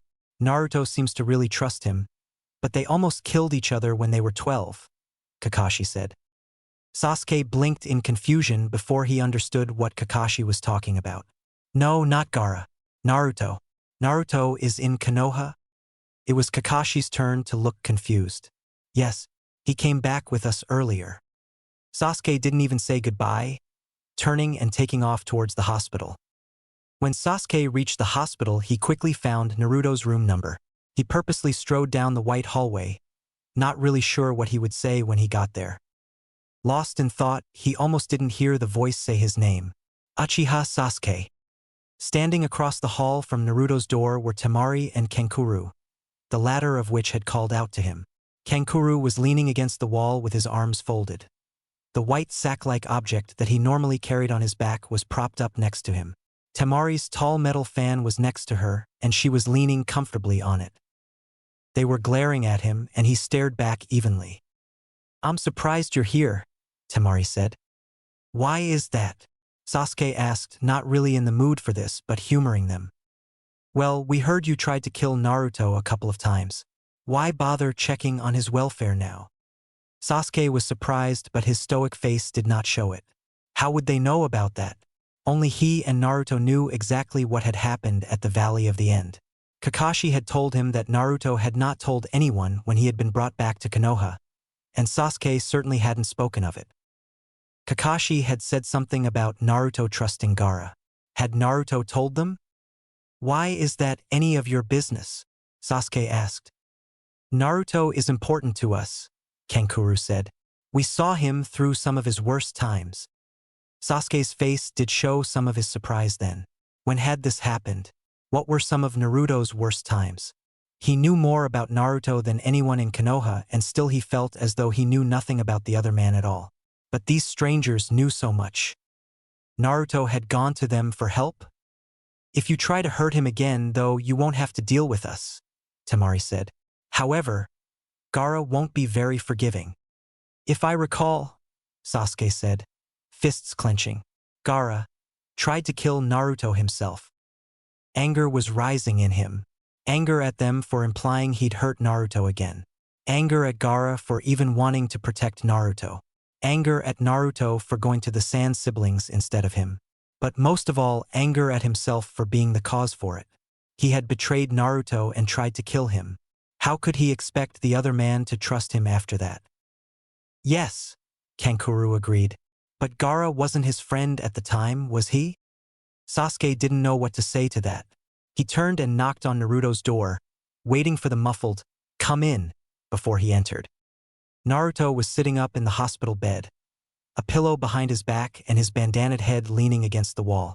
His eyes were closed, but when Sasuke entered and gently closed the door, they opened, brilliant blue orbs looking at him. "Sasuke," Naruto said with a small smile. "Naruto?" Sasuke moved forward, but stopped when he noticed Gaara sitting on the other side of Naruto's bed, watching him unblinkingly. Sasuke raised an eyebrow when he saw Gaara's hand resting lightly on Naruto's uninjured arm. Of course, Sasuke had no way of knowing that the hand was there to pacify the beasts inside of the two men.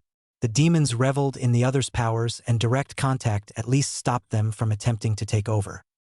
Both blue-eyed men were watching him, but there was coldness in Gaara's eyes that Naruto's had never had. Sasuke finally got his voice back. "Are you okay?" he asked, ignoring Gaara, whose gaze hadn't left him. "Yeah," Naruto responded. "Tsunade Baba used chakra to heal the bone after the surgery this time, so if I get into a battle again, hopefully the worst that can happen is I may tear open the stitches." "How long are you staying?" "Until Tsunade tells me I can leave," Naruto said, not meeting his eyes. Sasuke had a lot he wanted to say, and all of it he wanted to say in private. Glancing at Gaara, who was still watching him, Sasuke realized that the red-haired man had no intention of leaving. Sasuke stood for a long moment staring at Naruto, who stared back. And since Gaara didn't seem to need to blink, he was staring as well. Naruto finally broke the silence. "Gaara, can you give us a minute?" he said. Only then did Gaara's gaze shift from Sasuke to Naruto, and after observing him for a moment, he silently stood, going to the door and leaving. Naruto paled slightly as Kyuubi began to struggle. "He'll be right back, bastard fox," he said silently, hoping the demon would calm down. To his surprise, Kyuubi listened, and began restlessly pacing instead of attempting to take over. It was a useless struggle when Naruto was awake anyway, at least for the time being. Once the seal was weakened, Kyuubi had a chance. Sasuke moved closer to Naruto's bedside. "I didn't realize you and Gaara were so close," he finally said, not quite masking the harsh edge to his voice. "Yeah, well, we have a lot in common," Naruto said with a shrug. "Don't compare yourself to him," Sasuke said. "He has a lust for blood that you'll never have." "Don't judge him, Sasuke," Naruto said, becoming serious. "He's been betrayed too many times in his life to not be bitter, but he's also not the same person that we met as kids. Besides, I feel the blood lust in me just as he does. I almost killed you 2 days ago, or did you forget?" "That wasn't your fault," Sasuke told him with a shake of his head. "It's not my fault, but it's my responsibility. I'm putting everyone in danger here." You are the reason we even survived that battle. Without you using Kage Bunshin, we would have probably died, Sasuke said, moving over and sitting on the side of Naruto's bed. Great, I save everyone, then celebrate by eating them all, Naruto said, rolling his eyes. You didn't eat anyone. You got back control. No. That's the whole point right there. Sasuke, I've never had control. Not one aspect of my life has ever been under control. I didn't have control over having this parasite put in me. I didn't have control of the villagers hating me for it. I didn't have control of you betraying us all. I didn't have control of having to leave Konoha. And I don't have control of Kyuubi. Sasuke didn't know what to say to that, sadly noting that Naruto had mentioned his betrayal. I'm spiraling out of control, Sasuke, Naruto said. I won't let you involve yourself in this. It's too late. I'm already involved, Sasuke said. I've been involved since we became teammates. I don't understand you. You hated me when we were teammates. What's changed? Nothing's changed. I've never hated you, Sasuke said. Your attitude just annoyed me.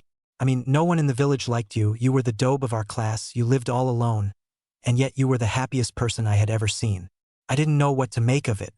You had so many reasons to be sad. But you never were. Sure I was, but to show it would be showing weakness. We all had something to hide behind, Sasuke. I had my obnoxious personality. You had your mysterious silent act. Sakura had her crush on you. And Kakashi had his books. Naruto paused, then continued. Besides, you miss out on life if you dwell on the sad things, he said, looking pointedly at Sasuke, who understood he was speaking of himself.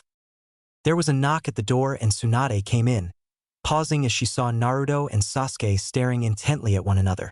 Sorry, Sasuke, she said. I need to check on Naruto. You'll need to go.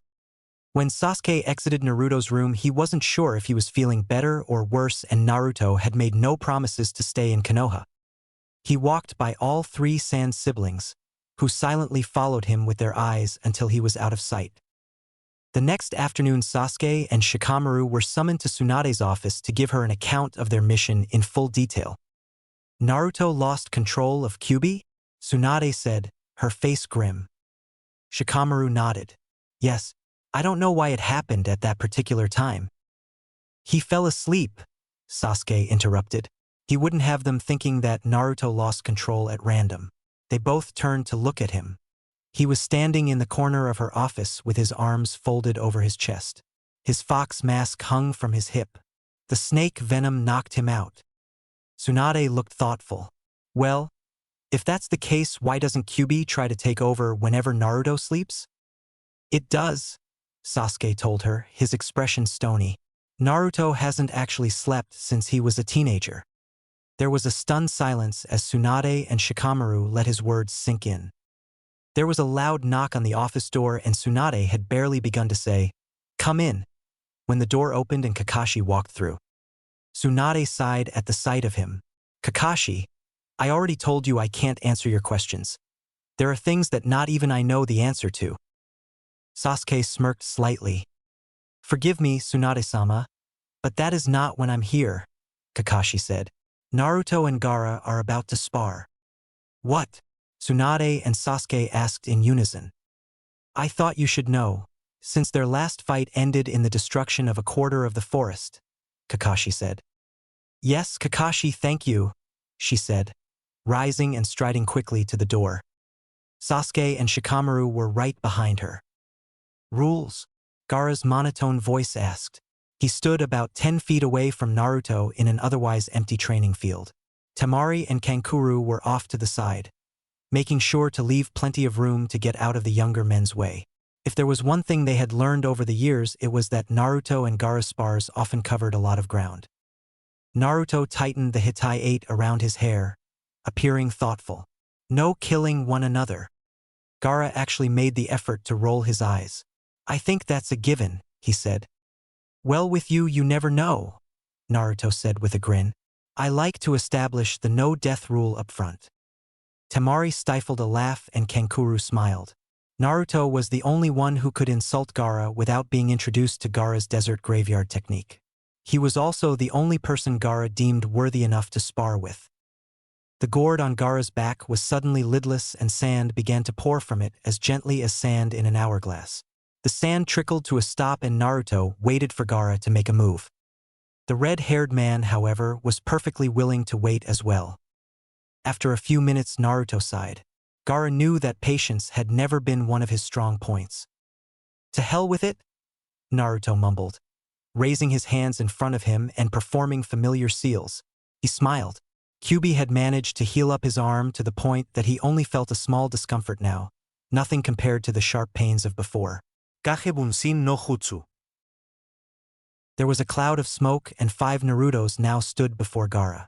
Gaara knew that Naruto had some sort of plan, otherwise he would have summoned a lot more clones and run at him, though they had sparred enough that Naruto knew that that approach never worked. Naruto fingered the kunai and shuriken in his pouches on his waist. They usually served to distract an opponent or throw them off guard. But what was the point when San moved to protect Gaara without the other man even having to think about it? His finger brushed across a scroll and his eyebrows rose. Sakura and Lee had been coming to train when they saw 5 Narutos and Gaara facing off. They worriedly wondered if it was an actual fight until they saw Temari and Kankuro calmly watching from the sidelines. "Are they sparring?" Sakura asked when they reached the 2 siblings. "Yeah," Temari said, watching Naruto and wondering what kind of plan he was developing. "Oh," Lee said excitedly. "Think they'll care if we watch?" Temari shrugged. She and Kankuro heard a few more people approaching them quickly, but neither turned to see who it was. Averting your eyes during one of these spars could mean missing a key move. Naruto and Gaara's matches were more like chess games than spars. Naruto, of course, had to do most of the thinking, and it was always interesting to see what he came up with to try and get past Gaara's defense. His speed was sometimes enough if he was able to come up with a good enough distraction. They also had to pay close attention because sometimes simply watching them proved to be dangerous since both men tended to use their more dangerous and deadly moves on one another. "What is going on here?" they heard the Hokage demand when she drew even with them. "Naruto and Gaara are sparring," Lee said in excitement, his own plans for training completely forgotten. Kankuro chanced a glance at the Hokage, noting that the shadow user, the silver-haired copy ninja, and the Uchiha were with her. "I don't think this is a good idea," Tsunade said, stepping forward to intervene before things got out of hand. "I wouldn't, Hokage-sama," Temari said. "Naruto's about to make a move, and when Gaara gets started, well, it's best to let them finish." "Don't worry," Kankuro said. "They already established the no-killing rule." 6 pairs of astonished eyes turned towards the siblings, who were watching the younger men intently. Sasuke made to move forward, not planning on watching Naruto get hurt again, but one of the Narutos suddenly pulled a scroll from the pouch around his waist.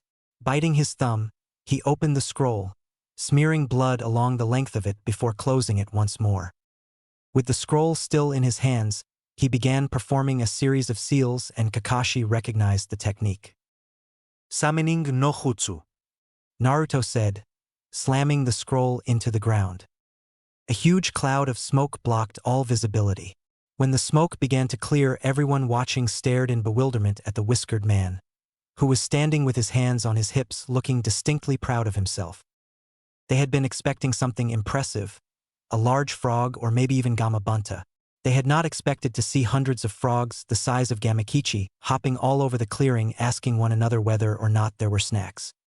"He's still a moron," Sakura said in amazement. Lee nervously laughed and rubbed the back of his neck. Gaara, however, was still watching him intently, treating him as no less of a threat. "Hope they can run, Naruto," he said, then finally made a move. Sand that had poured from the gourd earlier rose into the air, splitting into small balls that were then hardened by Gaara's chakra. The balls of sand began to rain down upon the small frogs like hail. "Of course they can run. They're cowards," Naruto said as the frogs began shrieking in high-pitched voices and hopping all over the training field, trying to avoid the sand. The frogs that were hit would yell, "Ow!" before disappearing with a pop. All in all, the battle had turned to chaos, which seemed very fitting when dealing with Naruto. "Where are you?" Gaara asked, calmly watching as more frogs began to disappear. Sasuke, Kakashi, Shikamaru and the Sand siblings had been wondering the same thing. Sakura and Lee were confused at the question, but Tsunade realized what Gaara was asking and wondered how she had missed it before. There had been 4 clones of Naruto before he had summoned the frogs, but afterwards he was standing among the hundreds of frogs alone. Suddenly one of the frogs to Gaara's right turned into Naruto, who said, "Right here," before tossing 2 kunai at him. One flew at Gaara and was blocked by his sand. The other flew off target and landed uselessly behind the sand ninja. With a flick of Gaara's wrist, sand flew into the attacking Naruto, who disappeared upon impact. "One," Gaara said. "Kage Bunshin and Henge," Lee said in amazement. The sand hail hadn't stopped and the frogs were still squealing as they hopped around. There was a pop and another frog became Naruto, who immediately tossed 2 kunai at Gaara's left side. These 2 both made contact with the sand shield but had no effect on Gaara, who sent sand crashing into this Naruto, turning him into nothing but a cloud of smoke. "2," Gaara said. With a loud cry, another Naruto appeared in place of a frog, tossing several shuriken at Gaara only to watch them bounce harmlessly off the sand. A fist of sand dispatched that clone quickly as well. 3. Shikamaru shook his head. "He's fought Gaara before," he said to Sasuke. "He knows weapons won't get past Gaara's sand. He's wasting his time." Kakashi nodded and Sasuke didn't say anything. They expected Gaara to wait for the 4th clone to emerge and were surprised when he suddenly stretched out his arm. All of them except for Tsunade understood what this motion meant and watched as Naruto, who had been standing calmly across the clearing, saw the sand fly towards him with wide eyes. He attempted to get away, but sand he hadn't noticed on the ground grabbed his ankles and held him still. The hand of sand wrapped completely around the struggling Naruto until they couldn't see him anymore. They watched to see if Naruto would find a way out of his prison, but after a few moments of silence they assumed the spar had been won by Gaara. Tsunade gasped, Sakura stifled a scream, and the others froze in shock when Gaara closed his fist, causing the sand to crush Naruto. Only Temari and Kankuro seemed unfazed. Shikamaru was the first to notice that the blood that always seemed to accompany Gaara's desert graveyard was not present. There was a pop and smoke slid gently out from between the sand. 4, Gaara said, dropping his arm and returning his attention to the several remaining frogs. Sasuke was certain his heart had stopped when Gaara had closed his fist. Looking at the pale faces around him, he realized he wasn't the only one. What was Naruto's plan? Kakashi wondered. The real him must be out among the frogs, but he had no idea what good that was going to do him. The frown on Shikamaru's face told him that even the young genius hadn't figured it out yet. Gaara began aiming sand at each remaining frog. "Rasengan!" came a loud call from behind him. "Where did he come from?" Kankuro asked. "The kunai," Kakashi said, having just realized it himself. The first kunai that the clone threw. It missed Gaara and landed behind him. "He transformed himself into a kunai?" Lee asked. Kakashi, Sasuke, and Sakura exchanged knowing glances. It was not the first time Naruto had used such a technique. Gaara had been caught completely by surprise. There had been no frogs behind him. Where had Naruto come from? He had just enough time to crouch and put his hands on the ground, causing a thick wall of sand to fly into the air, blocking him from Naruto. Gaara did not relax, though. He backed away from the wall, performing several seals. Naruto crashed through the sand wall and wound up sinking the Rasengan into a great amount of sand that had taken the shape of a fat raccoon wearing a hat. "The ultimate shield," Lee breathed. "What?" Sakura and Shikamaru asked. "That is Gaara's ultimate defense," Lee said, remembering the goofy-looking thing from the fight with Kimimaro so many years before.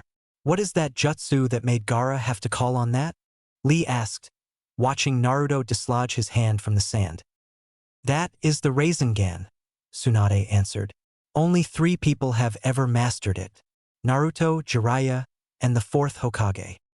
They looked at her in amazement, then gazed back at the young man who had just used such a powerful jutsu. He was whining at Gaara. "Using your giant raccoon isn't fair," he said, pouting. "You use Rasengan and I'll use the shield of Sukaku," Gaara said, impassive as ever. He reached out his arm and sand flew at Naruto, who quickly found himself surrounded. He struggled, but soon he was cocooned. "Give up," Gaara said. "Like hell!" They could hear Naruto yell from inside the desert coffin. When Gaara closed his hand slightly, Sasuke made a move to stop him. He would not watch Naruto be crushed to death. "Relax, Uchiha," Kankuro said. "Gaara won't hurt him." "Besides," Temari said, "with Naruto's chakra control, Gaara couldn't crush him anyway." "What do you mean?" Sakura asked. "Naruto can make his chakra surround him and harden, like an invisible shell," Temari said. "It's sort of like Gaara's armor of sand, except Gaara's does it on its own. Naruto has to think about it." Kankuro nodded. "So if he's distracted, he can still be hurt. But in a case like this, the sand won't be able to crush him. Gaara is just increasing the pressure to make him uncomfortable." The ninjas of Konoha stared at the sand that housed Naruto.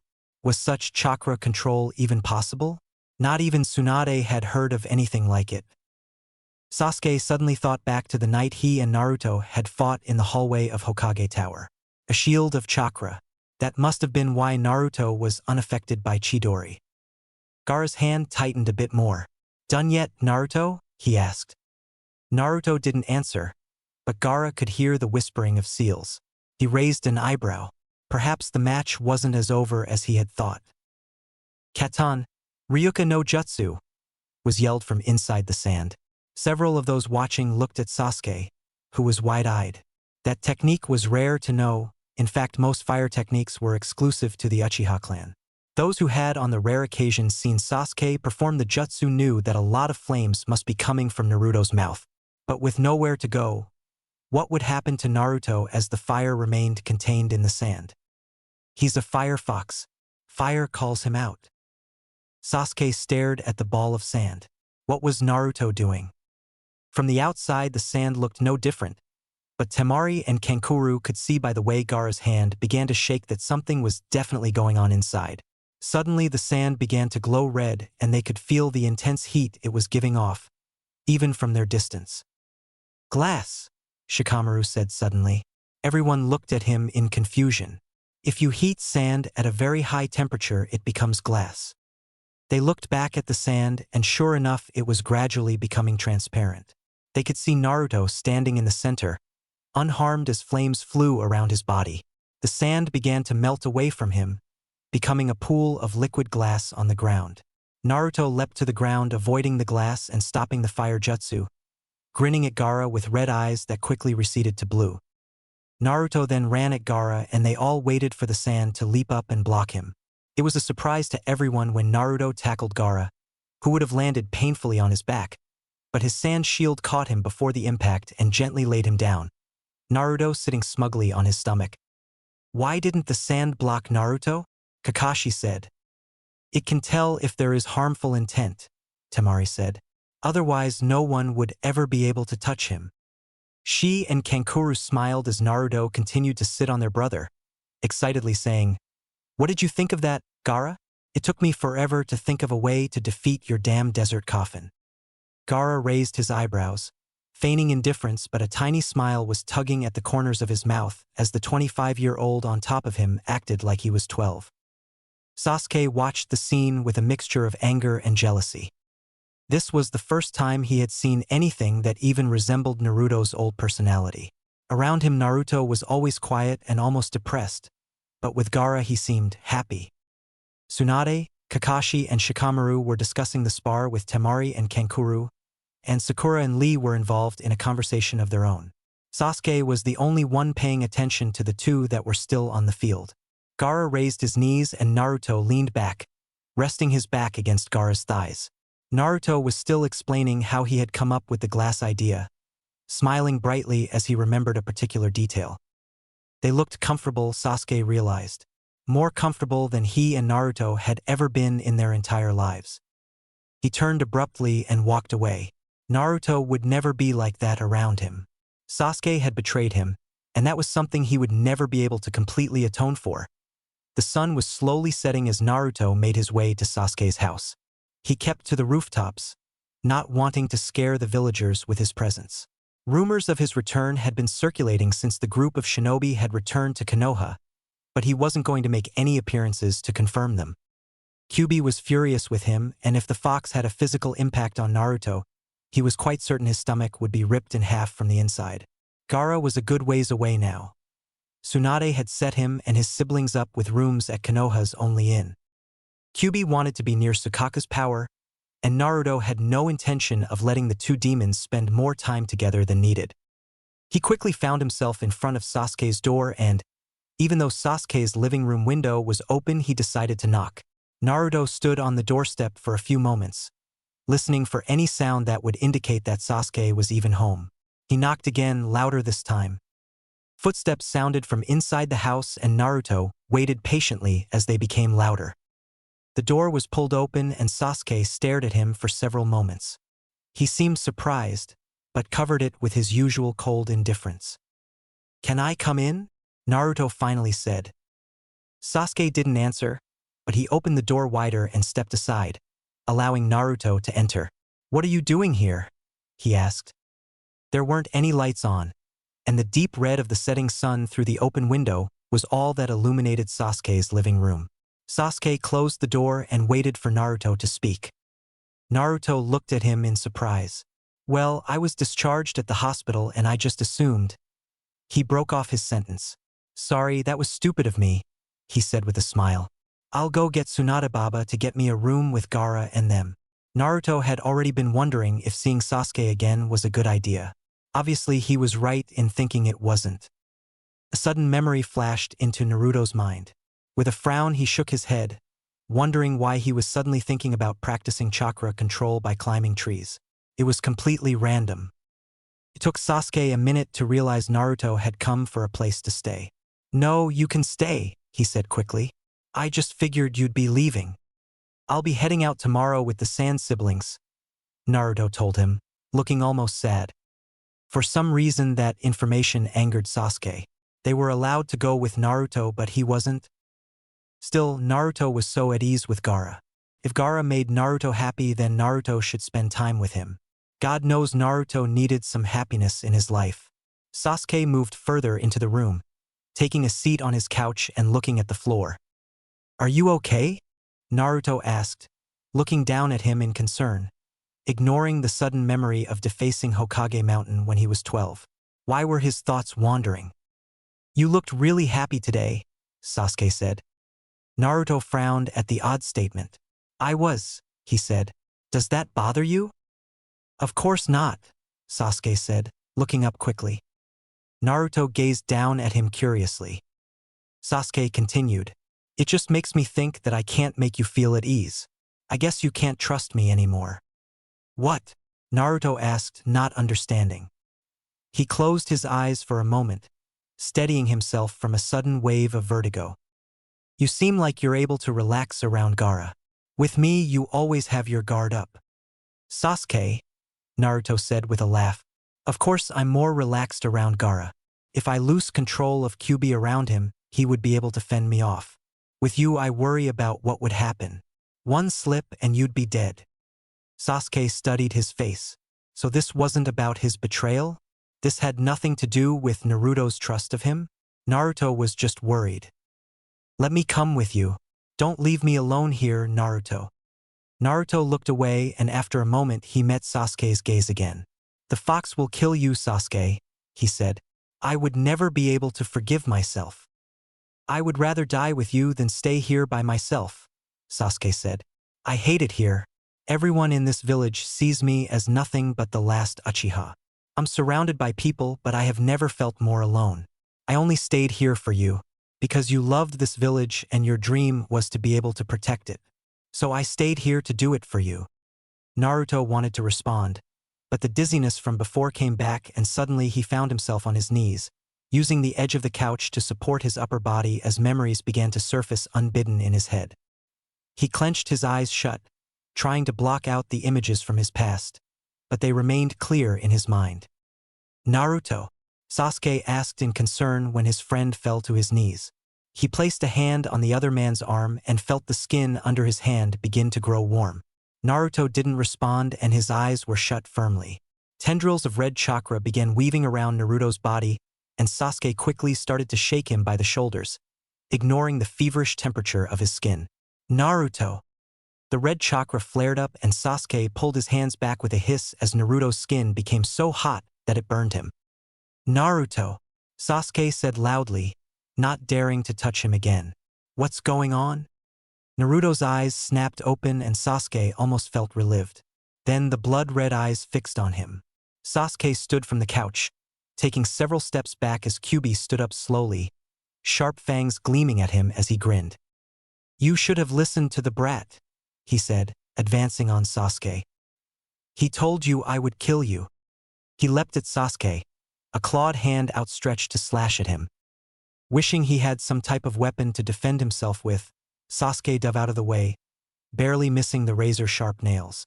Kyuubi's clawed hand met instead with Sasuke's living room wall, slashing straight through the wood. He lunged at Sasuke again, who managed to dodge once more. Red chakra swelled even more around Naruto's body, making him look as if he was surrounded by flames. Naruto's fingers began forming seals and Sasuke's eyes widened, looking around the living room. If Kyuubi used that jutsu, there was only one way he could dodge. Katan, Ryuka no Jutsu, was heard seconds after Sasuke dove out his thankfully open window, rolling as he hit the ground of his backyard. He turned to face his house, which he saw, with a certain degree of sadness, was now full of flames. Kyuubi followed him outside, walking slowly through the fire that had already eaten away at the walls of Sasuke's living room. Naruto, Sasuke called, summoning the Sharingan. Wake up! Not this time, Uchiha, Kyuubi called, walking towards him. Then, in a flash of speed that even the Sharingan couldn't completely follow, Kyuubi was before him, claws raised. Sasuke tried to dodge, but as he moved the claws still managed to catch him, creating 4 deep gashes along his left shoulder. He stumbled away, attempting to cover his viciously bleeding shoulder with his right hand. Sasuke's adrenaline was rushing, so he saw more than he felt the wound. However, when he tried to move his left arm, sharp searing pain caused his vision to swim and he fought to keep himself from blacking out. Without the use of his left arm, seals were impossible, as well as Chidori. He was defenseless and Kyuubi lunged at him again, ready to finish him off. Sasuke blinked at the sudden wall of sand in front of him. He heard Kyuubi's claws bounce harmlessly off it. Looking to his right, he saw Gaara standing impassively at the edge of his yard. Menacing shadows splayed across the red-haired man's face from the light of Sasuke's blazing house. Sukaku, he heard Kyuubi say. The wall of sand disappeared as Kyuubi moved over to Gaara, Sasuke completely forgotten. Uchiha, are you all right? Kankuro asked, jumping down from a nearby tree. He looked over Sasuke's heavily bleeding wounds and Temari leapt from another tree, standing next to her brother with her fan at the ready. Sasuke began to feel dizzy and was surprised to feel Kankuro catch him when his knees gave way, easing him to sit on the ground. Kankuro ripped off some of his own shirt, pressing it against Sasuke's shoulder, in an attempt to stop the bleeding. Gaara watched warily as Kyuubi stood in front of him. Shikaku could feel the power Kyuubi was radiating and he was going crazy within Gaara. But the Sand Nin ignored the demon as best he could. Before he could even react, Kyuubi was reaching out to grab him. Gaara's loyal sand flew up and blocked Kyuubi from his aim. With a snarl, Kyuubi used his true speed, his hand flying through the defensive sand and latching around Gaara's throat. He lifted Sand User a few feet from the ground, but Gaara somehow managed to look as impassive as ever. He could not feel the hand tightening around his neck because of his armor of sand. Sukaku, Kyuubi said gruffly as Naruto's face moved only inches from Gaara's. I trapped me brat. What? Gaara said, not sure if Kyuubi knew whether or not he was talking to Sukaku's carrier rather than Sukaku. He's stuck in his memories, Kyuubi elaborated, and the demon seemed gleeful. You should try. Imagine the damage we could do. Gaara discreetly stretched out an arm. Personally, I don't think either one of you is very powerful, Gaara said.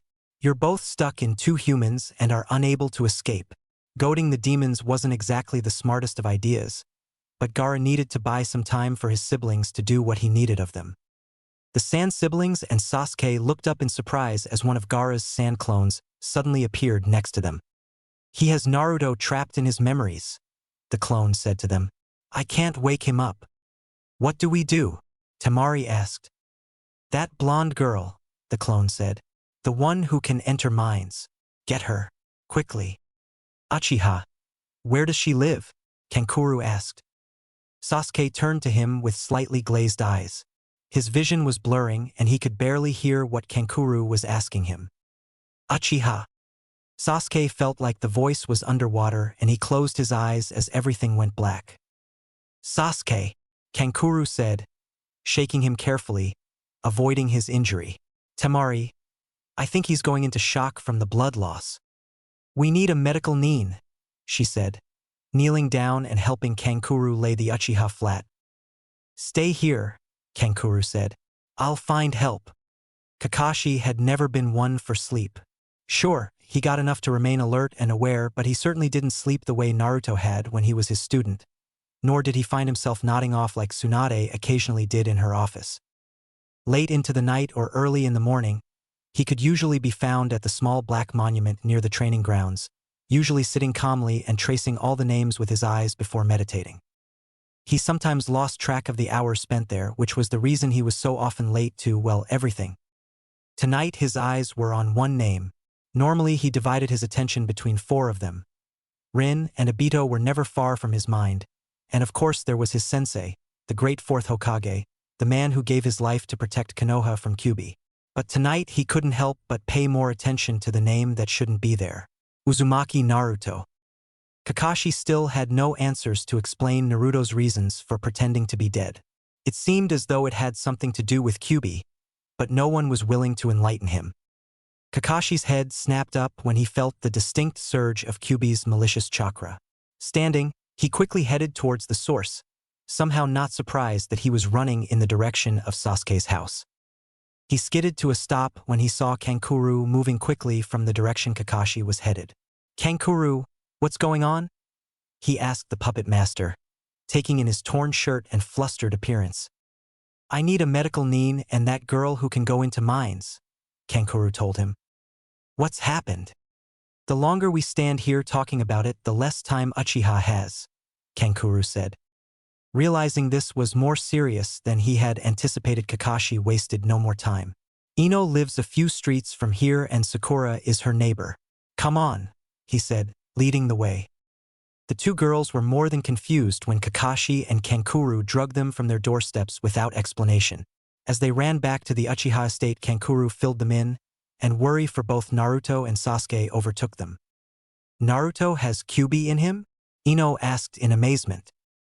I can't believe I didn't figure it out before, Sakura said. That must have been what you saw in his mind, Ino. They were still a slight ways away from Sasuke's house when the flaming building entered their vision. Temari breathed a sigh of relief when she saw her father accompanied by 3 Konoha ninjas. She had been unable to stop Sasuke's bleeding and she feared that the man would bleed to death if he didn't get proper medical help soon. Sakura rushed to the injured man's side immediately, judging the damage. She placed her hands on the deep gashes and set to work trying to heal him. Ino and Kakashi were looking wide-eyed at the scene in the yard. Naruto was glowing with red chakra, making him look as if he were lit aflame. They watched as he tossed Gaara across the yard like a rag doll. Gaara's sand suddenly appeared, catching him right before he slammed into a tree and set him back to his feet. Ino jumped when a voice behind her spoke. You need to guide Naruto out of his memories. She turned to see a calm Gaara standing behind her, quite similar to the one currently facing Kyuubi. Ino really didn't want to go back into Naruto's head. The last time was an experience she didn't particularly want to repeat. Gaara's clone spoke.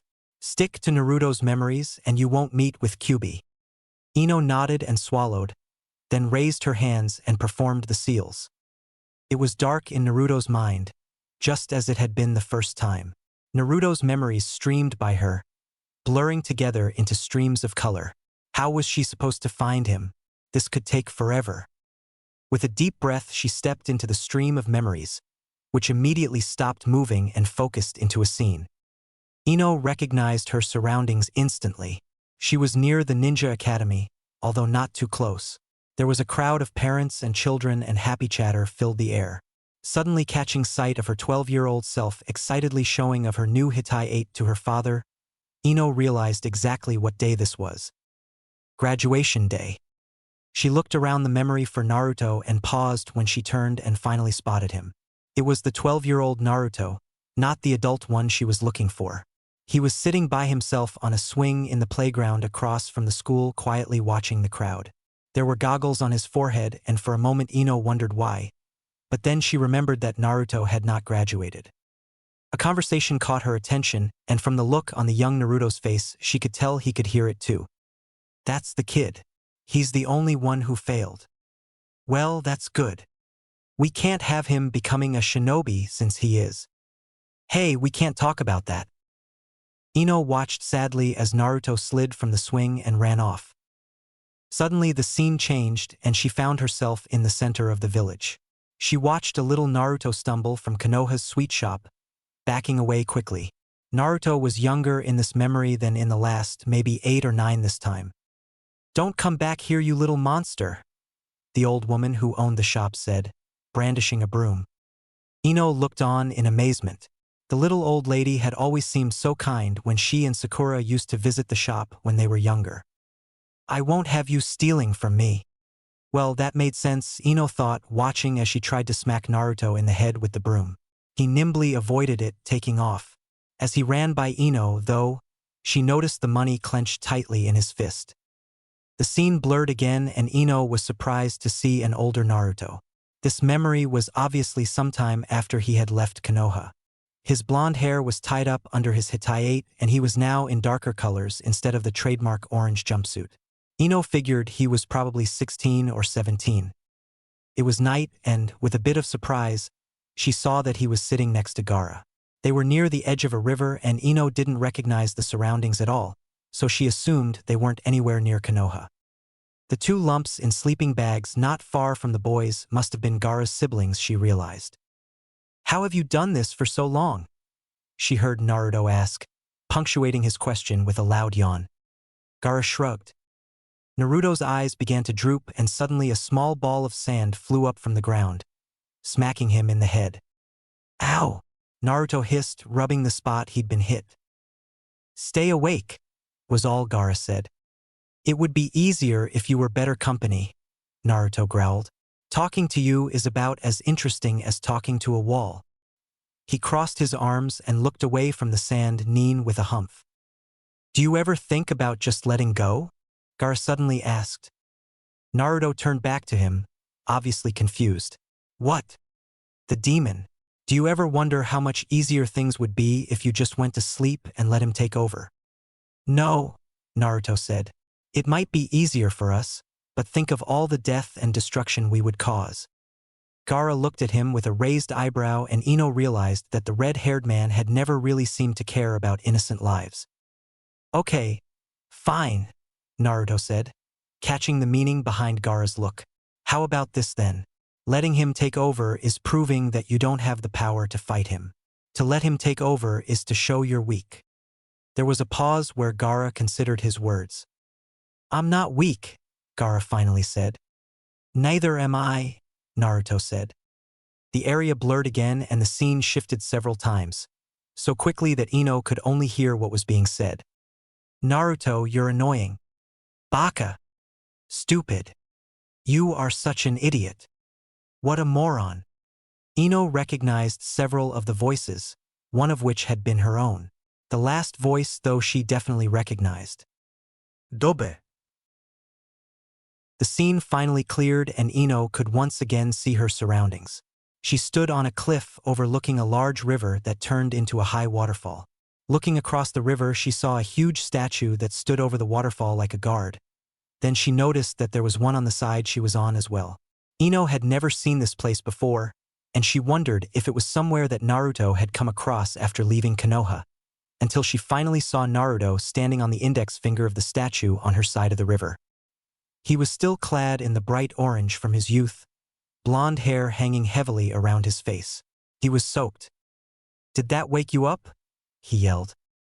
Ino couldn't see who he was talking to, but he was staring at the face of the statue as if someone was clinging there. A voice she recognized answered him, and slowly Ino began to realize what she must be seeing. The infamous fight between Sasuke and Naruto at the Valley of the End. The fight that everyone speculated over but no one knew the details to. Neither Naruto nor Sasuke had ever spoken of it. Sasuke suddenly appeared in her line of vision as he lunged at Naruto, punching him fiercely and knocking him from the statue down to the water below. They exchanged words that Ino couldn't hear, and then they went at it, Naruto rushing the statue, while Sasuke ran vertically down. They met with punches, and after a moment Naruto ended up back on the water, using his chakra to stand on it, and Sasuke hung from the statue. Ino's eyes widened when Sasuke's left hand began to glow blue with chakra. He was going to use Chidori on Naruto? Sasuke was actually trying to kill Naruto, she realized in shock. Naruto had never told them what had happened when he went after Sasuke, but she never would have believed that Sasuke had actually attempted to kill him. You know, of all my memories, I always seem to come back to this one as my worst, a deep voice said, causing Ino to jump in surprise. She turned quickly to her right to see Naruto, the real Naruto, sitting on the edge of the cliff watching as his younger self powered up Rasengan. The two powerful jutsus met, and the adults watched as the boys were tossed backwards from one another. They quickly began to fight again, and Sasuke managed to grab a hold of Naruto's collar, picking him up and holding him a few inches from the ground. Ino looked on in horror as Chidori formed once again in Sasuke's hand, and was shoved through Naruto's chest. "Why didn't you ever tell us?" she said softly. Naruto shrugged. "I didn't want it hanging over Sasuke when he came back." "How did you know he would even be back?" Ino asked. "He betrayed Konoha. He nearly killed you." Naruto smiled, standing up. "I just knew."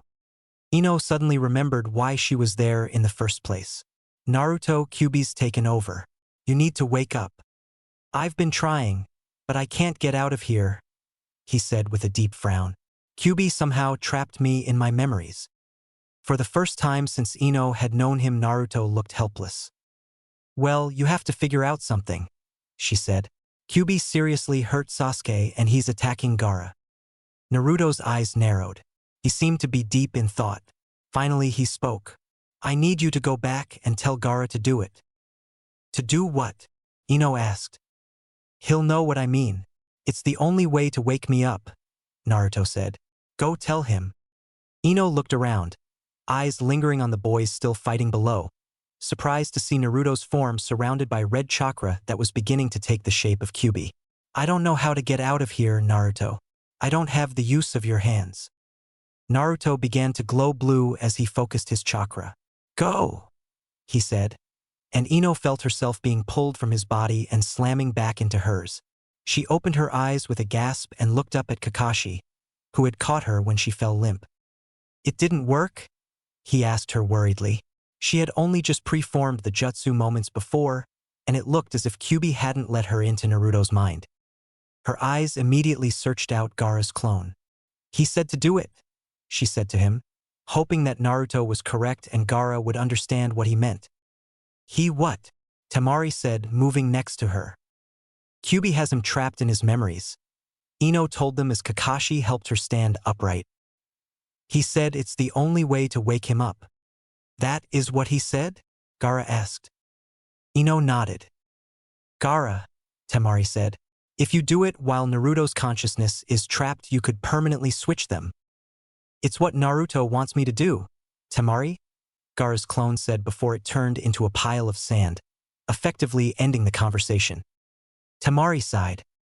"What does Naruto want him to do?" Kakashi asked.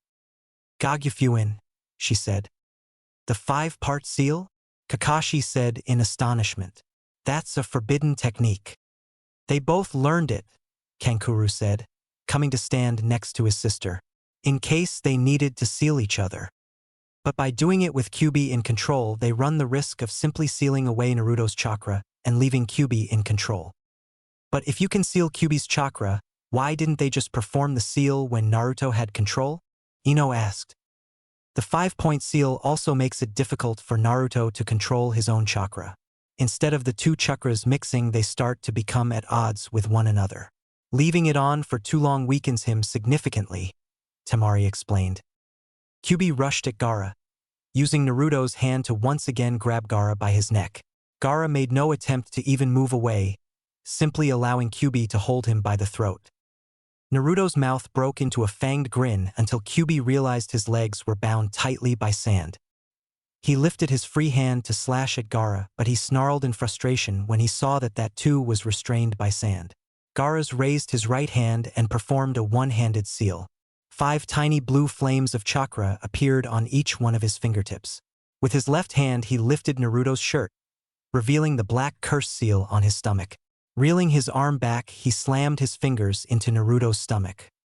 There was a howl of pain, and suddenly the flare of red chakra that had surrounded Naruto's body died out. Gaara did not remove the sand restraints until blue eyes blinked at him, and the hand around his neck was quickly released. "I'm sorry, Gaara," Naruto said softly as he took in the other man's ruffled appearance. "Now we're even for our first fight," Gaara said with a shrug. Naruto looked around Sasuke's backyard, sadly watching as Sasuke's house continued to burn. His eyes then fell on the still Umbu Sakura was leaning over, and he rushed over to him, ignoring the wave of dizziness caused by the seal. "Is he all right?" he asked Sakura fearfully. "He'll be okay," she assured him. The gashes along his shoulder had been healed, but the angry red scars on Sasuke's pale skin showed Naruto exactly what had been done. No one spoke as he sat still for several moments. "I'm sorry," he finally said, but they didn't know if he was speaking to them or to Sasuke. He then stood, not meeting anyone's eyes, and took off. The first thing he could feel when he woke was a soft hand resting on his arm. His eyes were heavy, and it was a considerable struggle for him to open them, only to have to immediately squint in order to block out the bright light that invaded his senses. When his eyes adjusted, he looked towards the hand on his arm to see that it belonged to Sakura. The pink-haired woman gave him a weak smile when she saw he was awake. "How are you feeling?" she asked. Sasuke glanced around the bland white room, realizing he was in the hospital. "What happened?" he asked, pushing himself into a sitting position. "Naruto lost control of Kyuubi," a voice from behind Sakura said. Kakashi was leaning against the wall by the door. "That much I know," Sasuke said, glancing at his sore shoulder to see the wounds. They were nothing now but pink scars. "Is Naruto okay?" he asked. "Gaara managed to wake him up," Kakashi said. "He made sure you were all right then ran off," Sakura told him. Sasuke quickly looked at her. "He's gone. We haven't seen him since last night," Kakashi said. Sasuke tossed the sheets from his lap and made to get out of bed. "Sasuke," Sakura admonished. "You need to rest." Sasuke ignored her. "He's still in Konoha," a monotone voice spoke from the doorway. Kakashi looked next to him in surprise. He hadn't even sensed Gaara approaching. "Are you sure?" he asked the Sand Nin. "Yes, I can feel him. He is still here." "Where is he?" Sasuke said, getting to his feet. "Sasuke," Sakura protested. "You really shouldn't." She stopped when Kakashi tossed Sasuke a pair of pants and a shirt inside. "All your stuff was destroyed in the fire," Kakashi told him. "You can borrow this for a while." Sasuke nodded his thanks, pulling on one of Kakashi's typical Jounin uniforms without the vest. When he was dressed, Sasuke looked to Gaara once more. "Where is he?" he asked again. Gaara looked out the window and Sasuke followed his gaze, realizing exactly where Naruto had to be. Took a little while for Sasuke to reach the top of Mt. Hokage.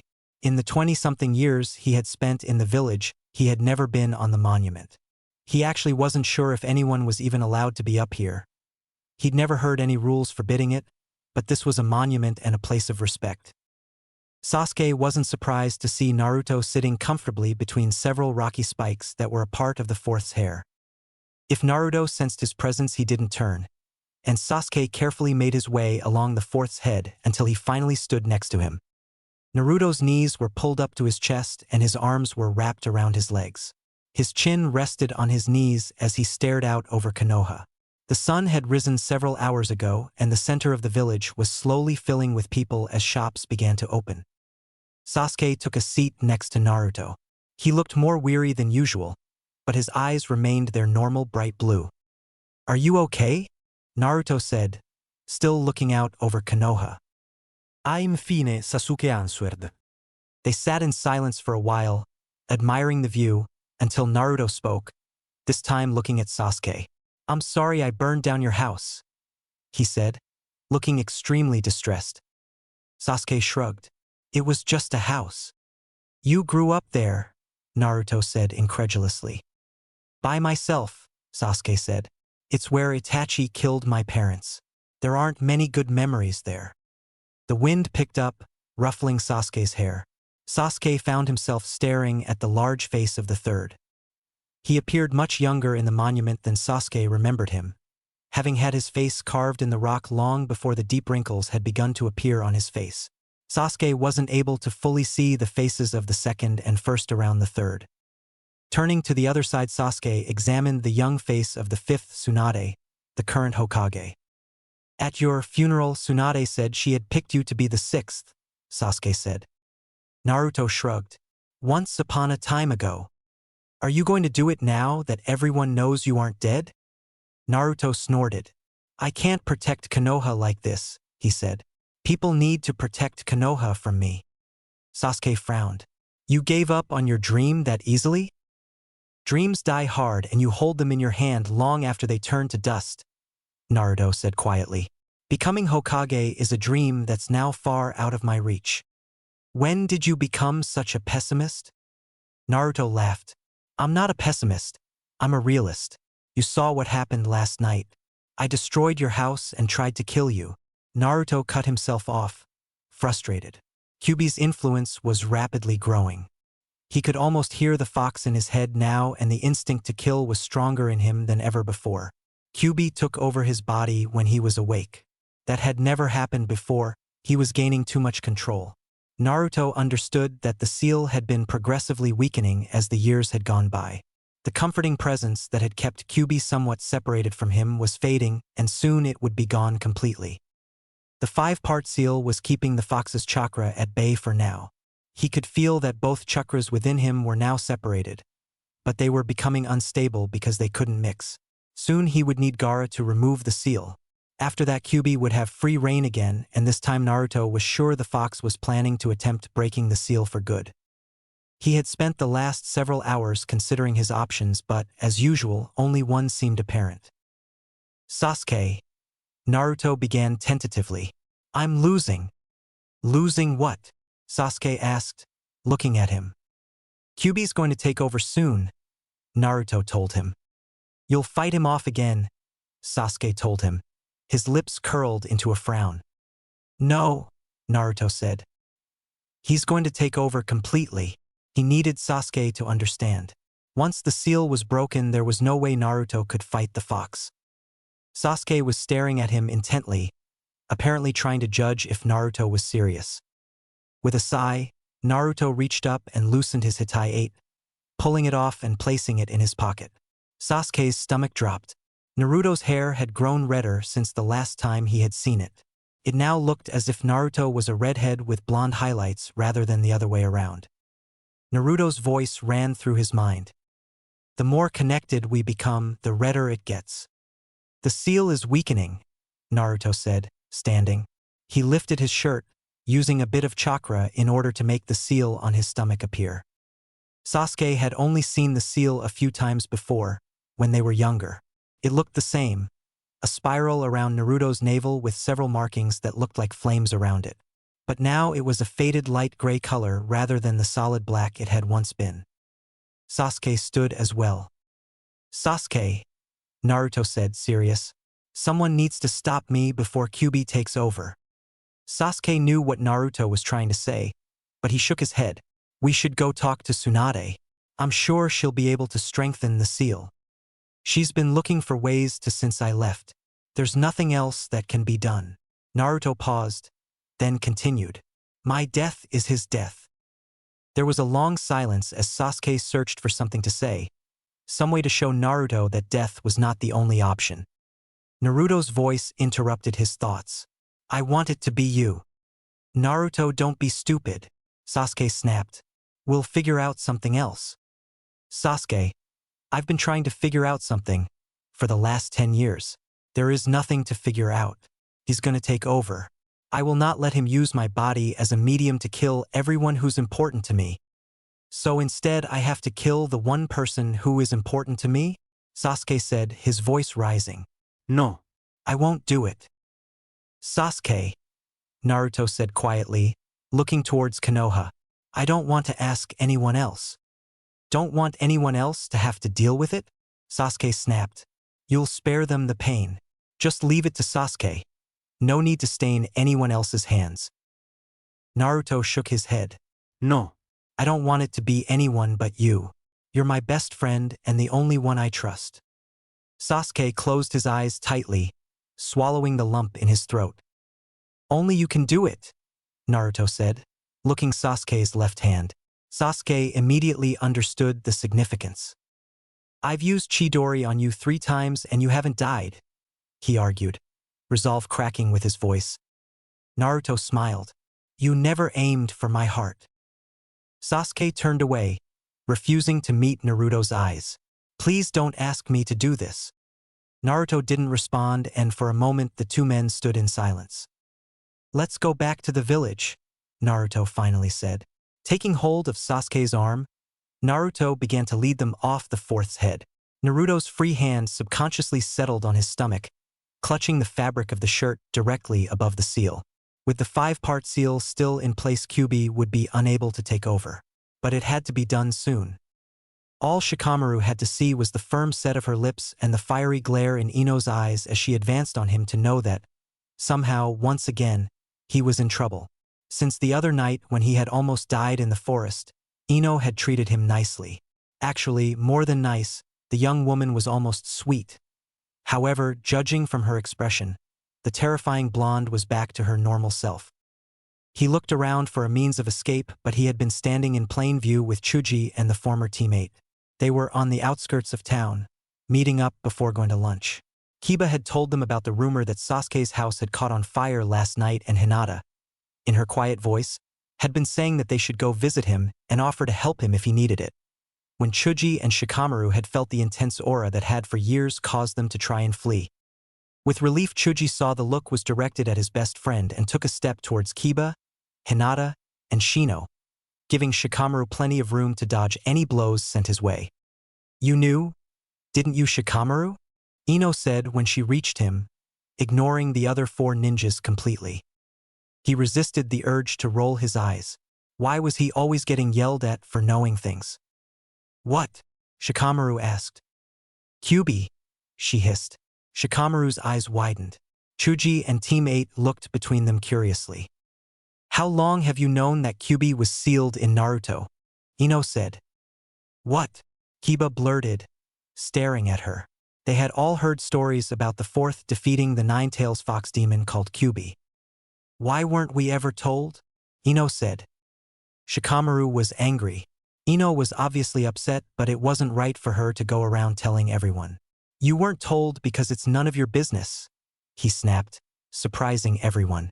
The 4th sealed Kyuubi in him the day he was born. No one from our generation was allowed to know because the 3rd knew that we would hate him the way the older generation did. The way our parents did. That's why everyone was such assholes to him? Kiba growled. Akamaru whined at his master's anger.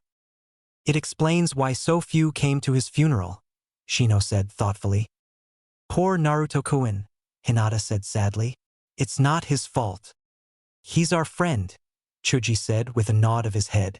If we had known why the villagers treated him the way they did, we could have defended him. Shikamaru blinked at them all. He hadn't been sure how his friends would react, and part of him assumed they wouldn't stop and think about the Naruto they knew as a person and look at him the way everyone else did. He was happy to be wrong for once. He was pulled from his thoughts when Hinata stepped forward. Naruto-kun, she called with a wave. Her call, of course, was still very soft-spoken. The rest of the group looked to see 2 men walking side by side, heading from the direction of MT Hokage. The shorter of the 2 smiled timidly when he heard her call his name and saw the group. He raised his hand in greeting. They were all looking at him strangely, and Naruto felt his smile falter. His eyes fell on Ino, who was glaring at him, and he suddenly realized what the looks were for. Ino must have told them. Sasuke caught the sudden tensing of Naruto's body, and he found himself glaring at everyone. Why? Ino asked, looking between them. Why are you with him? How can you trust him? He almost killed you. That wasn't his fault. Sasuke growled dangerously, noticing Naruto's wide blue eyes. Ino whirled on him, surprising everyone. That's not what I'm talking about, she said, eyes blazing. It was Sasuke's turn to be wide-eyed as he backed away from the angry woman. You put a Chidori through his chest at the Valley of the End. You wanted to kill him. Everyone's eyes were now on Sasuke, who had lost what little color his pale skin usually had and was now ghostly white. Ino, stop, Naruto's calm voice said. How can you stand there pretending it didn't happen? She asked. You told me yourself that that was your worst memory. Naruto saw the stricken look that momentarily crossed Sasuke's face. Ino, Naruto said. When I said it was my worst memory, I wasn't referring to what Sasuke did. Both Ino and Sasuke looked at him in surprise. It's the worst because I failed that day. By losing, I let my best friend go off to what could have been his death. I couldn't protect him. Everyone was now staring at him. Naruto had grown up, they realized. Besides, Naruto said with a shrug, losing to this bastard is embarrassing. Sasuke snorted and the tension that had settled over the small group dissipated. Naruto, Kiba said seriously, moving to stand in front of the whiskered man. Both Naruto and Sasuke tensed, waiting for the inevitable question. Why did you leave? He looked at the scruffy man in confusion when Kiba asked his actual question. What the hell did you do to your hair? He had completely forgotten that he wasn't wearing his Hitayate. Kiba grinned. I know you're friends with Gaara, but really, I wouldn't take fashion advice from him. Red is not your color, he said, tossing an arm around Naruto's shoulder and dragging the poor confused man towards town. Come on. We were on our way to get lunch. Sasuke almost smiled when he heard Naruto ask, Ramen? With that same hopeful tone he had always used as a child. Shino and Hinata followed their former teammate and the old Team 10 began was right behind them. Naruto looked over his shoulder, sending Sasuke a smile and, seeing this, Kiba called back, You coming, Uchiha? Sasuke shrugged and looked away, hiding his smile as he followed them. Tsunade thanked Kakashi before dismissing him, having been debriefed on exactly what had happened at the Uchiha residence the night before.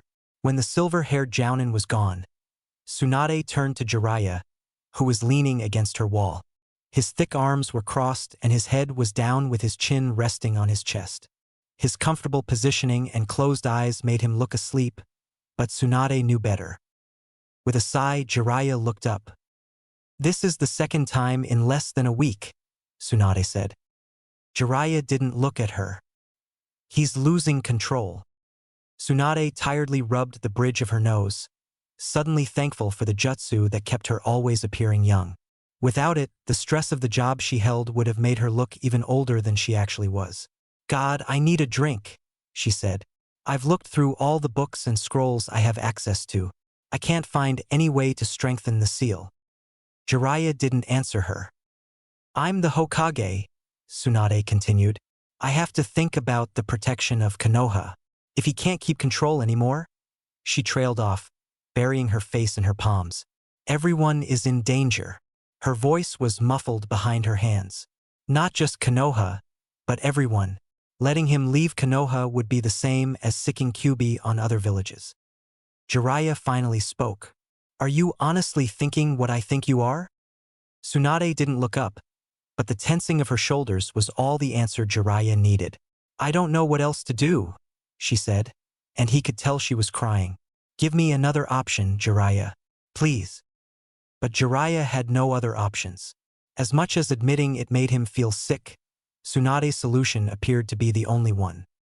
Tsunade finally looked at him, tears sliding down her face, and Jiraiya realized that, despite her jutsu, she looked old and tired.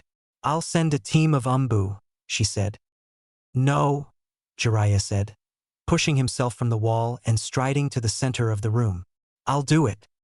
He was my student and I will not have him killed by a team of Umbu like he's some missing nin.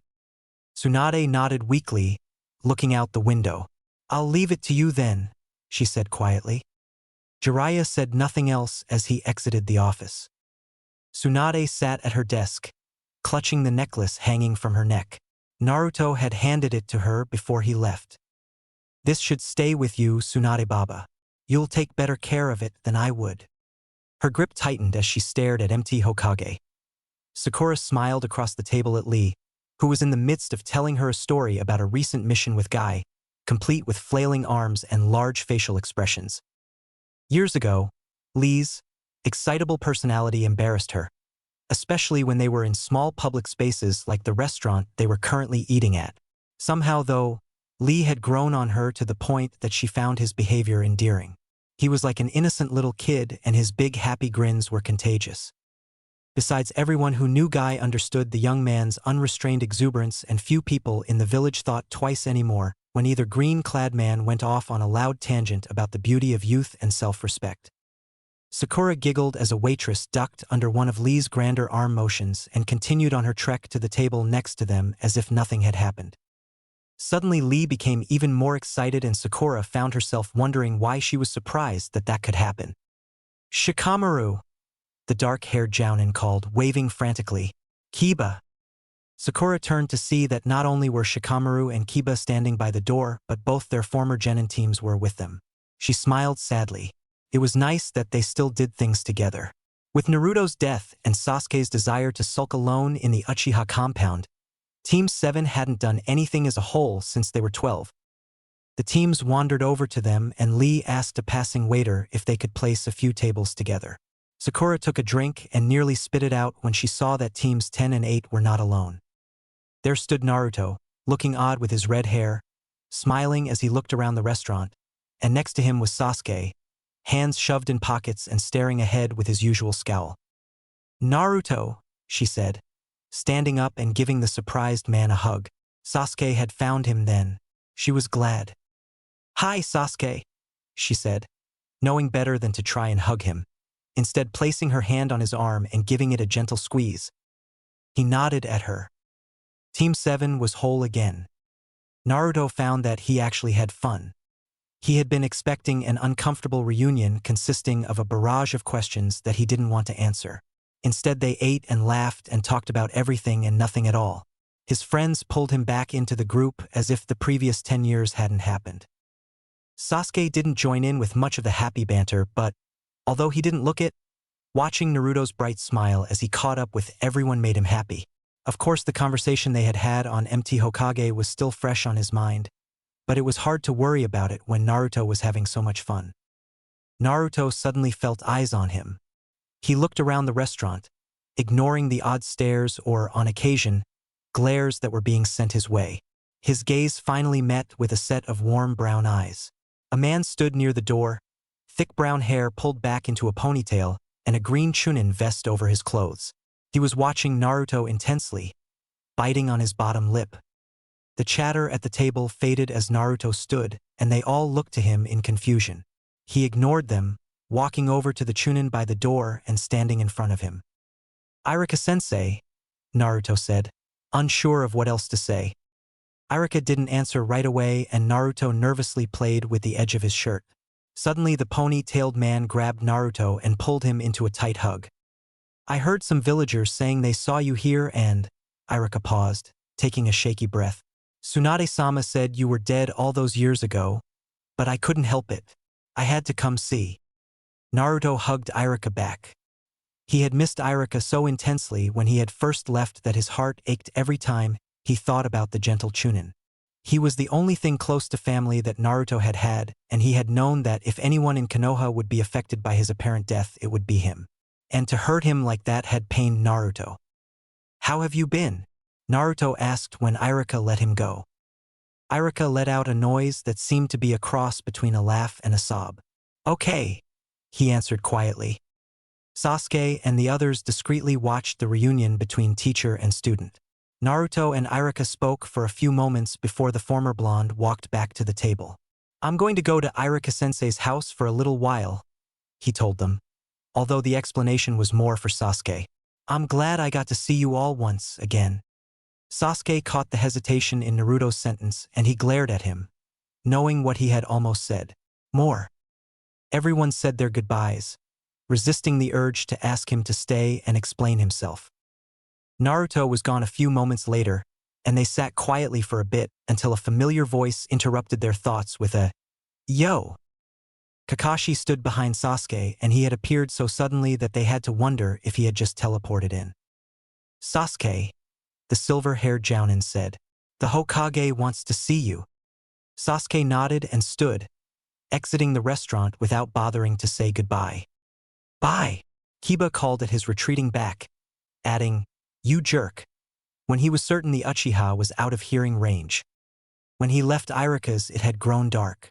Naruto had spent hours just talking with the older man, reminiscing, catching up. When Iruka had asked why he left, Naruto had told him, only because he could never feel right if the Chunin did not know the truth. He decided to take a walk around Konoha because, honestly, he had no idea what to do next. He needed to talk to Sasuke again, if for no other reason than to say goodbye.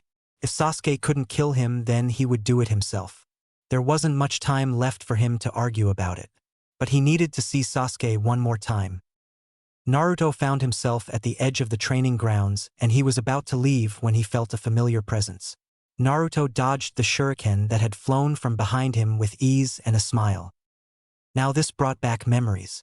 He turned, catching the kunai that was heading for his face. "You can do better than that, pervert," he said, flipping the kunai in his hand for a better grip and raising it to defend himself as Jiraiya appeared from the branches of one of the surrounding trees, slashing at him with another kunai. Metal clashed with metal. For the 3 years he had trained with Jiraiya, this was how they had sparred. The Sannin let him do most of the training on his own, but he would randomly attack Naruto when the boy had seemed off guard. After years of this, Naruto was rarely ever taken by surprise. Naruto ducked a punch and kicked out his legs, trying to sweep Jiraiya's legs out from under him. The Sannin leapt into the air, avoiding the hit. "You lost control again," Jiraiya said, landing back on the ground and not even pausing before sending another kunai at Naruto, who calmly sidestepped. "There's not much control left to lose," Naruto told him honestly. They stood across from one another, neither saying anything for a few long moments. Jiraiya seemed to be avoiding his eyes. Finally, Naruto spoke. "This isn't going to be just another spar, is it?" It was more of a statement than a question. Jiraiya slowly shook his head. "It was either me or a bunch of umbu," he told his former student, raising his eyes to steadily meet the blue-eyed gaze. "I'm glad it's you," Naruto said, "but you're going to have to do better than you just were." He dropped into a ready stance. "There's only one person I'll let kill me without a fight, and it's not you." Jiraiya silently observed the younger man. He had thought that he could do this, but now that he was here, standing across from his former student, his determination wavered. Naruto saw the hesitation. "Don't let emotions into this arrow senin. This is just mission." Jiraiya took a deep breath and nodded. "Okay, kid. You ready?" "Always." As Jiraiya attacked, Naruto realized he had a severe disadvantage. With the 5-part seal in place, his chakra control was shaky at best. Fortunately, Jiraiya seemed to be testing his skills for now, attacking only with taijutsu. Speed-wise, Naruto had the upper hand. He was easily able to dodge the kicks and punches thrown at him. Realizing he could do nothing close range, Jiraiya leapt away, putting some distance between them. He pulled out 6 kunai, holding them between his fingers. He needed to slow Naruto down. If he could make even 1 or 2 of these hit, he began to feel nauseous. Naruto's words came back to him. "This is just a mission." Naruto understood. He didn't blame him. He infused chakra into the kunai before spinning and sending them flying at Naruto at speeds even he couldn't completely dodge. He watched in surprise as the red-haired man made no move to dodge the kunai, instead standing impassively with his arms crossed, eerily similar to another red-haired demon vessel that Jiraiya knew. The kunai hit, but instead of slicing into Naruto, they bounced harmlessly off him, as if his skin were solid. When the threat was gone, Naruto quickly released the chakra shield. It had taken an extreme amount of concentration to do something that had over the years become second nature. His chakra was more unstable now that he had tapped into it, and he wasn't certain how much more he would be able to use. Jiraiya didn't let the surprise of Naruto's blocking the kunai distract him for long, instead opting to attempt a jutsu. He had to slow Naruto down or he would never be able to do what he had to. His fingers flew into familiar seals, and with a call of Katan, Gokakyu no Jutsu, Jiraiya curled his hand around his mouth, controlling the flames that he was spitting out into a large fireball. Naruto almost didn't dodge. He hadn't needed to dodge fire techniques since he was almost 18. But then he remembered that Kyuubi's chakra was sealed and it would not be able to absorb the flames as it normally did. With quick hand seals he called out, Kage Bunshin no Jutsu, and 10 clones appeared before him, taking the hit instead. Naruto nearly lost his balance.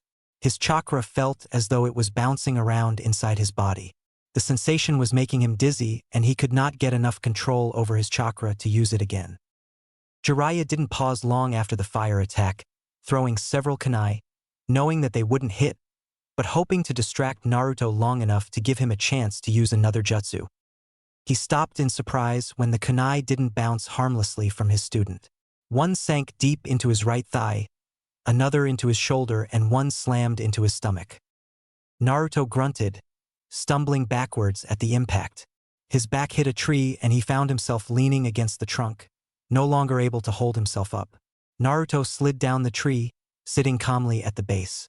His left leg was bent, allowing him to rest his arm on the knee, and Jiraiya would have thought he was just relaxing under a tree if he couldn't see the 3 kunai sticking out of him. Jiraiya moved closer, his feeling as if someone had taken hold of his heart and begun squeezing it. He stood a few feet away from Naruto with a painful look of regret etched onto his features. "Can you do it with one hit, Ero-sennin?" Naruto asked tiredly, blue eyes looking up at him through red bangs. "Yeah, kid," Jiraiya said softly. He raised a kunai. I'm sorry, Naruto. "You're doing me a favor. Believe me?" Naruto said, closing his eyes and leaning his head against the trunk behind him. Swallowing the lump in his throat, Jiraiya threw the kunai, aiming for the young man's heart. Naruto heard the kunai leave his sensei's hand and he braced himself for the impact that never came.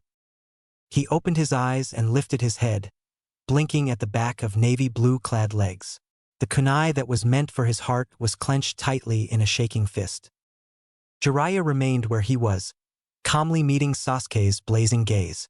The Sharingan had stained Sasuke's eyes red, and the 3 dots surrounded his pupils were spinning dangerously. "What are you doing?"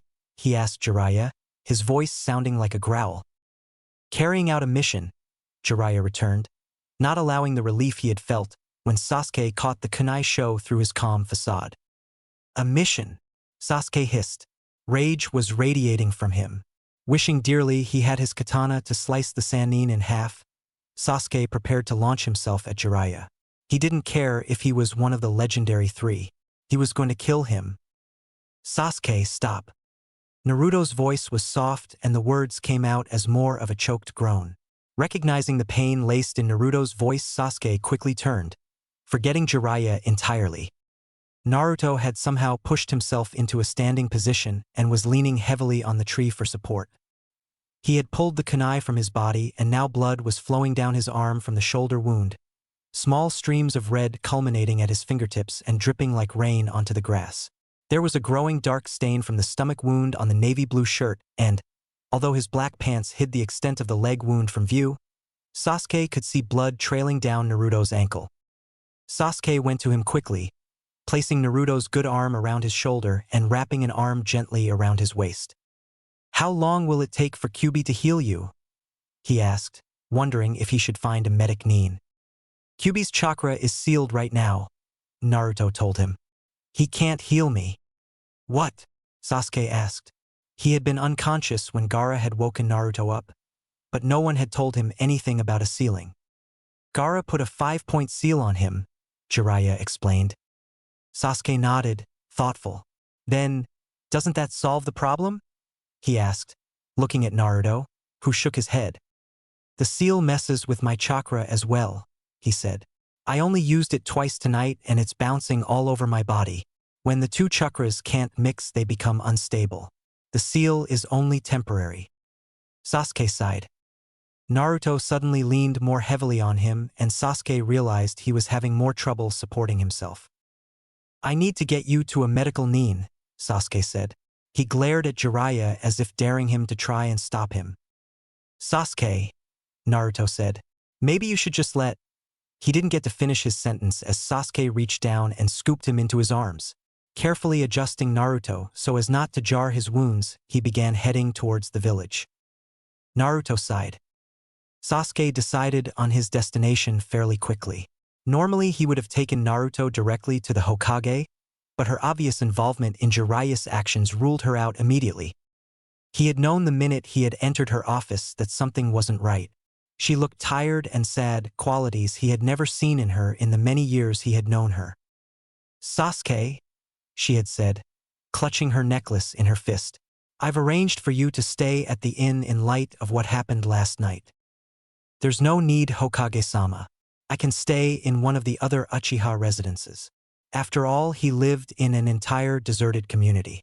There were plenty of empty houses. Naruto can continue staying with me as well, he said, to show her that he didn't blame him. The sudden tensing of her shoulders made him pause. He looked at her suspiciously. Ah yes, she said. I'm sure he'll like that. The tone of her voice set off warning bells in his mind. She'd dismissed him and he'd immediately gone to find Naruto. It had taken a long time to figure out where Iruka lived, and when he had finally gotten there, the Chunin had informed him that Naruto had left. Sasuke's stomach clenched when he realized that if he had been a second later. He kicked on the door he had arrived at rather than knocking, as his hands were full. There was no answer and he adjusted Naruto's weight before kicking again. Naruto's silence would have frightened him if he couldn't feel the other man's soft breaths on his neck. He wondered momentarily if he had fallen asleep, but a glimpse of blue irises told him otherwise. Hi, I'm coming, came a voice from inside. The door opened and Sakura stared at them in shock. What did you do to him? She hissed at Sasuke, taking in the blood running down Naruto's shoulder. Sasuke almost dropped Naruto in surprise at the vehemence in her voice. She had never spoken to him like that.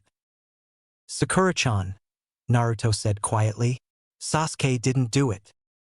Sakura heaved a sigh and stepped aside, ushering Sasuke into her house. Put him on the couch, she said before disappearing into another room.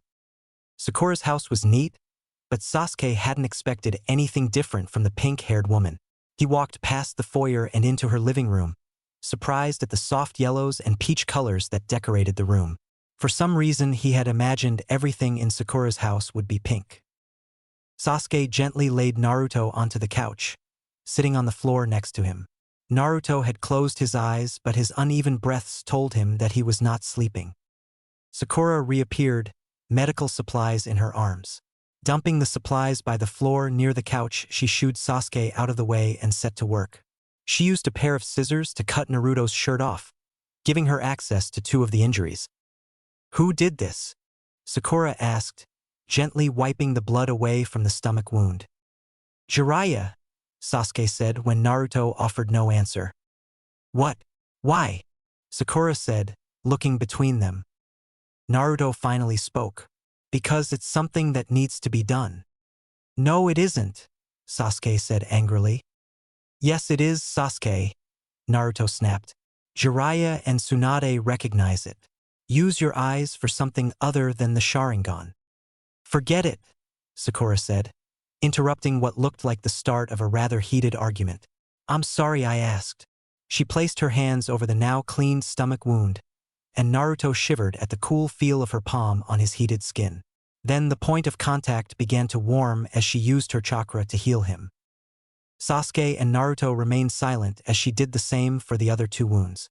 Thankfully, the pants Kyuubi had put on the night before were loose enough that the leg could be rolled up, saving both Naruto and Sakura any embarrassment.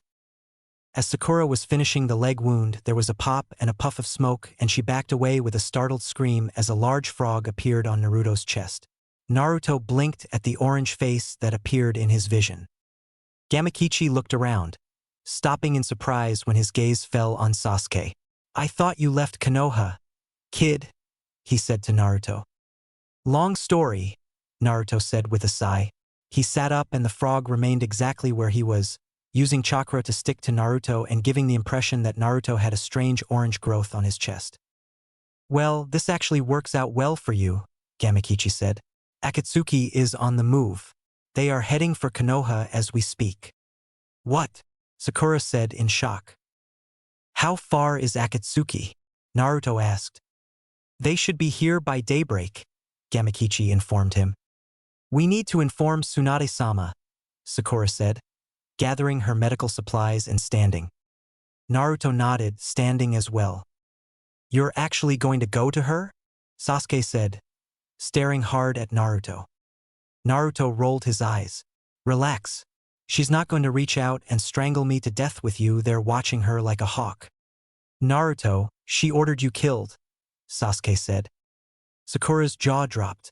Not only had Jiraiya been the one to do it, Tsunade had ordered it. Sasuke, I'm not getting into this argument with you again. You and I both know why she did it, and as much as you don't want to admit it, you know that she's only looking out for the good of the village, as am I. Naruto paused before meeting his dark eyes sadly. If you truly meant what you said about protecting Konoha for me, then you would see why it has to be this way. Sasuke looked away. Sakura stood quietly to the side, recognizing that this conversation had nothing to do with her. Even Gamakichi, although he remained attached to Naruto's chest, stayed quiet. Sasuke finally looked up. Let's go warn Tsunade about Akatsuki.